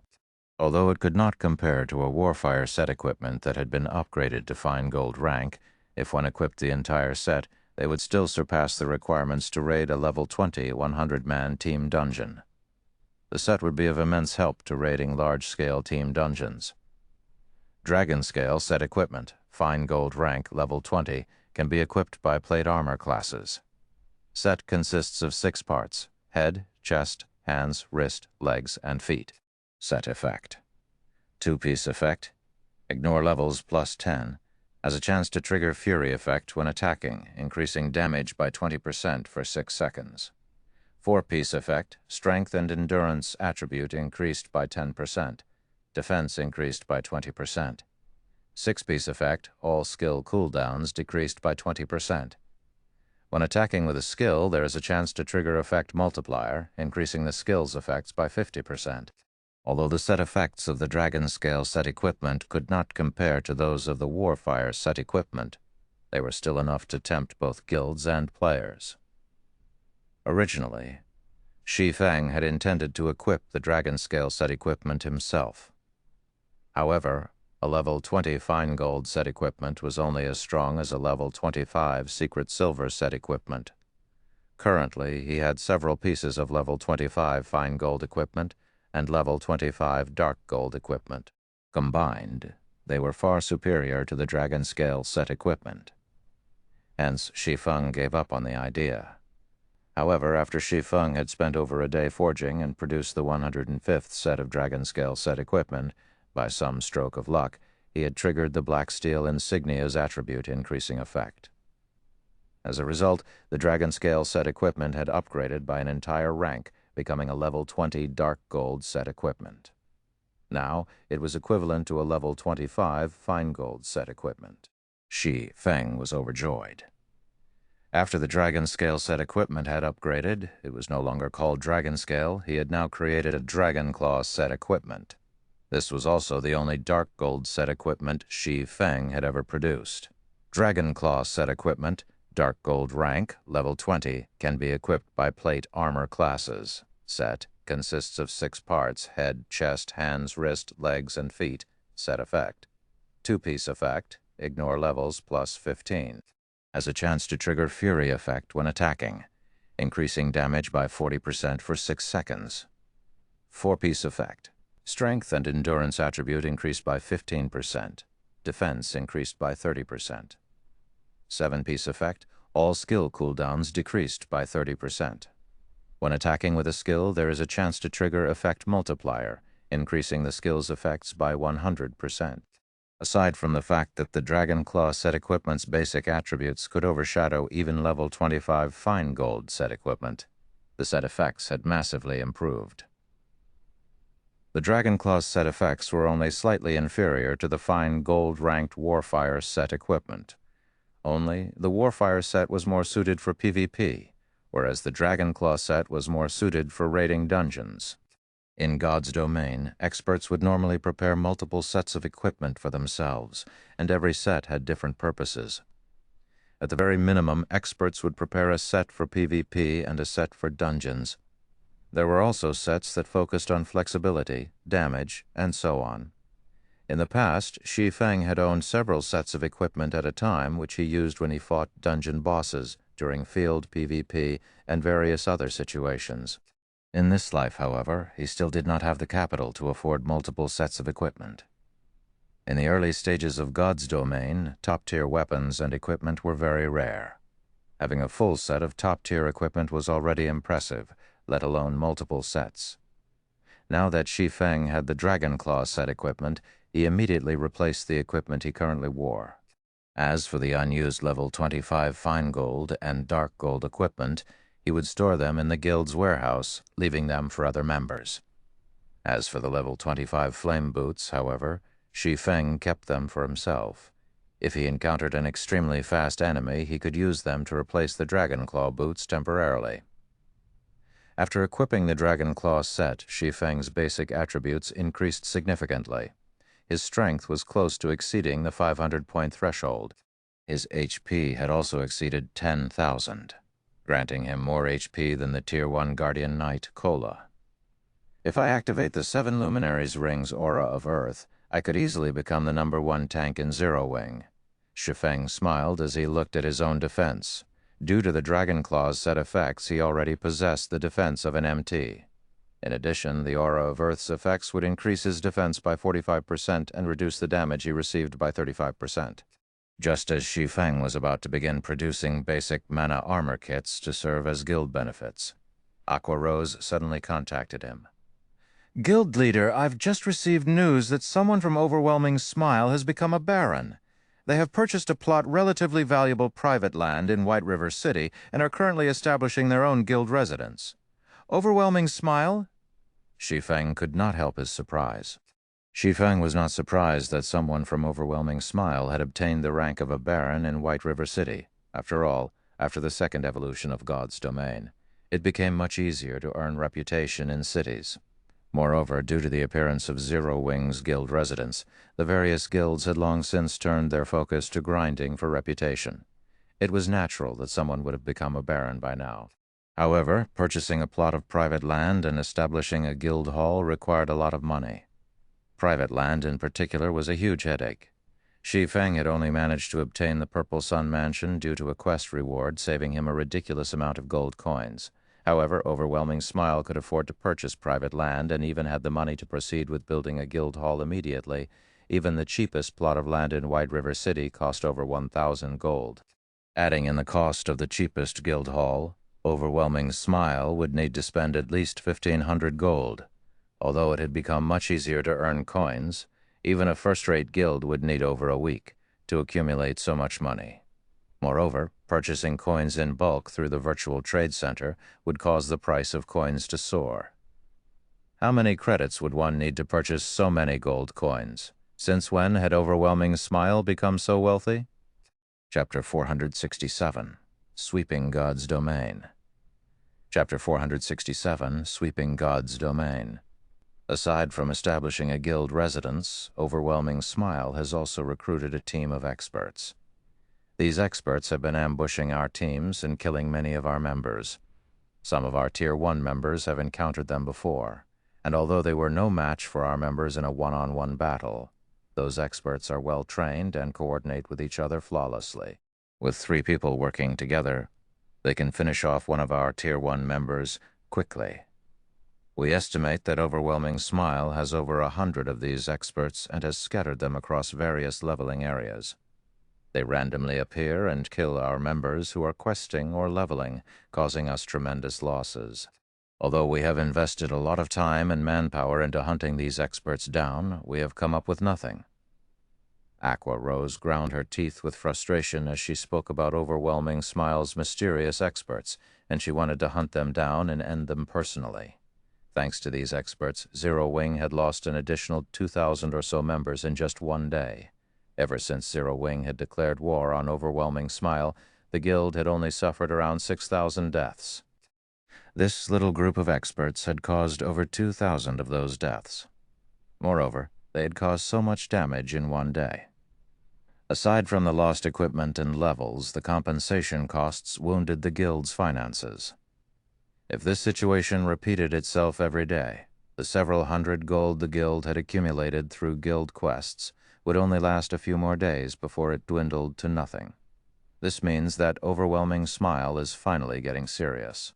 Frowning, Shi Feng said, "Since they wish to send experts to ambush us, we have no need to hold back. Have Fire Dance and the others eliminate them. However, scatter the group to separate locations. We'll hold off on the team dungeon for now. As for our regular guild members, have them form teams to grind in the fields from now on."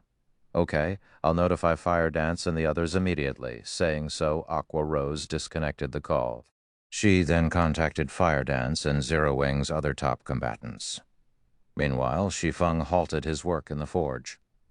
After tidying up, he left the forging room and hurried to the bank. Shi Feng had never expected Overwhelming Smile to possess such a card. This situation certainly surpassed Shi Feng's initial estimation of his enemy. Fortunately, Zero Wing had far more experts than Overwhelming Smile. In particular, Zero Wing possessed an absolute advantage when it came to Tier 1 players, as Overwhelming Smile still did not have a single Tier 1 player.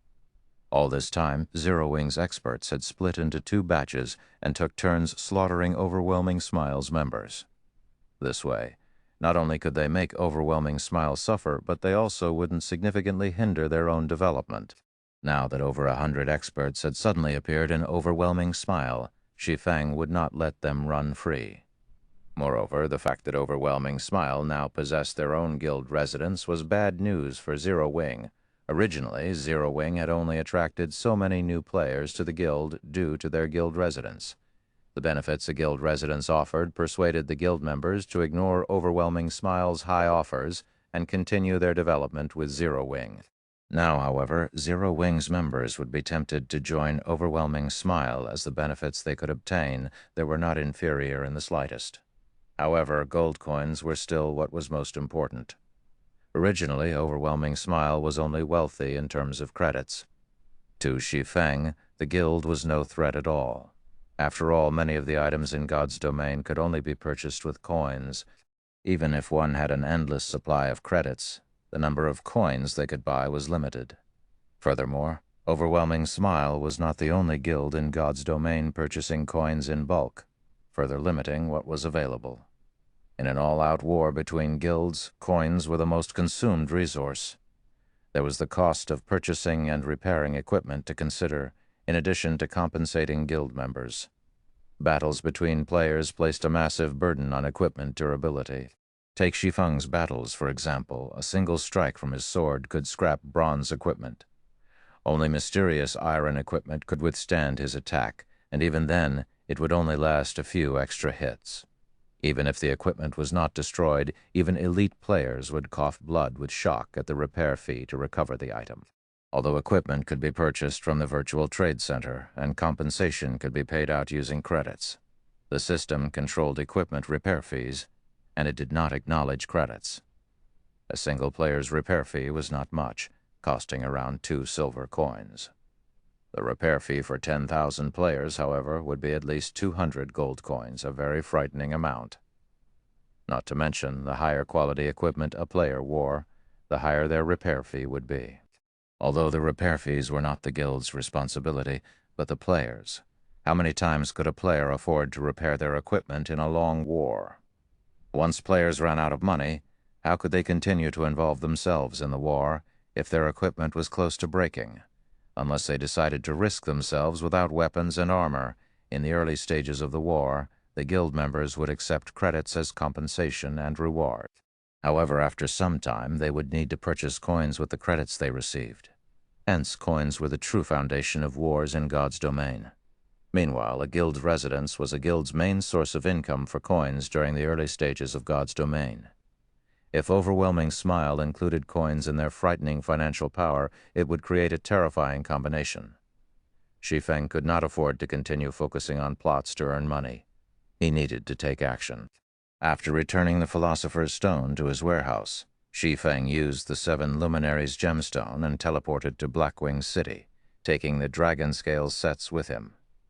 At present, Blackwing City had become a gathering place for players from kingdoms and empires all over God's domain. Compared to Shi Feng's previous visits to the city, the player population had grown significantly. Moreover, there was an important difference between the players in Blackwing City and the players in other cities: wealth. The players in Blackwing City were extremely wealthy. Moreover, the money these players possessed did not only involve credits, but also included gold coins. A majority of the players in Blackwing City were the upper management personnel of various large guilds, and they had come to Blackwing City specifically to do business. The amount of credits and coins they had on hand far surpassed anything that an ordinary player possessed. Blackwing City was truly the gathering place for tycoons. This was also why Shi Feng had come to this place today.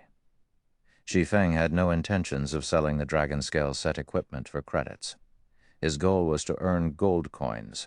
If he sold the Dragon Scale set equipment in Star Moon Kingdom's auction houses or at the Starstreak trading firm, he would not get a good price. In addition, unlike the players in Blackwing City who would spend several gold coins without even blinking, players who could afford such large expenditures were few and far between in Star Moon Kingdom. After arriving at Blackwing City, Shi Feng searched for a secluded location. He then used the demon mask to don a false identity. Unlike his previous visit, when he tried to keep a low profile, Shi Feng changed his appearance to that of a very handsome youth. He had even slightly altered the appearance of the Dragon Claw set equipment he wore, making it look more imposing. He also chose not to hide the special glowing effect of the Dragon Claw set equipment, revealing the telltale light of dark gold equipment. When he reached the streets, the dark gold rank glowing effect that enveloped his body nearly blinded other players. Damn, my eyes aren't playing tricks on me, right? That's a dark gold set equipment. Impossible. It looks awesome. Our guild doesn't even possess a set of fine gold set equipment. Just who is he? Shi Feng dominated the attention of the players wandering the streets, their eyes nearly popping out of their sockets as they stared at him in a daze. They were all upper managers of various large guilds, so their knowledge of the game was extensive. Even if they saw a player wearing fine gold set equipment, they would not reveal such exaggerated reactions. At most, they would briefly admire that player's equipment. A dark gold set equipment, however, shattered their understanding of the game. Chapter 468, Ninth Heaven Pavilion. Chapter 468, Ninth Heaven Pavilion. In just a short moment, news about Shi Feng's sudden appearance had spread throughout Blackwing City. Have you heard? There's a player wearing a full dark gold set equipment. Heard about it? I saw that player with my own eyes. You don't know just how imposing he looked. He was like a ferocious tiger. He had only glanced at me, and my entire body trembled. Ah, a dark gold set equipment. It would be awesome to wear one. Don't even think about it. The various guilds throughout God's domain can't even obtain a fine gold set equipment, let alone dark gold. With a dark gold set equipment, PvP and dungeon raiding would be child's play. If an expert wears the set, they will become practically invincible. Do you think that person will sell his dark gold set equipment? Sell? Are you insane? Do you even know the significance of a dark gold set equipment? A dark gold set equipment is the best equipment currently available in God's domain by far. This set could even become the symbol of a guild, attracting countless players to join. On top of that, the rise in combat power the set provides would make grinding and dungeon raiding far easier. It would play a huge role in one's future development. If it were up to me, I would rather sell my house than sell my dark gold set equipment. I guess you're right. If purchased with credits, a dark gold set equipment should be worth at least 2 million. Including its ability to increase a guild's influence, It is worth more than a single house located in the city center. The players occupying the streets and alleys of Blackwing City discussed Shi Feng. They envied and admired his dark gold set equipment. Before, many of them had dreamed of equipping a fine gold set equipment themselves. Yet now someone actually wore a dark gold set equipment. No, to be precise, someone ran around Blackwing City while wearing a house. While players talked about Shi Feng, the various guild representatives in Blackwing City overworked themselves as they followed Shi Feng while reporting back to their respective guilds. Currently, they no longer had the serenity befitting an upper manager of a guild, as their anxiety was on full display. "This has worked out quite well." Shi Feng revealed a faint smile as he glanced at the various guild representatives behind him. Although he was in Blackwing City, it would not be so easy to sell out of the Dragon Scale set equipment quickly. Soon Shi Feng found a high-class restaurant and rested for a moment. Before Shi Feng could get comfortable, a few players abruptly sat across from him. These players were all level 25 and above, and their equipment was at least Secret Silver rank. One could easily tell that these were not ordinary players. They would be the center of attention on the streets of any other city. However, they could not compete with Shi Feng. Shi Feng's dark gold set equipment was as dazzling as the sun, and one would find it difficult not to notice. "What business do you have with me?" Shi Feng spoke softly as glanced up at these players. These players felt their chests tighten under Shi Feng's pinning gaze, and their opinions of the player before them rose. "Friend, please don't misunderstand us. This humble one is called Swallow 9. We noticed your extraordinary bearing and that you wear a full dark gold set equipment, so there is certainly no need to discuss your strength. We have also noticed that you are an independent player. We few are the representatives of major guilds, and we want to extend invitations to our guilds." The one who spoke was an elegant middle-aged man with a thin figure. On his chest, the man wore the guild emblem of a super guild, the Ninth Heaven Pavilion. Compared to the other representatives before Shi Feng, it was obvious that the power supporting Swallow 9 was far more extensive. If first-rate guilds were the princes and princesses of the virtual gaming world, then super guilds were emperors and empresses. Whether regarding financial powers, influence, or history of super guilds, first-rate guilds could not compare to any of them. In God's domain, a first-rate guild was capable of controlling the majority of a kingdom's territory. A super guild, however, possessed the capacity to control one or two empires' territories. One could just imagine how massive the gap was between the two. Meanwhile, Ninth Heaven Pavilion was a rather ancient super guild. Before the appearance of God's domain, they had been the overlords of several dozen large-scale virtual reality games. They had long since created a gigantic virtual empire for themselves. However, due to the appearance of God's domain, many virtual reality games had lost their markets. Thus, the Ninth Heaven Pavilion focused their investments on God's domain. Meanwhile, the fact that the middle-aged man before Shi Feng was the guild representative of the Ninth Heaven Pavilion spoke volumes of his abilities. "I'm waiting for someone. I also have no interest in joining any guild, so please leave." Shi Feng expressed his impatience, going so far as to reveal a trace of killing intent. Shi Feng's strength allowed him to face a lord as an equal. After going berserk, he could even overwhelm a lord-ranked monster. After living in God's domain for a time, players' intuitions had improved somewhat. Even ordinary players could vaguely sense things such as killing intent, let alone elites and expert players. If Shi Feng casually released a little killing intent, he could inflict a suffocating fear onto an ordinary player. The feeling was more intense for elites and experts who could sense killing intent with more clarity. So strong. Swallow 9 was inwardly shocked. Although Shi Feng had not taken any action, he could feel how powerful Shi Feng was. The swordsman before him was definitely not an ordinary expert, and he was someone who could rival even the top powerhouses in the Ninth Heaven Pavilion.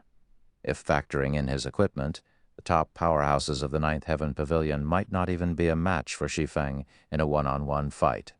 However, this revelation had only served to excite Swallow 9 further.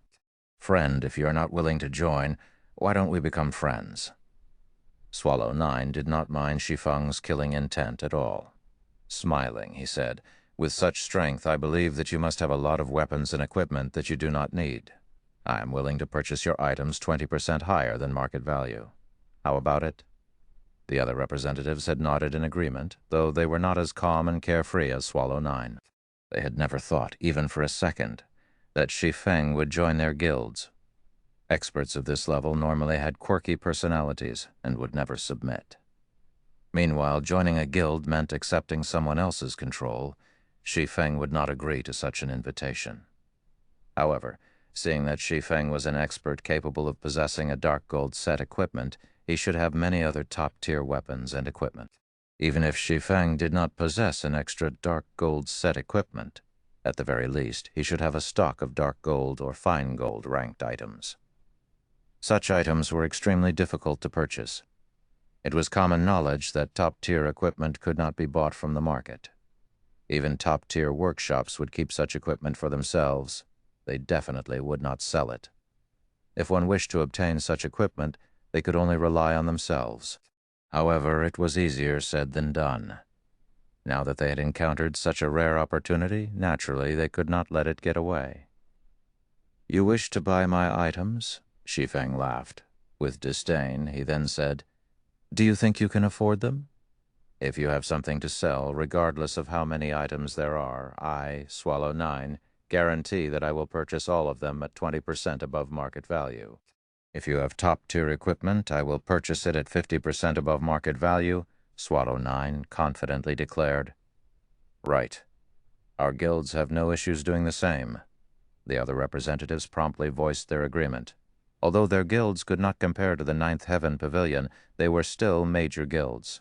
They had more than enough money to purchase a single expert's extra equipment.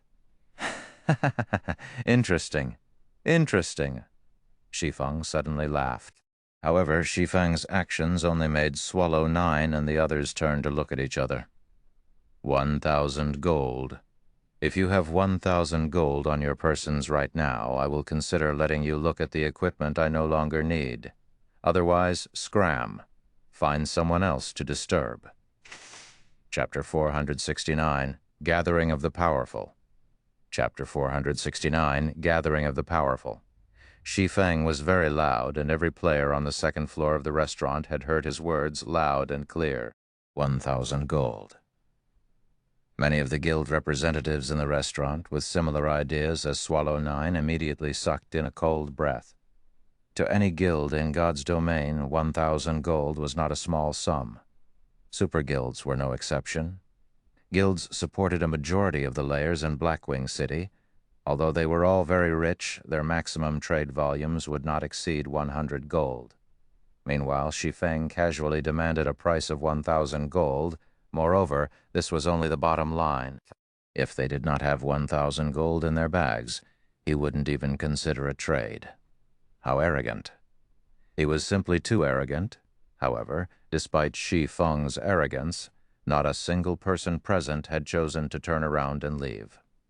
On the contrary, they promptly contacted their respective guilds, ordering the preparation of 1,000 gold. 1,000 gold? You're insane. Do you know the significance of 1,000 gold at this stage of the game? What?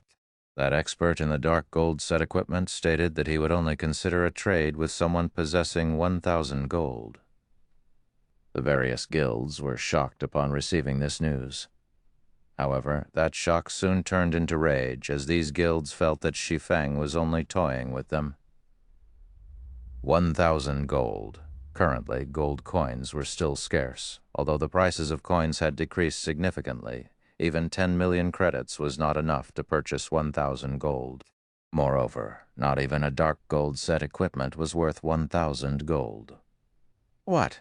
Don't have it? Shi Feng smirked at Swallow 9 and the others. Impatiently, he said, "Since you don't have it, please leave. Stop disturbing my peace." "No, please wait a moment. It is true that I do not have that much money on me right now.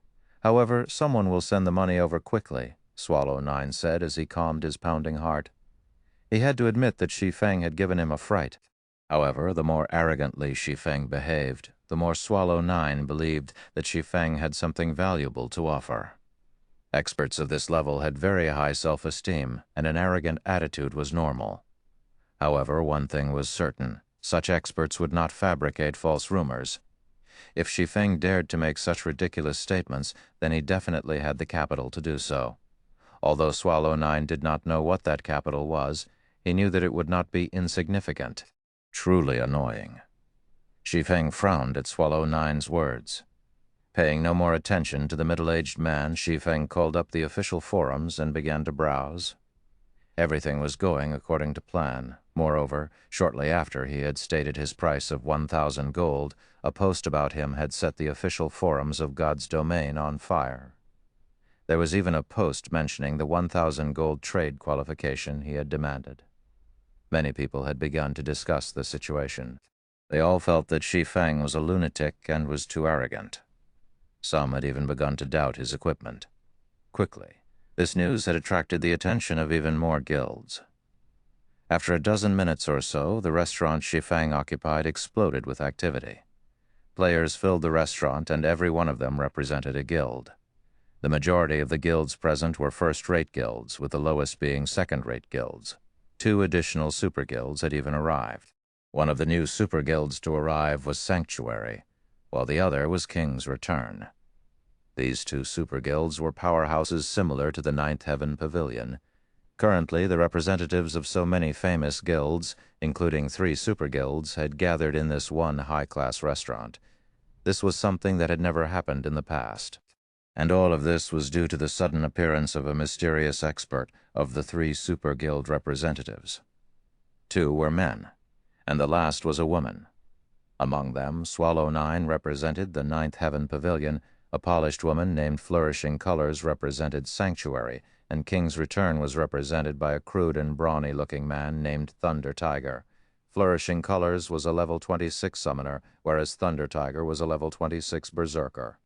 It was clear that the 3 super guild representatives knew each other, as the moment the 3 met, they began to chat as if they were old friends.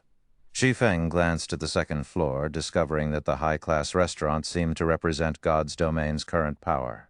As Swallow Nine, Flourishing Colors, and Thunder Tiger were representatives of super guilds, the 3 sat opposite of Shi Feng. As for the representatives of first-rate guilds, they hovered nearby. As for the few second-rate guilds, they sat near the staircase. The hierarchy had been clearly established.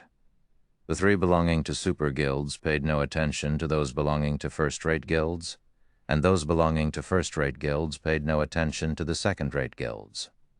The representatives present only spoke to those on the same level as themselves. If Zero Wing attended this gathering, its representative would most likely have to stand at the restaurant's entrance. After half an hour, Swallow Nine finally spoke. "I've put together my 1,000 gold. Please take a look," Swallow Nine said as he smiled at Shi Feng. He then placed his coin pouch on the table. Although the coin pouch was only the size of a fist, this was only an illusion. Regardless of how much money it contained, the coin pouch would retain the same size. Moreover, a player's coin pouch was bound to them, and nobody could steal it. However, others could still check the amount inside with the owner's permission. Brother experts said that one would qualify to trade with you so long as they have 1,000 gold. I happen to have 1,000 gold with me. Please check it for yourself, brother expert. Thunder Tiger similarly placed a coin pouch on the table. I have the same. Flourishing Colors smiled faintly as she, too, revealed her coin pouch. For a time, the various guild representatives on the second floor promptly presented their coin pouches to Shi Feng, allowing him to inspect them. As the crowd waited for Shi Feng's inspection, instead of actually doing so, Shi Feng smiled and said, "That won't be necessary. I believe that the guilds present should not be so poor as to not even possess 1,000 gold. Since all of you have 1,000 gold on your persons now, you all qualify to trade with me. However, the items I wish to sell are limited. Since there are so many people here, I'm sure none of you will oppose an auction, right?" Suddenly, the crowd understood Shi Feng's intentions. This was a public auction. If so, the items would definitely be sold far above market value. Realizing the truth of the matter, everyone's expressions darkened. "Of course, you can also choose not to buy my items. I won't force those who are unwilling." Shi Feng yawned. Slowly, he said, "If anyone is not interested, you're welcome to leave." Yet, even after Shi Feng's declaration, not a single representative turned to leave. They all wanted to see the reason behind Shi Feng's confidence. "Since everyone agrees, I'll begin with the first item, then," Shi Feng said as he swept a glance over the crowd in the hall, nodding with satisfaction. Everything was going according to plan. What happened next would depend on how these people would compete. Hearing Shi Feng begin the auction, the crowd grew tense. Even Swallow 9, Thunder Tiger, and Flourishing Colors, the representatives of 3 super guilds, focused on Shi Feng's every move. In the next moment, Shi Feng took out a piece of equipment from his bag. Looking at the glow of the equipment, it seemed to be fine gold rank, not dark gold rank as everyone had expected. Even so, fine gold equipment was quite valuable. Currently, fine gold equipment was very rare. Although some were available on the virtual trade center, most of those items had inferior attributes. Initially, everyone had thought Shi Feng would state the starting bid for the equipment, signaling the representatives to begin. However, Shi Feng proceeded by revealing another piece of equipment. Moreover, this item was also fine gold ranked, 1 piece, 2 pieces, 3 pieces. Shi Feng displayed a total of 6 pieces of equipment. Moreover, although these 6 pieces were all different, they possessed a single style. That is, a fine gold set equipment. The crowd was stupefied when they saw the dragon scale set equipment on the table. They even wondered if their eyes played tricks on them. Though large guilds had several pieces of dark gold equipment, not even the super guilds possessed a fine gold set equipment. Yet an unknown expert like Shi Feng had won Chapter 470, Strong Appearance.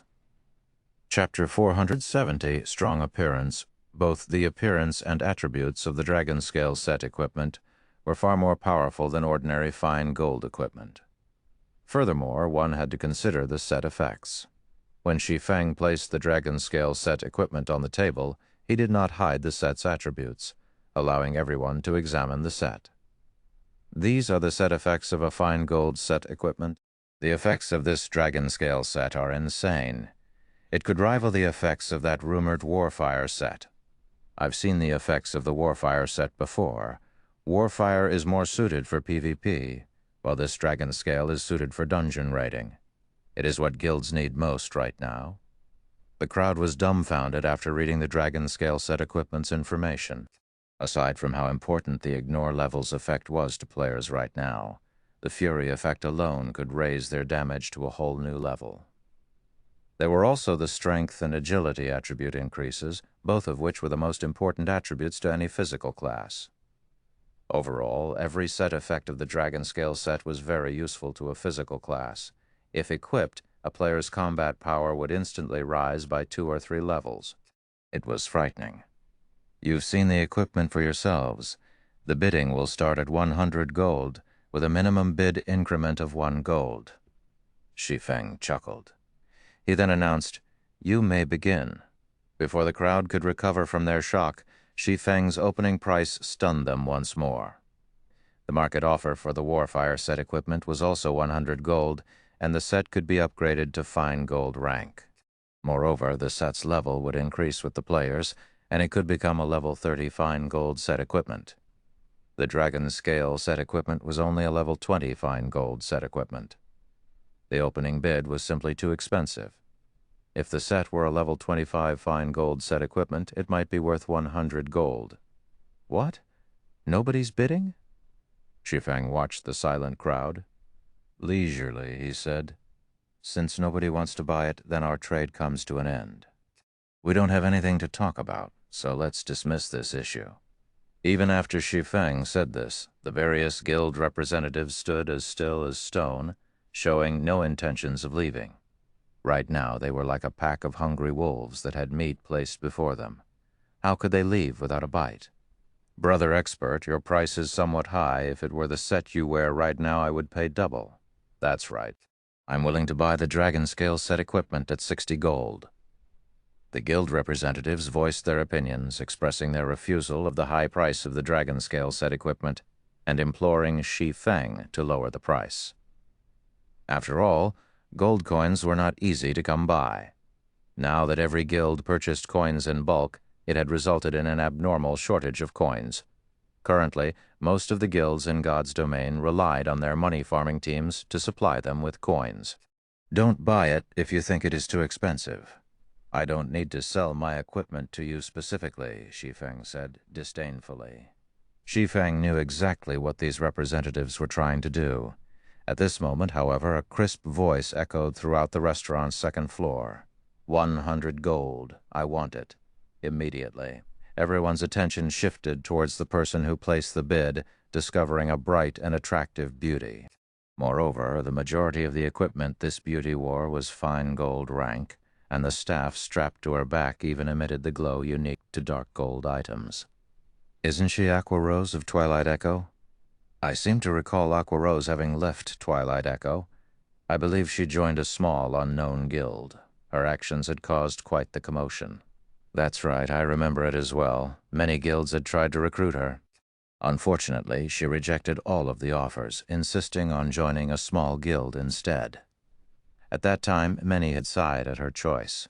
How could she possibly achieve anything in a small guild? Twilight Echo even expressed that, as long as Aqua Rose acknowledged her mistakes, they would gladly welcome her back. Unfortunately, she refused.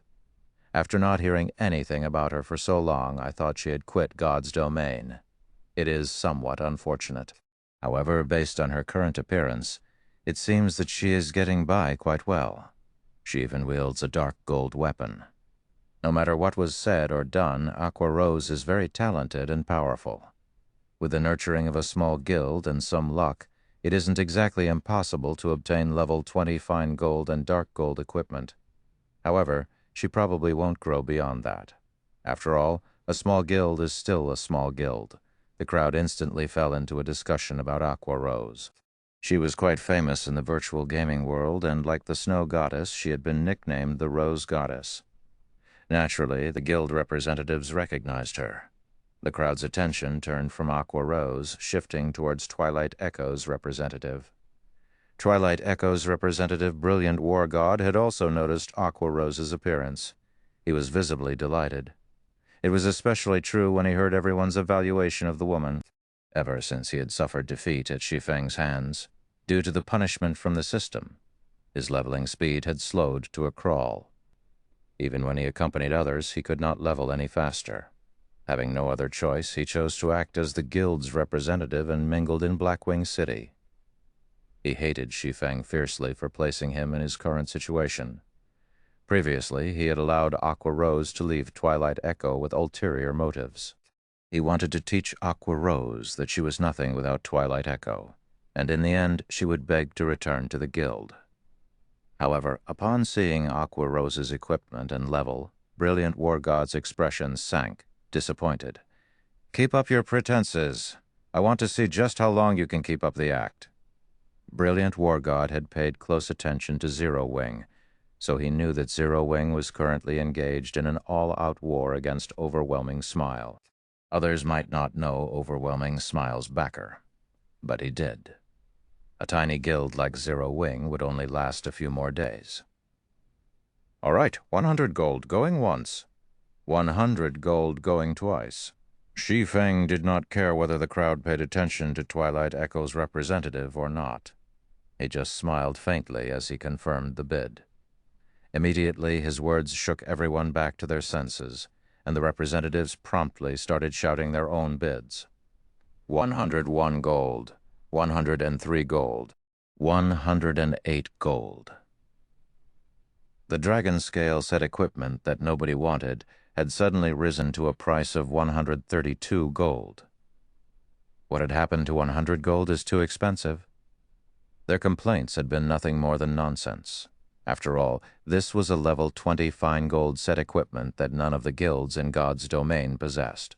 Although the set was not particularly suitable for MTs, it still had better effects than the individual equipment pieces that their MTs currently wore. How could they possibly give up on it? When Thunder Tiger placed a bid of 132 gold, the crowd began to hesitate. 150 gold. Aqua Rose calmly rose the bid. The crowd turned to look at each other, shocked. Even to a large guild, 150 gold was not cheap. To a small guild, that should practically be all they had. Yet, Aqua Rose seemed not to care about the price at all. The representatives began to wonder what kind of guild supported Aqua Rose. 155 gold, Swallow 9 stated. 150 gold, Flourishing Colors began to bid as well. 150 gold was almost the limit a first-rate guild would willingly bid. Any more would be too expensive. However, the 3 super guilds did not care about this price, just as the 3 super guilds began to compete with each other. 200 gold. Although Aqua Rose's voice was not particularly loud, her bid swept through the crowd like a chilling wave. Chapter 471, It is difficult to breed true dragons in shallow waters. 200 gold coins. The crowd immediately fell silent. Everyone turned to Aqua Rose, the rose goddess who had left the first-rate guild, Twilight Echo. She's insane. Spending 200 gold coins just to garner some fame is foolish. Does the guild behind her really possess so much money that they can disregard 200 gold? Every representative had their own speculation. Some believed that Aqua Rose was trying to use the money to buy fame, while some believed that the guild supporting her possessed an extraordinary background. However, regardless of the reasons behind her actions, everyone's admiration for Aqua Rose grew. Every guild here could afford to spend 200 gold. After all, before Shi Feng had started his auction, he had required that anyone who wanted to trade with him must first carry 1,000 gold on them. If not for the 1,000 gold in their bags, they would not be so shameless as to participate in the auction. Every guild in this restaurant was a reputable major power. If others discovered that they did not have 1,000 gold in their bags, it would tarnish their guild's reputation. However, although they had the money, they would not spend it on useless items. They would only buy that which had value to their guilds. After all, their members had struggled to earn every gold coin. Nobody wanted to be played for a fool. The 3 super guild representatives were also silent. They looked at Aqua Rose with curiosity, confused as to what the rose goddess was attempting to do. 200 gold going once. Shi Feng watched the calm and composed Aqua Rose, silently praising her performance. He had to admit that Aqua Rose's confident smile even led him to believe that 200 gold was no different from spare change to her. 200 gold going twice. Just as Shi Feng shouted the second time, Brilliant War God suddenly shouted, 201 gold. This young master wants it. 210 gold, Aqua Rose said as she glared at Brilliant War God, disgust and hatred filling her eyes. 211 gold. Brilliant War God sneered. Although he was not particularly interested in the dragon scale set equipment, he could not stomach letting Aqua Rose garner fame in front of this crowd. If that happened, it would wound his reputation. Hence, he could not allow Aqua Rose to have the dragon scale set equipment, allowing her to enjoy the limelight. 300 gold. Done wasting time, Aqua Rose significantly raised the bid. The other guild representatives were stunned. The 3 super guild representatives shook their heads helplessly. The price was simply too high. Previously, everyone had believed that Aqua Rose would never rise without the help of Twilight Echo. Yet Aqua Rose's current performance was more domineering than during her time in Twilight Echo. She was no less imposing than Ouroboros's guild leader, the snow goddess, Gentle Snow. They could not understand why Twilight Echo had discarded Aqua Rose. Brilliant War God's heart trembled upon hearing this bid. Gritting his teeth, he shouted, 301 gold. It had not been easy for the guild to raise the 1,000 gold he had on him right now, and part of the money had been taken from the funds set aside for Twilight Echo's guild residence. If he spent 300 gold here, it would undoubtedly delay the purchase of the guild residence by 1 or 2 days. 400 gold, Aqua Rose shouted without flinching. She then shot Brilliant War God a disdainful look. None of these representatives were fools. They could tell that. Rather than purchasing an item, Brilliant War God and Aqua Rose currently competed via wealth. However, when they saw Aqua Rose's resolve as she called out a bid of 400 gold, they could not help but admire the Rose Goddess. Just what kind of financial power did she possess to ignore 400 gold? You? Seeing Aqua Rose's contemptuous glance, Brilliant War God had never felt such humiliation. Suddenly, he gritted his teeth and shouted, Aqua Rose! Don't even think of taking what's mine. So what if you've bid 400 gold? I bid 500 gold. 500 gold going once. 500 gold going twice. As Shi Feng announced the price, Brilliant War God's anxiety grew. He was deeply afraid that Aqua Rose would place an even higher bid. At that time, he would have to raise his bid even further.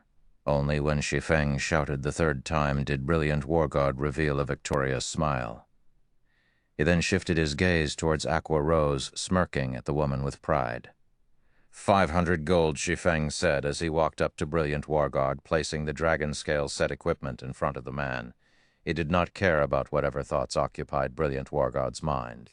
When the crowd watched Brilliant War God hand over 500 gold in exchange for the dragon scale set equipment, envy, admiration, and disdain filled their hearts. However, they admitted that the dragon scale set equipment was currently the only level 20 fine gold set equipment available in God's domain. Although it was somewhat foolish to spend 500 gold once they had the dragon scale set equipment, the profits they could reap with it might exceed 500 gold. Thinking up to this point, the various guild representatives felt somewhat regretful. Why had they not competed over the set? What if they could gain far more than 500 gold with the use of this set? After obtaining the dragon scale set equipment, a sense of indescribable joy filled Brilliant War God's heart as he watched the silent Aqua Rose. However, before he could ridicule the woman, Shi Feng suddenly spoke again. Let's begin the auction for the second item, then. The auctioned item is another dragon scale set equipment. Like before, the starting bid is 100 gold with minimum increments of 1 gold.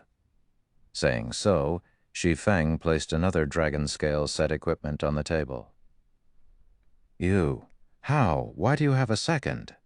Brilliant War God felt his heart shatter when he saw an exact copy of the dragon scale set equipment he had just purchased. Who said I only had one set? Shi Feng rolled his eyes at Brilliant War God before proceeding with the auction.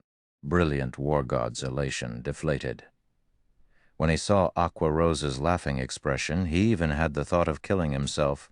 When the crowd saw the second dragon scale set equipment on the table, they all glanced at their fellow representatives. Nobody had expected Shi Feng to have a second set. The regret that they had felt immediately vanished. They had somewhat admired Brilliant War God for spending 500 gold to purchase the first level 20 fine gold set equipment in God's domain. Now, however, that admiration turned into ridicule. 150 gold. I bid 155 gold. Previously, everyone had felt that 100 gold was too expensive. Now, however, multiple guilds simultaneously began the bid with 150 gold. However, just like before, Aqua Rose immediately dashed everyone's hopes by bidding 200 gold. This time, the 3 Super Guild representatives did not hesitate as they shouted higher bids. Items of rarity were expensive. It was especially true during the early stages of God's domain. Just a single piece of equipment could significantly affect the future development of a guild, not to mention a fine gold set equipment. In the end, Aqua Rose purchased the second dragon scale set equipment at 280 gold. The many guild representatives envied and admired her. Simultaneously, they also could not help but acknowledge that Aqua Rose was really amazing. Even after leaving Twilight Echo, she was still so well off. One could just imagine how capable she was. On the other hand, Twilight Echo had been so blind as to chase Aqua Rose out of the guild. As everyone admired Aqua Rose, interest in her guild also began to grow. It was difficult to breed a true dragon in shallow waters. Aqua Rose was undoubtedly a true dragon. No ordinary guild would be good enough to catch her eye. Soon, Shi Feng took out the third dragon scale set equipment, rendering the crowd utterly speechless. They had even started to suspect that the dragon scale set equipment was some kind of common good that could be purchased anywhere. However, nobody complained. On the contrary, they all were elated because they had another chance to compete. Shi Feng had never mentioned how many sets he had on hand. What if this one was the last? Hence, everyone gritted their teeth and placed their bids. In the end, Swallow 9 won the third set for 291 gold. Following which, Shi Feng revealed the fourth set, which Sanctuary's Flourishing Colors won for 303 gold. Thunder Tiger of King's Return won the 5th set for 322 gold, whereas a first-rate guild purchased the 6th set for 337 gold. Initially, everyone had believed that Shi Feng would reveal the 7th set.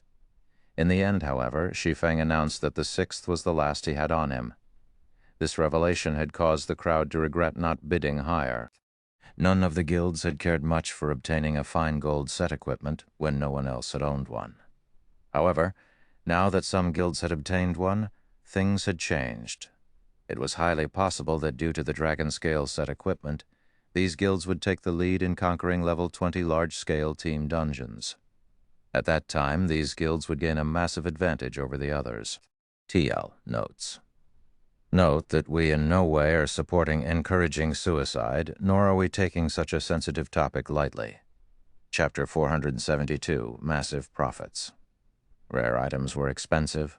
Although Shi Feng had over 100 copies of the Dragon Scale set equipment, if he wished to sell them at a good price, he could not sell too many at once. He needed to regulate the number of sets he sold. Currently, the 6 sets he had actioned would not sate these guilds' thirst. Even if he tripled or quadrupled that number, the price they were willing to pay would not decrease. However, Shi Feng would not do so. 6 sets were the limit. If he sold any more, it would lead to everyone to believe that the Dragon Scale set equipment was easily obtainable. If he tried to sell it later, it would become impossible to get a good price. Although Shi Feng had produced over 100 sets of Dragon Scale set equipment, they were not cheap to forge. Aside from the basic materials, each set piece required 10 Starfire essences. One Dragon Scale set equipment cost more than 10 gold to produce. After factoring in the forging success rate, a single Dragon Scale set equipment cost 30 gold. If anyone else forged the set, it would cost them over 100 gold. Naturally, Shi Feng could not sell the Dragon Scale set equipment for a low price. Despite Shi Feng stating that he did not have another Dragon Scale set equipment on him, none of the various guild representatives believed him. Shi Feng had been able to reveal 6 sets in a row no matter how one looked at it. Shi Feng must have found a special channel to obtain the Dragon Scale set equipment. Unfortunately, only he knew his source. However, they could do nothing if Shi Feng insisted that he had run out of stock. Many of the representatives who had failed to purchase a set for themselves struggled with their reluctance to accept the situation. On the other hand, Aqua Rose's appearance had incited a heated discussion. The crowd was quite curious about the guild behind Aqua Rose. Even first-rate guilds like theirs had to hesitate before finally deciding to bid for the Dragon Scale set equipment, their hearts aching at the expense. The guild behind Aqua Rose, on the other hand, was actually willing to spend so much gold just to purchase a Dragon Scale set equipment. It was really surprising after the auction concluded. Shi Feng did not linger in the restaurant. Instead, he left and searched for a hotel to rest and change his appearance using the demon mask once again. Sure enough, there are quite a number of people following me. Shi Feng glanced at the players inside the hotel's lobby. The moment he came downstairs, these players had promptly turned to look at him. No matter what was said or done, the Dragon Scale set equipment was a level 20 fine gold set equipment. The various guilds' desire for the Dragon Scale set equipment was self-evident. Even if he did not sell the set in bulk, it was difficult to avoid attracting attention. These guilds would naturally try to discover the origin of the Dragon Scale set equipment. If these guilds learned that the Dragon Scale set equipment originated from Zero Wing, Zero Wing would become a target. It was already troublesome enough dealing with one overwhelming smile if other first-rate guilds and super guilds joined the fray. Zero Wing would be cut off from its path of survival. Currently, unlike other guilds that branched out to various cities and kingdoms, Zero Wing developed itself solely in White River City. In general, the guild was only famous in Star Moon Kingdom. Outside of Star Moon Kingdom, it was simply another unknown guild. To these first-rate guilds and super guilds in Blackwing City, Zero Wing was not even a speck of dust. It was not worthy of their attention in the least. No lion recognized the ants beneath its feet. Shi Feng could cope in White River City while facing one overwhelming smile. However, Zero Wing would end up in an extremely precarious situation should the many large guilds present move against it. This was also why Shi Feng had called Aqua Rose. The first reason was to hike up the price of the Dragon Scale set equipment. The second was to avoid attracting these large guilds' suspicion when the set appeared in Zero Wing. "You guys have fun waiting here." Then Shi Feng smiled faintly as he left the hotel. From the moment he entered the lobby to the moment he left, none of the trackers paid him any mind. After leaving the hotel, Shi Feng immediately hailed a horse carriage and rode it to the Blackwing auction house. Other than holding the weekly large-scale auctions, the Blackwing auction house was also a hub for players to sell their items.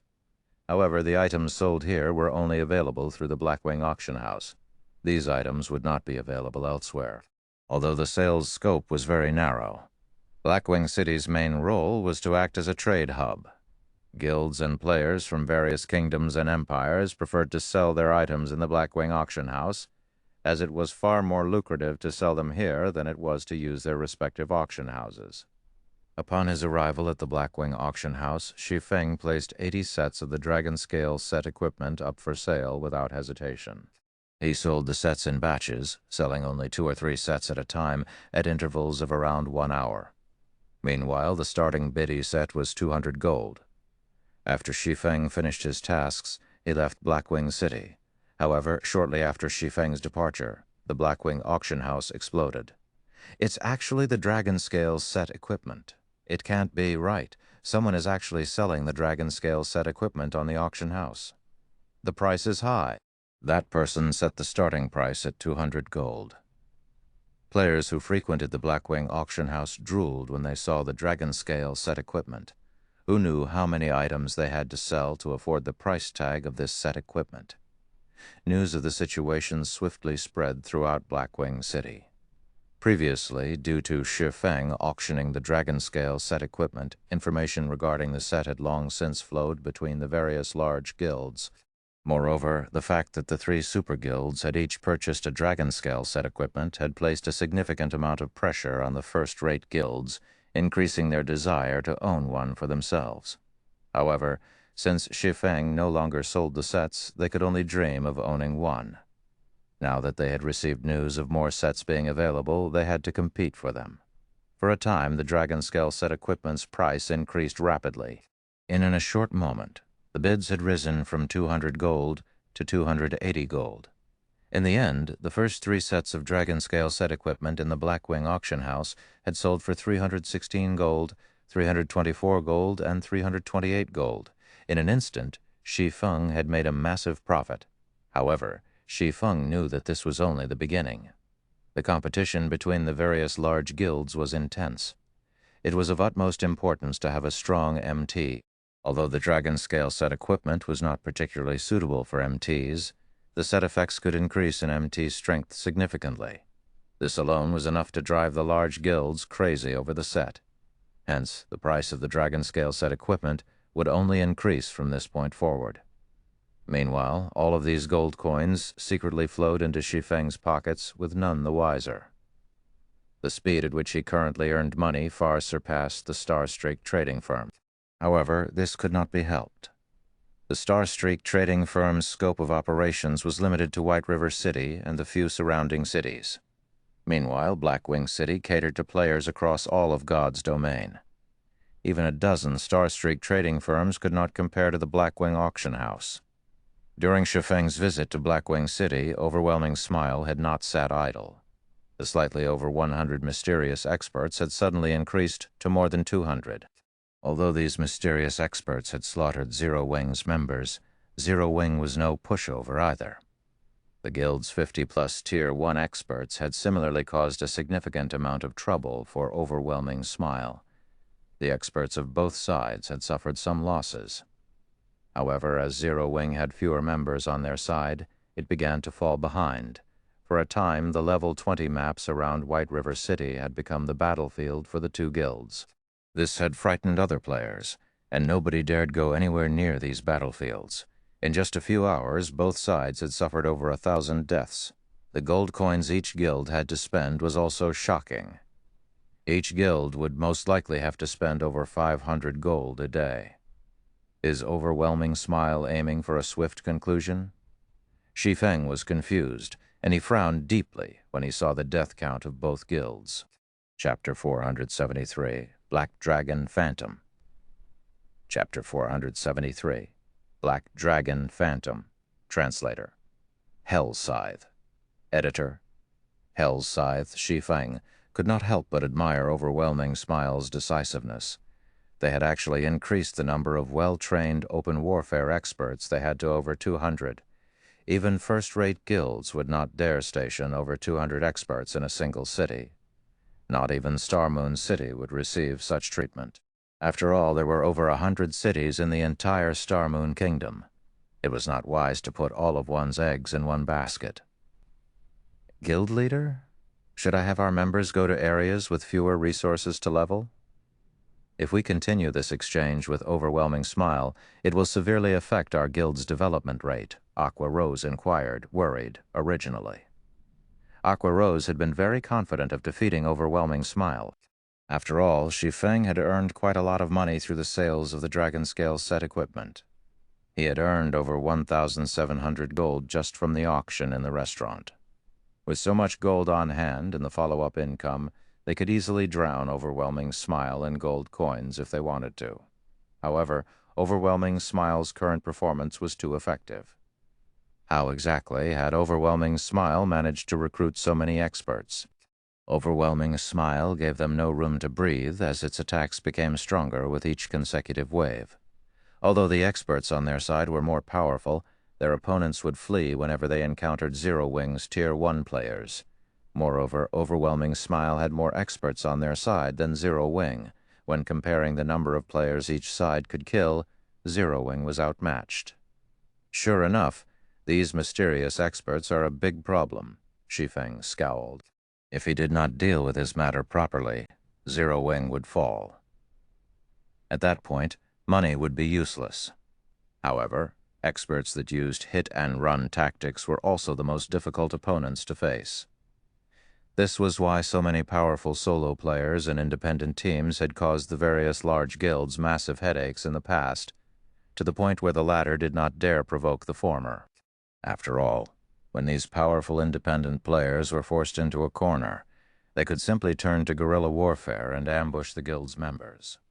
By the time the guild's experts arrived, these independent players would be long gone, unless the guild's experts arrived at the scene as soon as the independent players took action. Catching them in the fields was only a dream. Currently, although both Zero Wing and Overwhelming Smile employed these hit-and-run tactics, Overwhelming Smile's experts outnumbered Zero Wing's by 4 to 1. In the long term, Zero Wing would definitely burn out first. Appear immediately. That's right, appear immediately. Shi Feng suddenly received a flash of inspiration. Smiling faintly, he said, Aqua. Notify the members out in the field to report their coordinates through the guild channel should they meet Overwhelming Smile's experts. I've already tried that. It's useless. Our men cannot arrive in time. Moreover, those experts are very sly. Even if we encounter them, they run the moment they see our reinforcements, Aqua Rose said, shaking her head. Give the order and leave the rest to me. Shi Feng chuckled. Anyone else might be helpless in this situation. At most, he could join the hunting parties and slaughter Overwhelming Smile's members. How could he possibly be more efficient alone than Overwhelming Smile's large number of experts?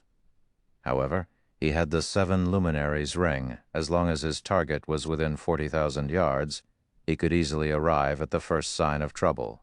I understand. Although Aqua Rose was confused about Shi Feng's intentions since he had given the order, he must have his own countermeasures. Before, when she had worried over the lack of guild funds, Shi Feng had suddenly revealed so many sets of Dragon Scale set equipment. He had even converted them into a large amount of gold, utterly surprising her.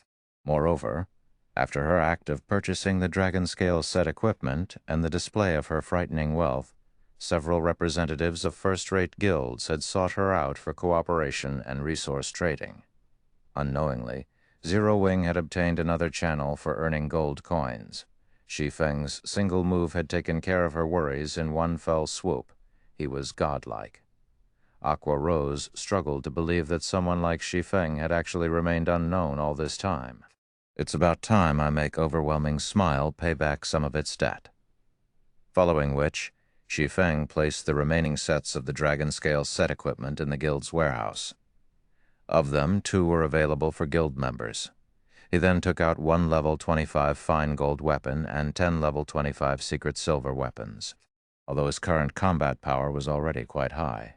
Like a lion pouncing on a hare, it was necessary to go all out, even when fighting a small enemy or tackling a minor problem.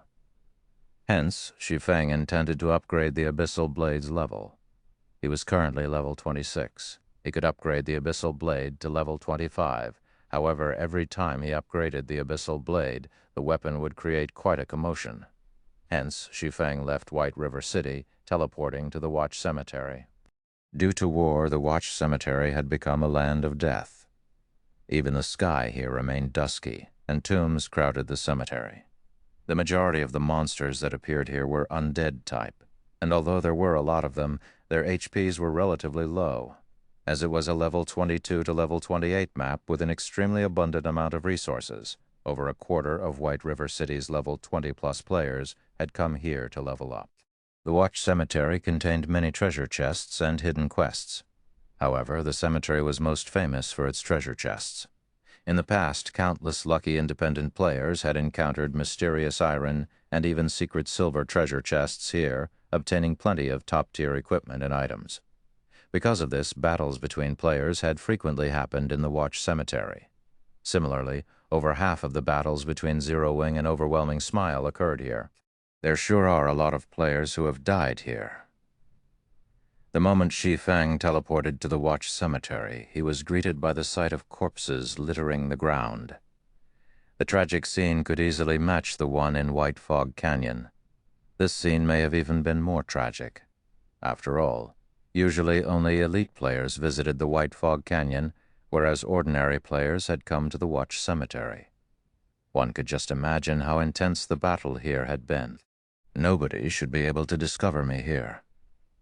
Shi Feng found a hidden underground tomb. After investigating his surroundings and failing to discover any nearby players, he unsheathed the Abyssal Blade. Devour. Shi Feng lightly tapped the Abyssal Blade's Level Up button. After Shi Feng selected a level 25 fine gold weapon and 10 level 25 secret silver weapons, the silvery gray Abyssal Blade suddenly released a black fog compared to the previous level-ups. The black fog was denser this time. The 11 sacrificial weapons instantly transformed into ash when they came into contact with this black fog. In the next moment, the power within these weapons flowed into the Abyssal Blade. Immediately, Shi Feng felt the Abyssal Blade release a massive pulse. Rather than a pulse, it was more like a heartbeat. Thump, thump. Each consecutive heartbeat grew clearer and more intense. In the next moment, the Abyssal Blade struggled free from Shi Feng's hands, sending Shi Feng flying into one of the walls of the tomb. What's happening? Shi Feng watched the hovering Abyssal Blade, surprised. This was the first time he had encountered such a rejection. As the pulses grew more intense, the tomb began to tremble. Suddenly, a large boom resounded as the entire underground tomb collapsed and vanished, revealing the dark gray sky above. Soon after, the Abyssal Blade fragmented and transformed into a massive pitch-black heart. Along with the heartbeat, the phantom of a massive black dragon emerged. The black dragon was over a dozen meters tall, and its bone-chilling eyes focused on Shi Feng. Suddenly, it spread its maw and released a thundering roar. Chapter 474, Abyssal Upgrade. The black dragon's roar shook the sky, loud enough that anyone nearby would notice it. What a powerful roar. A high-level monster must have spawned somewhere nearby. We'll be rich if it's a chieftain. Let's go and take a look. We can't let others snatch it from us. When a team of over 20 players, a short distance from the tomb, noticed the black dragon's roar, they finished off the monsters they currently faced and rushed over to the tomb. The Watch Cemetery was a land of treasures, and one could even discover a treasure chest by accidentally falling into a hole. However, powerful monsters were rare in the Watch Cemetery, and normally these monsters lingered near treasures. This had already become a publicly acknowledged trend. This monster's roar alone was already so powerful. No one who heard it would risk missing this opportunity. At the same time, many other teams who had heard this frightening roar also ran towards the tomb and Shi Feng. At the epicenter of the roar, however, one man and one dragon stared each other down. The dragon released a frightening aura, and the surrounding air had begun to stagnate. Is this the backlash? At this moment, Shi Feng had heightened his 5 senses to their very limits, wearing a grim expression. All of his concentration was on the black dragon phantom before him. Although the black dragon was not the real thing, only a phantom, Shi Feng proceeded with caution. Moreover, Shi Feng had not reacted in such a way intentionally. His response had been an unconscious decision. The chilling, killing intent in the phantom's gaze was so intense that Shi Feng was breathless. He had never felt anything like this before, even against a great lord. Shi Feng had never encountered the backlash of a magic weapon before. He had also never heard about what exactly occurred during a backlash. However, seeing that so many top-tier experts had fallen to it in the past, a magic weapon's backlash was no trivial matter. Single mistake, and Shi Feng might end up with a crippled character. This was also why every player had to consider their options carefully when they obtained a magic weapon. While Shi Feng prepared to face a powerful enemy, the Black Dragon's phantom only pinned Shi Feng with its crimson eyes. It had not attacked. "You're not going to strike?" Shi Feng was slightly surprised. Although Shi Feng had not taken any measures to deal with the Abyssal Blade's backlash, his brain activity's improvement had allowed him to reach the refinement realm. With the techniques he had learned, he was already more powerful than he had been in the past, so he was confident that he could deal with the backlash. The Black Dragon's phantom suddenly revealed a human-like sneer, deep disdain filling its eyes as it glared at Shi Feng, following which the phantom vanished, leaving behind only a pile of ruins and the Abyssal Blade, which buried its blade in the ground. At this moment, the Abyssal Blade had recovered its original black color and was now thoroughly pitch black. There was a faint layer of black smoke surrounding it, and no one could see the weapon during the dead of night. "Is this not the backlash?" Shi Feng examined the Abyssal Blade, disbelief coloring his expression. "Sure enough, the more I level up the Abyssal Blade, the more powerful the Black Dragon becomes, and the weaker the suppression becomes." Shi Feng walked over and pulled the Abyssal Blade from the ground. He then checked the attributes of the magic weapon: Abyssal Blade, one-handed sword, magic weapon, attack power plus 423, all attributes plus 36, attack speed plus 12, ignore levels plus 12. Attacks have 45% chance to cause 200% damage, 20% chance to cause 300% damage, 20% chance to induce Doom Curse, reducing all attributes by 40% for 35 seconds.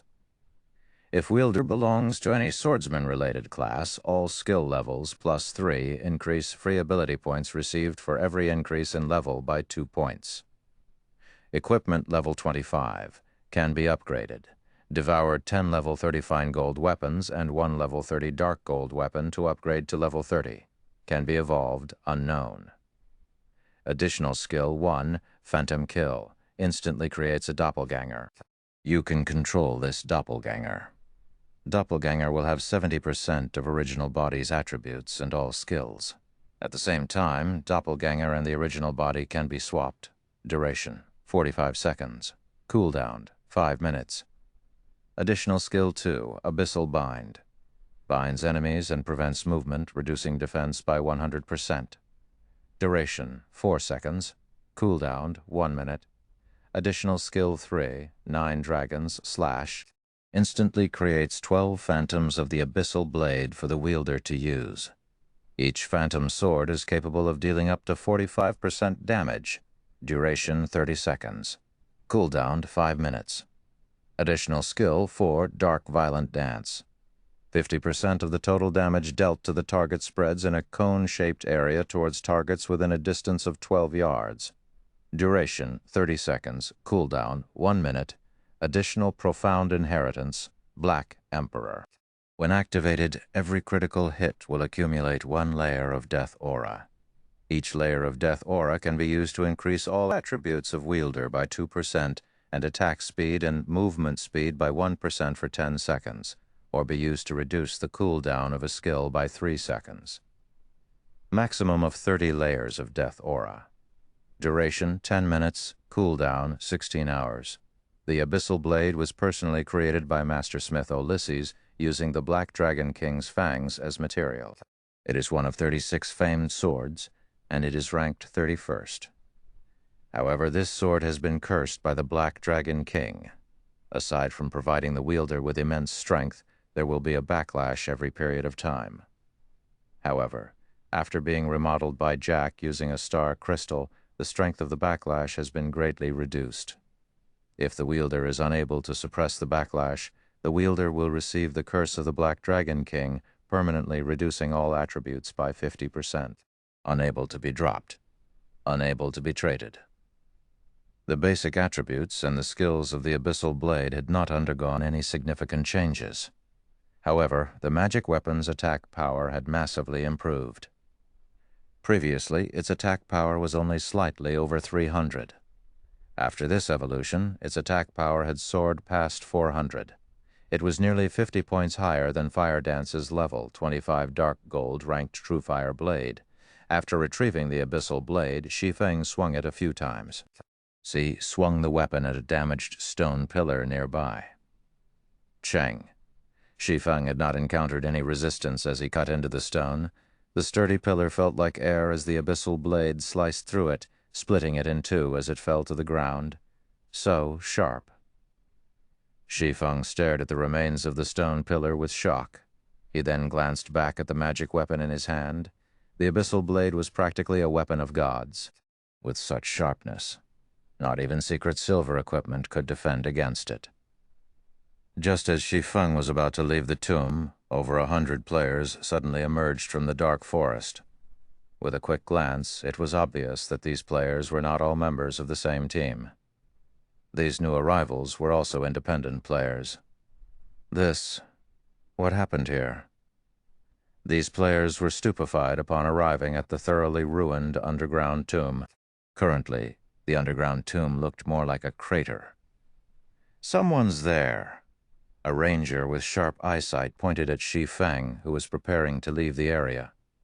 Suddenly, everyone shifted their gaze towards Shi Feng. At this moment, Shi Feng wore a black cloak that obscured his appearance. He had also hidden the glow effects of his equipment.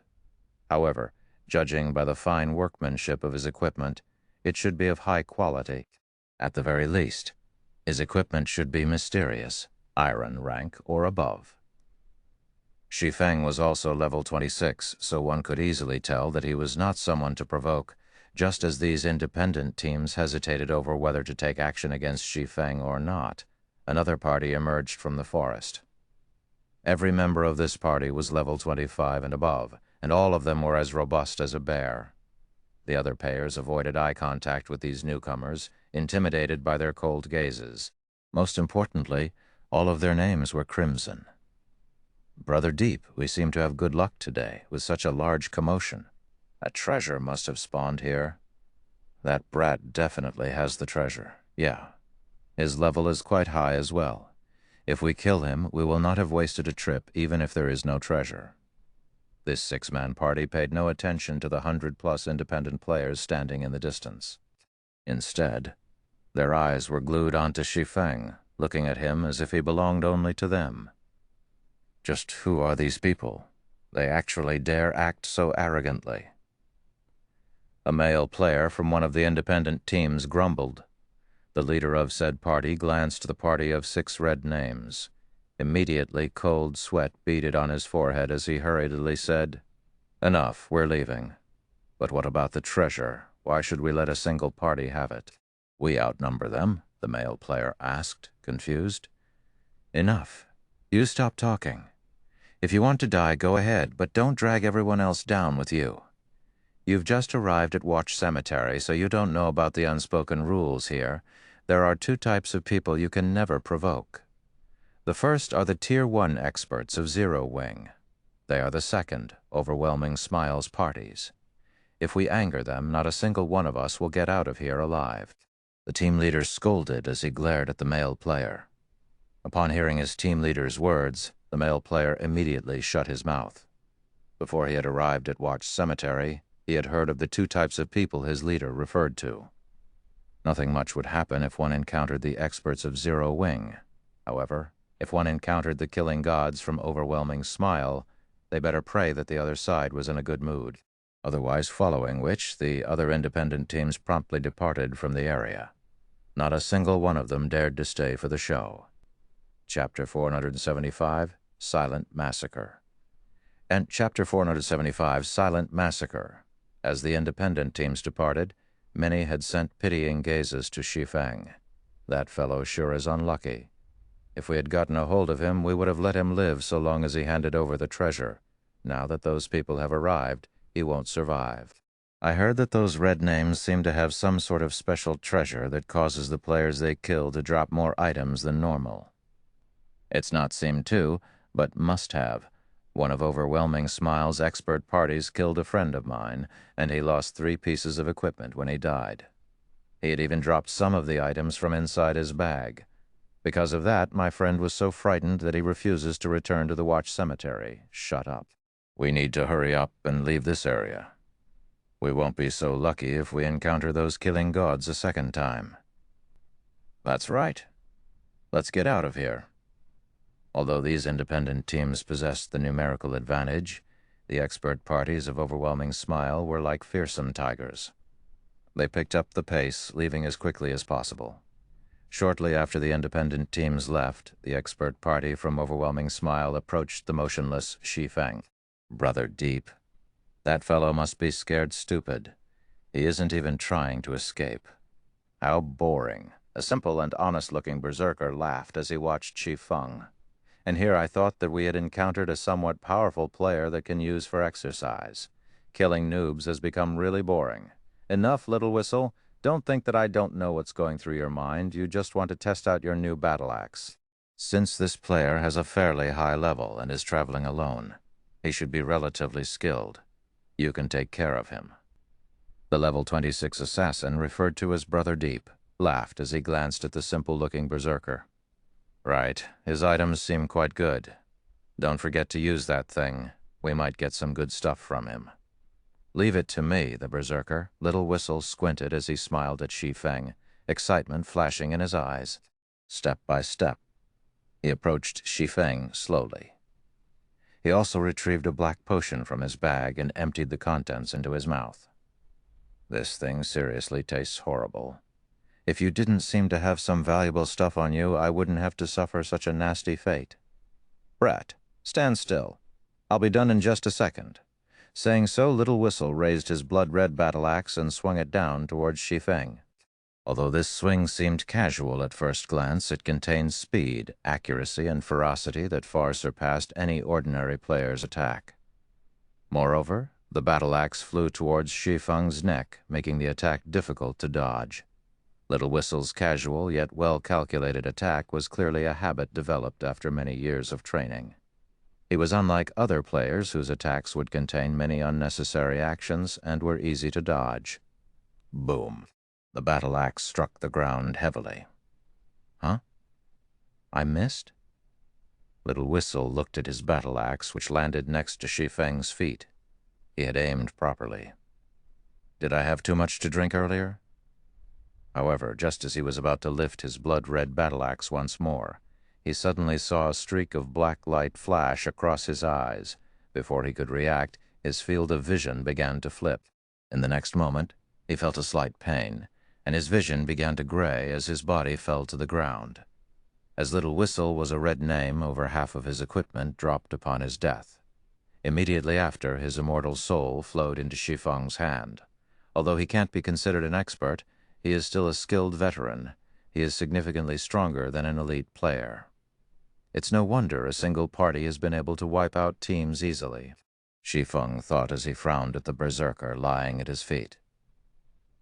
He then shifted his gaze to the 5 other party members a short distance away, paying no attention to the large amount of equipment scattered before him.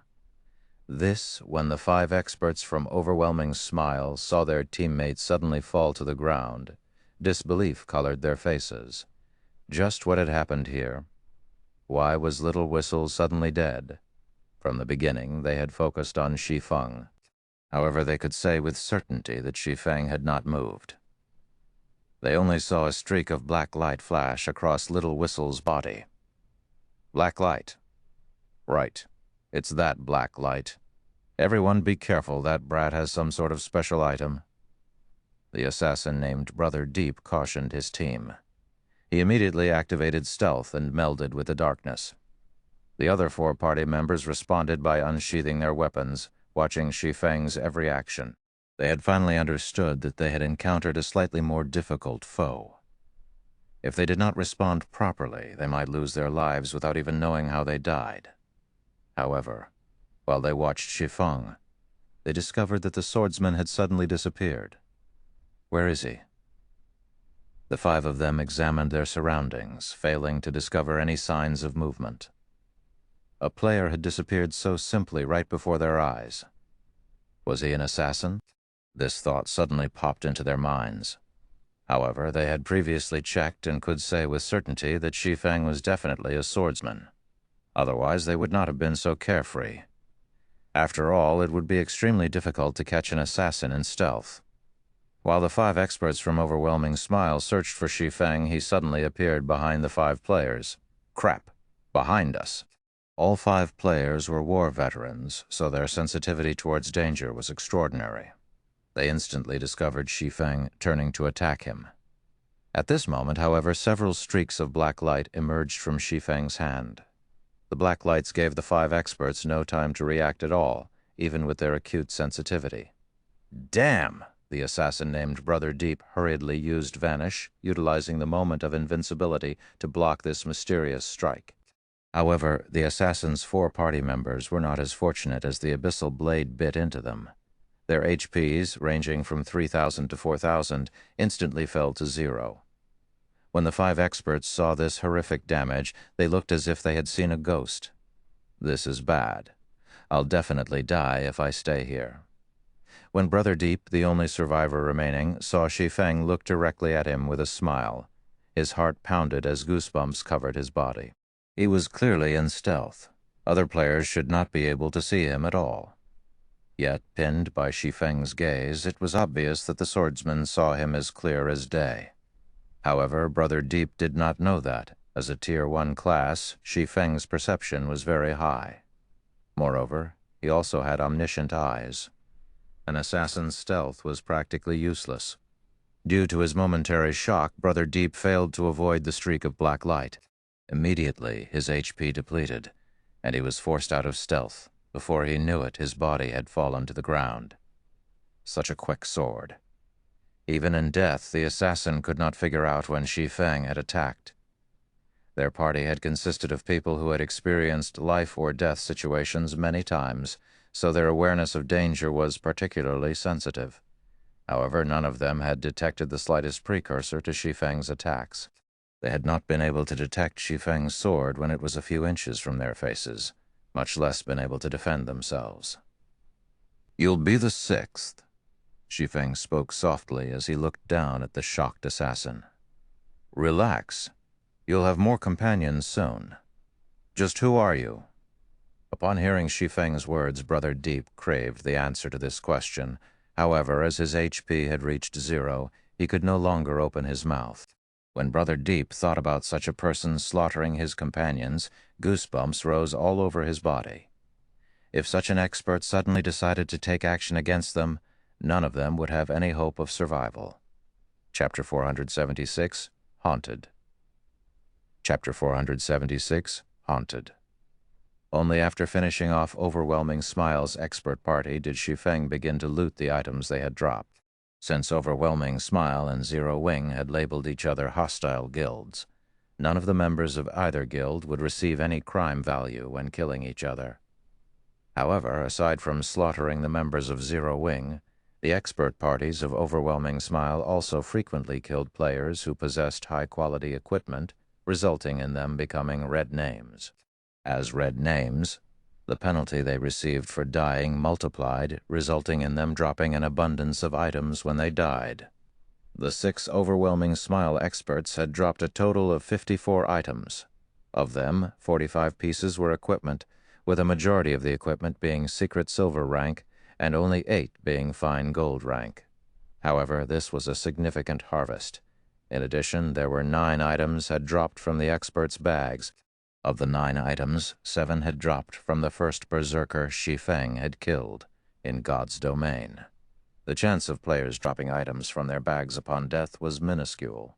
However, as the overwhelming smile experts were read names, this chance had been multiplied by several times. Even so, it was still a very small chance. The fact that Shi Feng had obtained 7 items from a single player's bag, in addition to the 45 pieces of equipment from killing a 6-man party, was mainly due to this berserker dropping all of his equipment. He had nothing left. It was unbelievable. Just how abysmal is this fellow's luck? Did he do something to anger the heavens? Not even someone who had killed thousands would have such a fate. Shi Feng could not help but pity the berserker lying at his feet. Regardless of how Shi Feng felt, he still pocketed the berserker's items.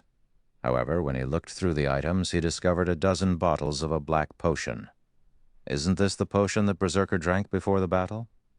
Shi Feng examined the black potion and suddenly recalled the berserker's comment.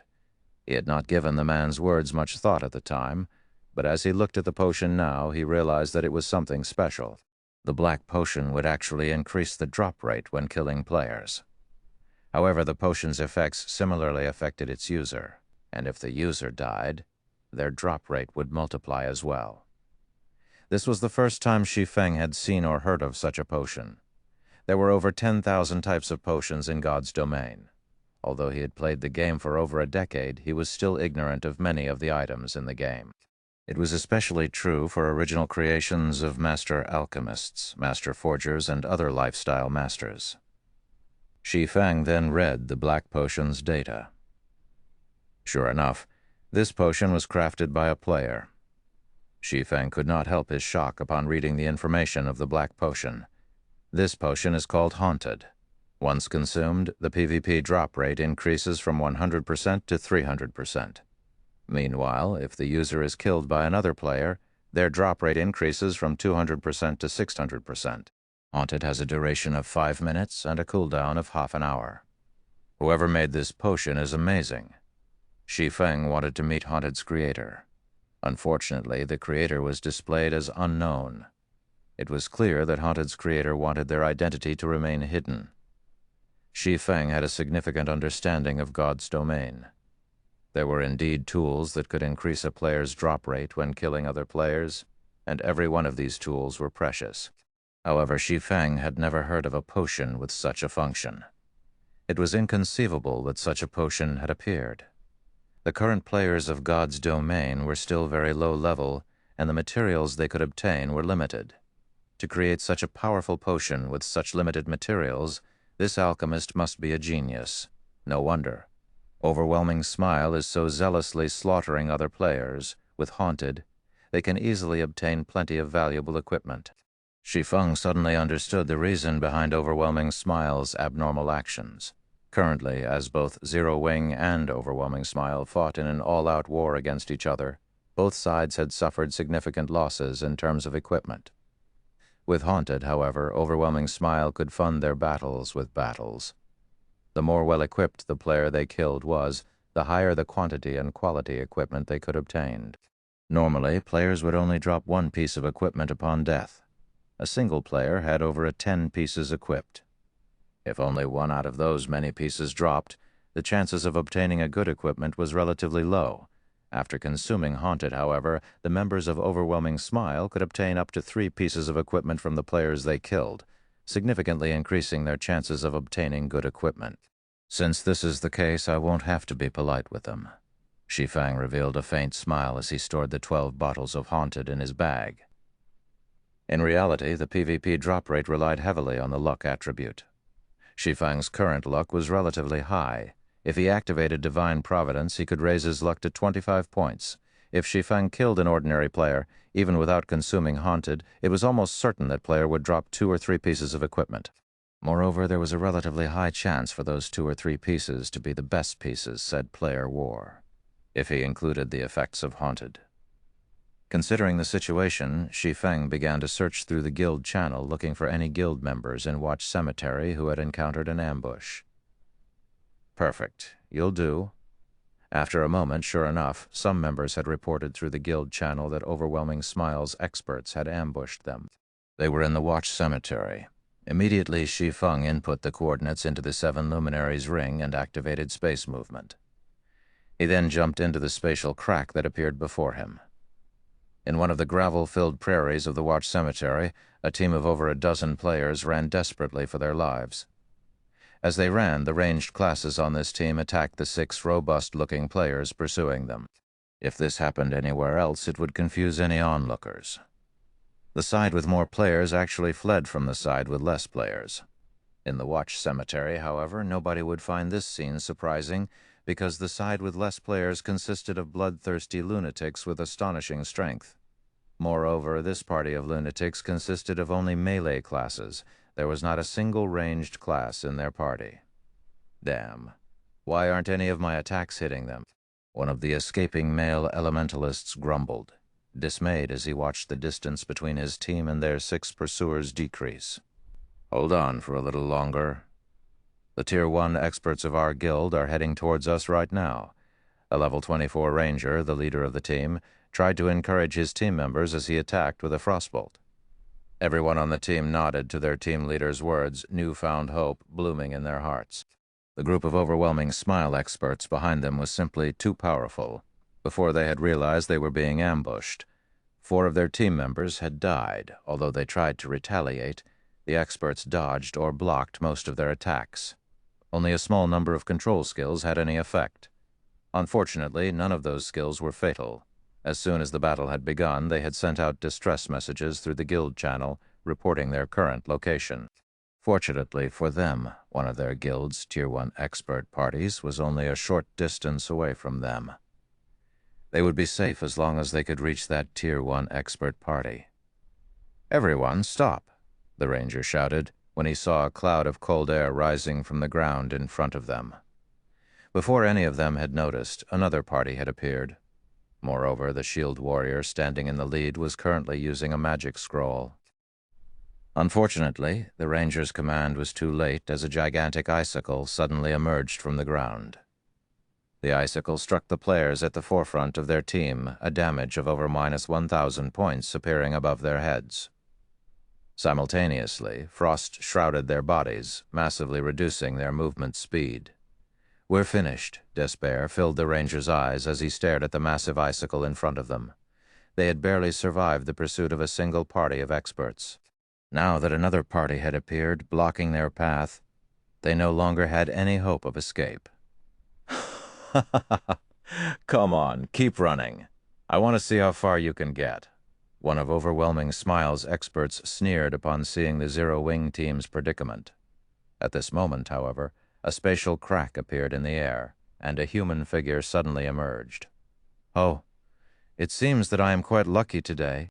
After Shi Feng landed, he swept a glance over the 2 expert parties from Overwhelming Smile, a faint smile appearing on his face. Chapter 477, Yulin's Worries. Chapter 477, Yulin's Worries. In White River City, shortly after Overwhelming Smile had established its guild residence, the street outside the guild residence was already packed with players hoping to join the guild. Over 10,000 players waited for their evaluation, far surpassing Zero Wing's guild recruitment. Currently, Overwhelming Smile offered 3 to 4 times more benefits than their rival. In addition, Overwhelming Smile had already become the unshakable overlord of Maple City. Now that Overwhelming Smile had its own guild residence, its momentum was unstoppable. As a result, many independent players who had observed the situation from the sidelines had decided to take action. In White River City, Zero Wing only had 3 advantages. The first was the presence of Black Flame, the #1 expert of Star Moon Kingdom. There were also plenty of experts in Zero Wing, making the guild a good place to seek guidance and improve oneself. The second was the guild residence. Members of Zero Wing could receive a large number of high-level guild quests, allowing them to level up and earn money easily. The fact that members could accumulate a double EXP buff while resting in the guild residence was also quite attractive. The third was Zero Wing's guild warehouse. A lot of top-tier equipment was constantly available for guild members to earn. These items were not available outside of Zero Wing. However, to the majority of the players in White River City, Zero Wing's most attractive benefit was its guild residence. It was the reason that many had hesitated when choosing between Zero Wing and Overwhelming Smile. However, that issue had been resolved. Now that the well-funded Overwhelming Smile had its own guild residence as well, Zero Wing had lost its advantage. Currently, compared to Overwhelming Smile, the overlord of a city, Zero Wing was inferior. It was obvious which guild they should join. Ah, we are too late. A level 23 female cleric sighed helplessly when she saw the long line of players outside Overwhelming Smile's guild residence. The cleric then turned to the level 25 female elementalist beside her, grumbling to the innocent-looking girl in silver clothing. "Rain, this is your fault, I told you, that as long as Overwhelming Smile establishes its guild residence, a ton of players are going to try to join. Now we've got to wait so long if we want to join." "Blue Bamboo, I've said it before. I'm only playing God's Domain because I'm curious about this world. I want to understand more about this realistic fantasy world, and I don't really mind not joining a guild." Thoughtful Rain shook her head in response to her friend's words. She was not particularly interested in joining any guild. "Rain, you're wrong about this. God's Domain is such a vast world, and there are plenty of dangerous places. If we're not strong enough, how can we explore those places? Meanwhile, joining a guild is undoubtedly the fastest way to grow stronger," the female cleric named Blue Bamboo countered. "Just look at how poorly we are faring right now. We bought a majority of our equipment. To make things worse, our equipment is crappier than what guild members have. In that case, shouldn't we join Zero Wing?" Thoughtful Rain asked, confused. "I hear that Zero Wing's warehouse contains plenty of top-tier equipment that no other guild can match." Speaking of Zero Wing, Thoughtful Rain suddenly recalled the man named Shi Feng who had helped her before. She remembered that he was one of Zero Wing's members. The library emblem he had given her had helped her greatly, and she wondered how that man was faring. "Don't you know? A war has recently broken out between Zero Wing and Overwhelming Smile, and each report is more amazing than the last. As a result, the independent players who had originally hesitated are now desperately trying to join Overwhelming Smile." "Do you know why?" Blue Bamboo asked mysteriously. "That's because Zero Wing no longer has an advantage over Overwhelming Smile. Previously, Zero Wing slaughtered Overwhelming Smile's members, driving the guild into a corner. Now, however, the situation has completely changed. Overwhelming Smile has somehow managed to recruit a large number of experts, and these experts have slaughtered Zero Wing's members, scaring them from leaving the city. It probably won't be long before Zero Wing is destroyed, which is why so many players are rushing to join Overwhelming Smile. Moreover, Overwhelming Smile no longer targets Maple City. It has shifted its focus to White River City. The fact that the guild has established its first guild residence in White River City rather than Maple City had made that obvious. If we don't join Overwhelming Smile now, it will only be harder to do so in the future." Thoughtful Rain nodded, seeing the logic in Blue Bamboo's words. However, she looked at Blue Bamboo and said softly, "You are correct. However, I still don't want to join Overwhelming Smile." Saying so, Thoughtful Rain immediately turned and left. "Fine, then. I'll listen to you, but you better not regret your decision later." Blue Bamboo took one last glance at Overwhelming Smile's guild residence before following Thoughtful Rain. Meanwhile, inside Overwhelming Smile's guild residence, all of the guild members were currently in a celebratory mood. Initially, Zero Wing had been a thorn in their side. Now, however, their problems had been solved, with over 200 experts from their guild ambushing the members of Zero Wing. The war had turned to their favor. Many of Zero Wing's members were too afraid to leave the city. This greatly boosted the pride of everyone from Overwhelming Smile at this moment, however. The atmosphere in the guild residence's meeting room was extraordinarily tense. "What, you're saying that Little Deep's party was completely wiped out? How is that possible?" Feng Xuanyang was unable to stomach the news he had just received. The new batch of underworld guards that had been sent consisted of live combat veterans. Although not all of them were experts in God's Domain, they were only slightly inferior. Even if these underworld guards encountered one of Zero Wing's Tier 1 expert parties, they could still drag one or two of their opponents to the grave with them if they went all out. However, a single player had annihilated one of these parties. They could not even escape. How could Feng Xuanyang possibly believe this? Young Master Feng, there are countless experts in God's domain. The underworld guards aren't invincible either. There is nothing strange about the slaughter. However, based on Little Deep's report of their assailant, it is likely that they ran into Black Flame. We already know the majority of the experts in White River City. Aside from Summer Sunshine, Black Flame is most likely the only player capable of this massacre, Yulin explained. Feng Xuanyang had never watched a battle between true experts of God's domain. However, Yulin had personally witnessed Black Flame and Summer Sunshine's frightening encounter. Hence, she was not the slightest bit surprised about the appearance an expert capable of destroying an underworld guard party single-handedly. You're saying that Black Flame is responsible? Is Black Flame really that strong? Feng Xuanyang asked skeptically. In his opinion, Black Flame was just a frog in a well. How could he possibly defeat a party of underworld guards by himself? Young Master Feng, I guarantee that Black Flame is more than capable of performing such a feat. However, this is not the most important information we have received. Based on what Little Deep said after they died, they could not log into God's domain for some time. Moreover, every underworld guard is currently a red name.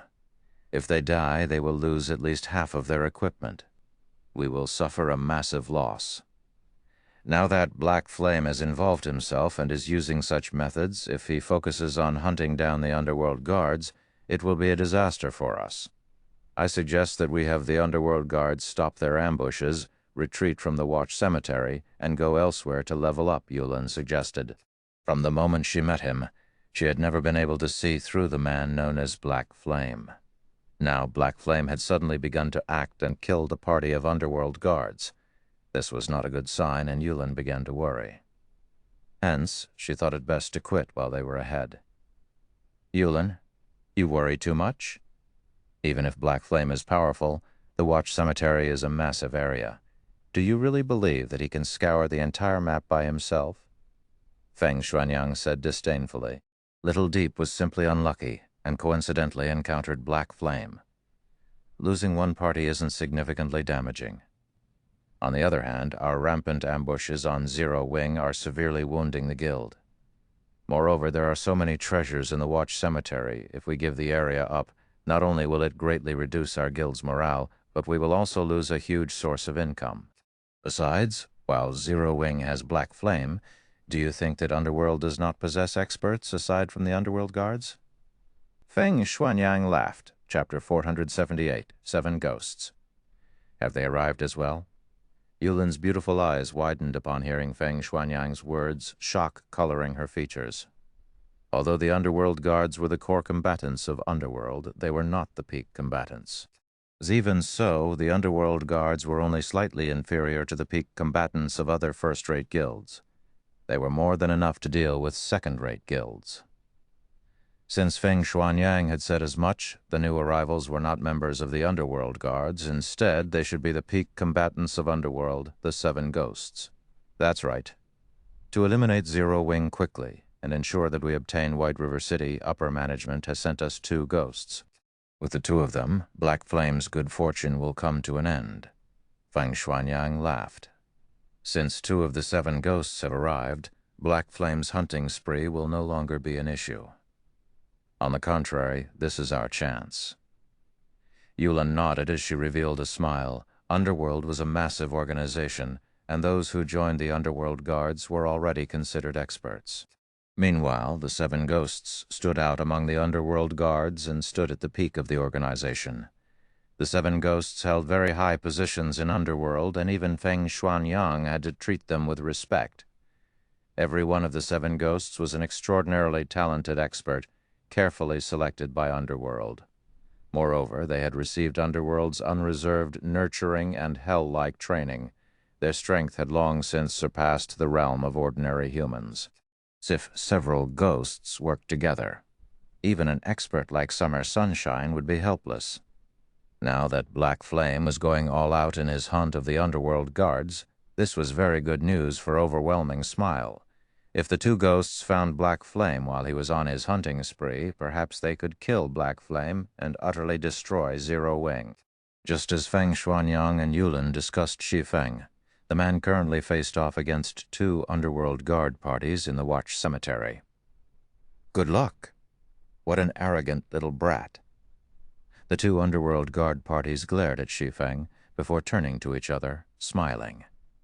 The members of Zero Wing also watched Shi Feng, who currently hid his appearance under his black cloak, astonishment filling their eyes. Shi Feng had accidentally appeared and claimed to have good luck. Did he not know that the two parties surrounding them were the famous killing gods? Every one of these players was a demon who could slaughter people without batting an eye. Those who encountered these killing gods had only one ending, death. We have to hold our ground. Our guild's Tier 1 experts are almost here. We'll be saved as long as we hold on for a little longer, the leader of Zero Wing's team said, gritting his teeth. Thread of hope appeared in the eyes of Zero Wing's members. When they looked at the two underworld guard parties surrounding them, their gazes burned with fighting spirit. Oh, you guys must have a death wish. Old Six, you deal with these guys? I'll deal with the new brat. A youthful-looking level 26 swordsman named Fifth Ghost ordered with a deep voice. The youth was tall and robust, and he was currently garbed in golden battle armor. Brother Five, you're too cunning. This is the first expert we've found after such a long hunt. Yet you're sending me to deal with the trash while you steal the expert for yourself. The level 26 berserker named Sixth Ghost complained. That brat is a swordsman. I'm also a swordsman, while you're just a berserker. Naturally, I should deal with him. If we meet a berserker, you'll deal with them. Deal? Fifth Ghost laughed. The berserker named Sixth Ghost could only nod in response. He then looked towards the underworld guards, saying, Leave these people to me. You guys only need to prevent them from escaping. Yes. The underworld guards immediately took up their formation. However, when Zero Wing's members heard that the man named Sixth Ghost intended to deal with them alone, they rejoiced. Each side had about the same number of players. If the enemy faced them as a team, they stood no chance. If only one person attacked, however, they could probably kill that player and escape. We'll charge together. After we get rid of him, we can take the opportunity to break through the encirclement, the Ranger team leader whispered. At this moment, when Shi Feng saw Sixth Ghost approach the group, he suddenly said, No, you guys aren't his match. In a moment, run in the opposite direction. Elementalists use ice walls and frozen circles while I hold them back. Zero Wing's elite team was strong enough that they had a good chance of defeating any ordinary expert. However, the berserker before them was not an ordinary player. The killing intent and pressure he radiated did not belong to an ordinary expert, so much so that even Shi Feng sensed danger from the berserker. Moreover, when Shi Feng used omniscient eyes to inspect everyone's data, Sixth Ghost's data surprised him. The berserker named Sixth Ghost was actually a Tier 1 class. This was the first time Shi Feng had encountered a Tier 1 class belonging to another guild. The swordsman named Fifth Ghost was also a Tier 1 class. Judging from the respectful attitudes the underworld guard parties showed these two players, Shi Feng guessed that the two were not ordinary characters. They were definitely high up in underworld. Originally, Shi Feng intended to hunt down underworld guards. Now, however, rather of hunting a cat, he had found a tiger. Thank you for the warning. However, we are the elites of Zero Wing.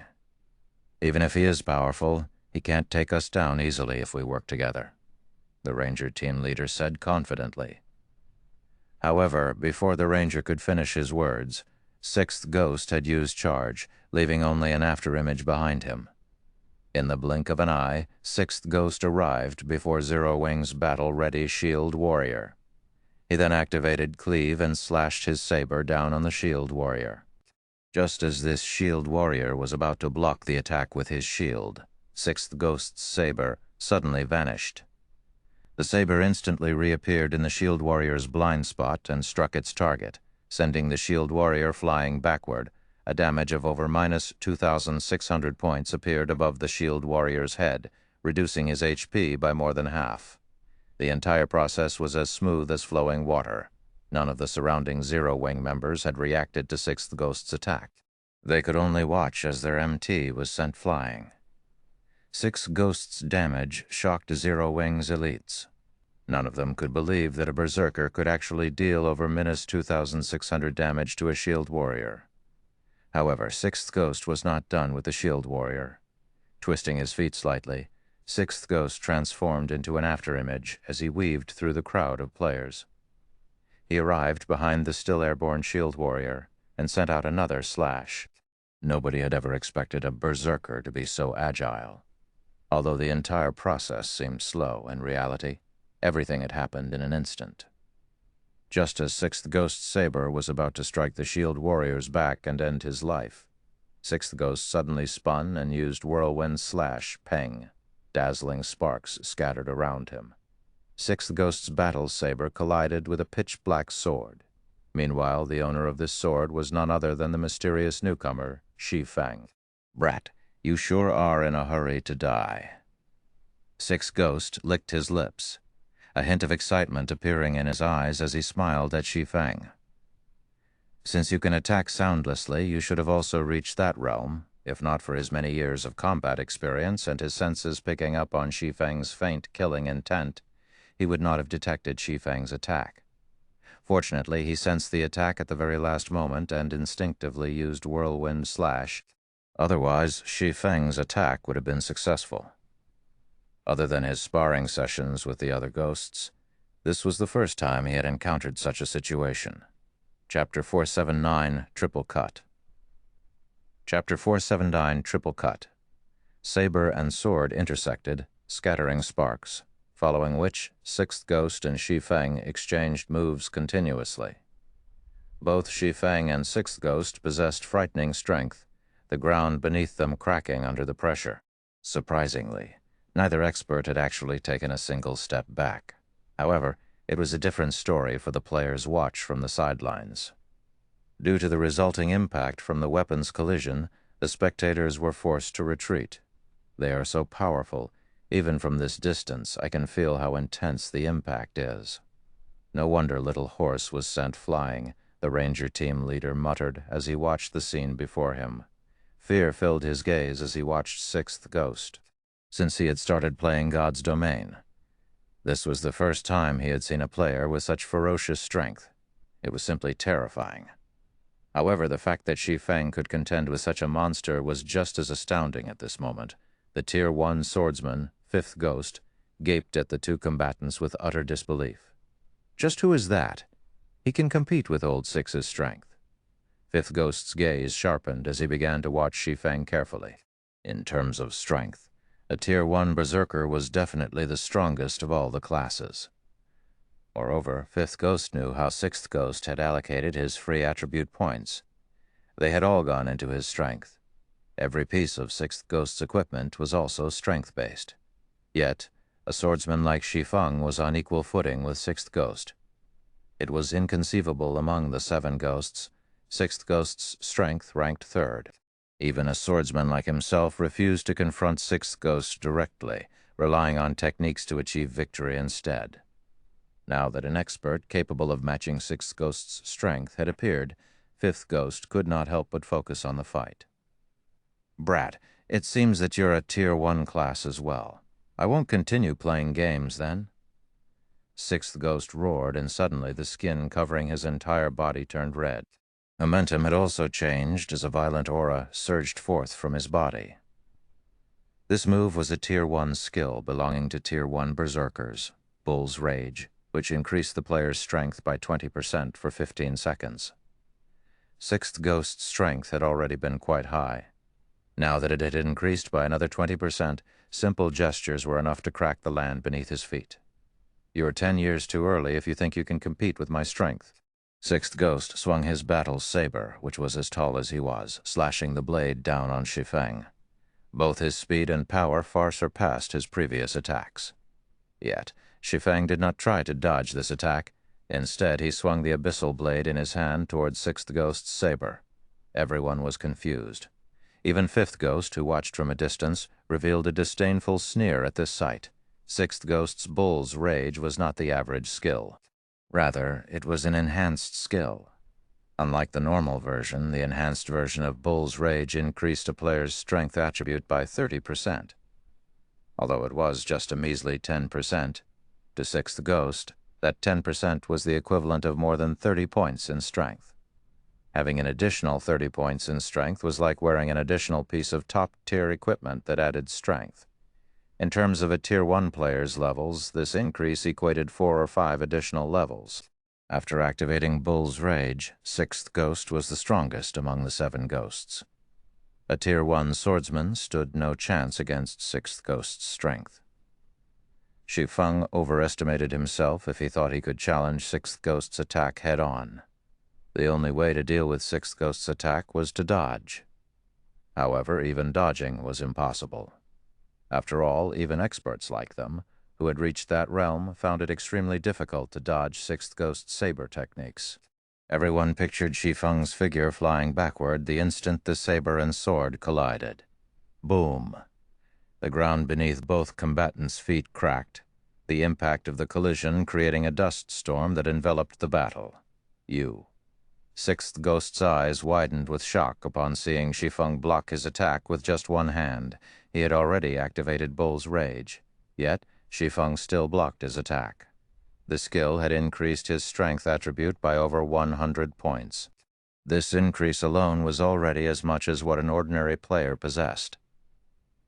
Yet, Shi Feng had blocked it. The onlooking crowd gaped when they saw the small crater below the fighter's feet. Are they NPCs? None of them could believe what they saw. Was this really a battle between players? If not for the player-specific diamond-shaped markers hovering above both sides' heads, they would have suspected that the two were monsters of God's domain fighting over territory. So he really was telling the truth. Only now did Zero Wing's members realize why Shi Feng had warned them before the battle had begun. With such frightening strength, even if Sixth Ghost had not utilized any skills and relied solely on his techniques and attributes, he would not have needed long to annihilate their team. Just who are you? After this single exchange, Sixth Ghost hurriedly retreated from Shi Feng. He was on high alert as he watched his opponent, no longer as calm as before. Even a fool could tell that Shi Feng's basic attributes were far superior to Sixth Ghost's.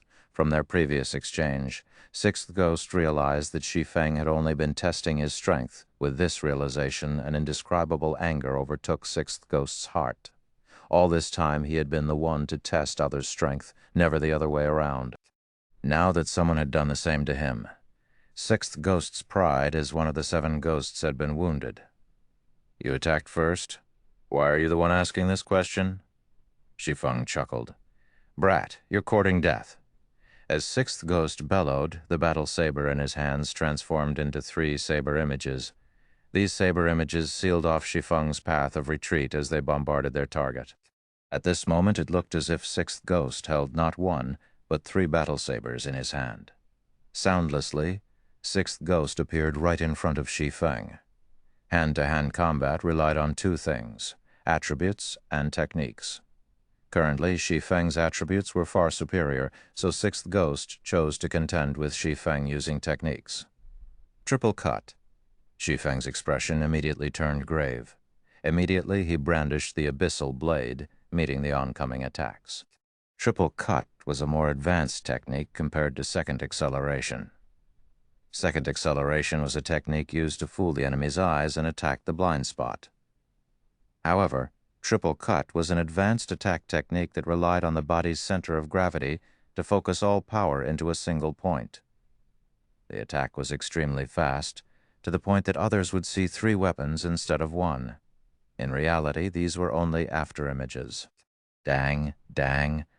The sound of metal clashing echoed through the air. For a time, the area between Sixth Ghost and Shi Feng had become a whirlwind of blades. The constant and deafening clangs of metal on metal made everyone's ears ring. However, when they looked at the battlefield, they failed to see any collision between weapons. Such a powerful triple cut.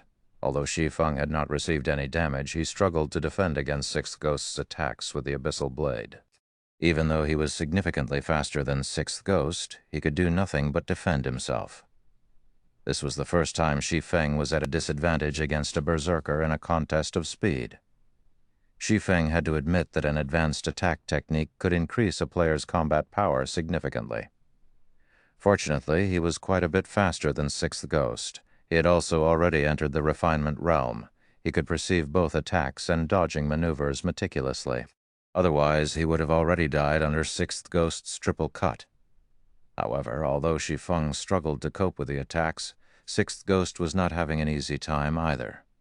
Even after using Bull's Rage, every time he crossed blades with Shi Feng, he could feel his hands tremble from the resulting impact. His HP had even begun to fall slowly with each consecutive impact. Although it was only a very tiny amount, after a long period, his HP would eventually vanish. "Old Six, I'll help you." Suddenly, Fifth Ghost's figure appeared behind Shi Feng.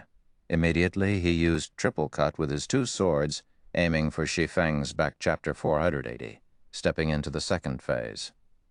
Chapter 480, stepping into the second phase. Fifth Ghost was a Tier 1 swordsman. Although he did not possess Sixth Ghost's frightening strength in terms of speed, he was significantly superior to the berserker.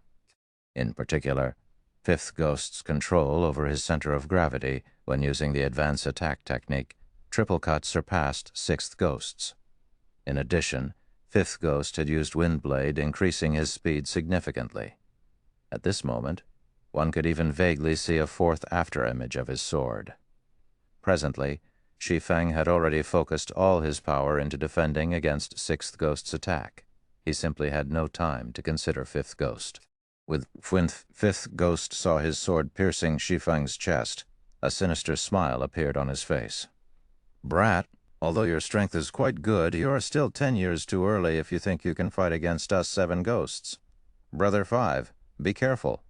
Sixth Ghost suddenly shouted in panic when he saw Fifth Ghost's delighted appearance. "Huh?" Fifth Ghost immediately sensed that something was wrong because his instincts were telling him right here and now that he had already arrived at death's door. He then realized the sensation he felt with his hand when his sword stabbed into Shi Feng was as if he had just pierced through air. Suddenly he felt goosebumps rising all over his body. He immediately activated his life-saving skill, Defensive Blade, and abruptly leaped forward. However, he was still a step too slow. Hua, hua. At the same time as he activated Defensive Blade, Fifth Ghost felt chilling sword auras striking at his back. These piercing sword auras were the attacks Shi Feng had launched at Fifth Ghost upon arriving behind the latter using silent steps. If Fifth Ghost had not activated Defensive Blade at the first sign of danger, allowing him to negate several instances of damage, he would have become a corpse by now. Just who are these people? Shi Feng knitted his brows slightly.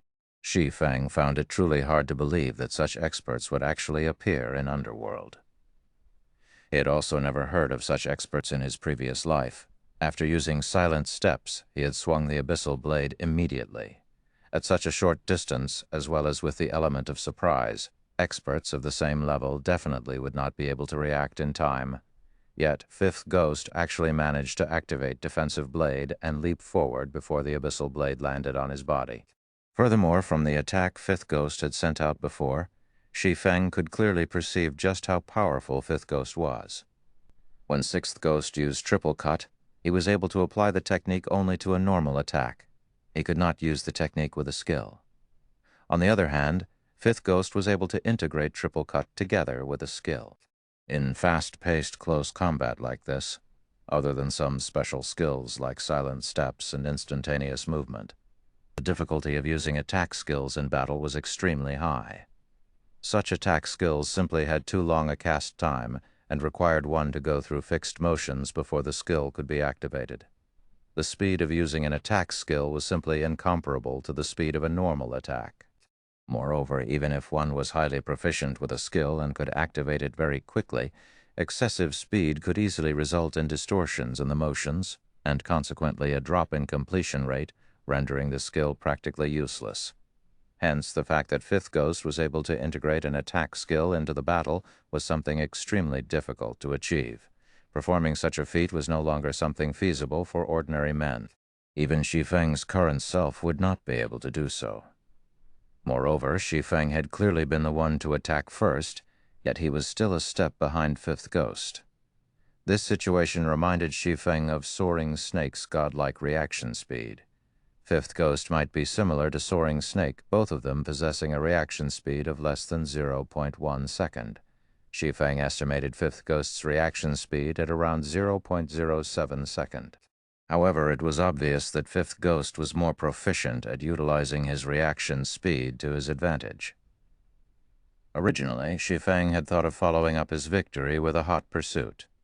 However, upon noticing Sixth Ghost charging at him, he had no choice but to shift his focus. Brat. Not bad. Not only are your attributes so overpowered, you actually possess that sort of skill as well. You very nearly did me in just now. However, you will no longer get another chance like that. After regaining his composure, Fifth Ghost turned around to look at Shi Feng, a hint of greed flashing across his eyes. He then took out a bottle of Haunted and drank it. Every piece of equipment they had on them was top tier, yet Shi Feng had still managed to overwhelm them with his attributes. This showed that Shi Feng's equipment was a cut above theirs. If they could kill Shi Feng and obtain his equipment, it would definitely allow their combat power to rise to the next level. In a 2-on-1 situation, Shi Feng no longer held back as he used Purgatory Power, increasing his attack speed by 100%. He then used Void Steps, vanishing from everyone's eyes. He disappeared? Sixth Ghost was stunned. Before he could figure out what was going on, he suddenly discovered that Shi Feng had already appeared directly beside him, the abyssal blade mere centimeters from his neck. Sixth Ghost hastily bent his body away with all his might. However, he was still too late as a fountain of blood sprayed out from his neck, a critical damage of over -3,000 points appearing above his head. From this attack alone, Sixth Ghost had lost more than half of his HP. Immediately after, Shi Feng followed up with another strike. One more hit was all he needed to finish off Sixth Ghost. However, Fifth Ghost's sword was already curving towards Shi Feng. Moreover, Sixth Ghost was now aware of the danger, his saber moving to greet Shi Feng's sword. In this situation, Shi Feng had no choice but to break off his attack. He then used Void Steps once more and disappeared from everyone's sight. So you're Black Flame. However, if you think you can rely on this footwork to defeat us, think again. Before coming to the Watch Cemetery, Fifth Ghost had already received information on Black Flame from Yulin. He had also watched the battle between Black Flame and Summer Sunshine. So Shi Feng's Void Steps was still fresh in his mind. Now that he was seeing the footwork in action, he determined Shi Feng's identity right away. Then, Fifth Ghost abruptly changed his sword's trajectory, swinging the weapon at the empty air beside him.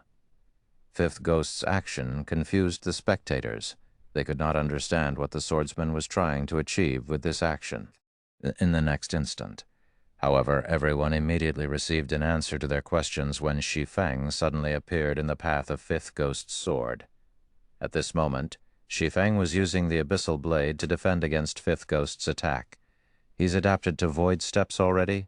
Shi Feng was slightly surprised. Shi Feng knew full well that Void Steps was not an invincible technique, although the footwork could force others to ignore his own presence, making it seem as if he had vanished from thin air. Someone who had undergone special training could still catch him once they let their eyes adapt to the technique.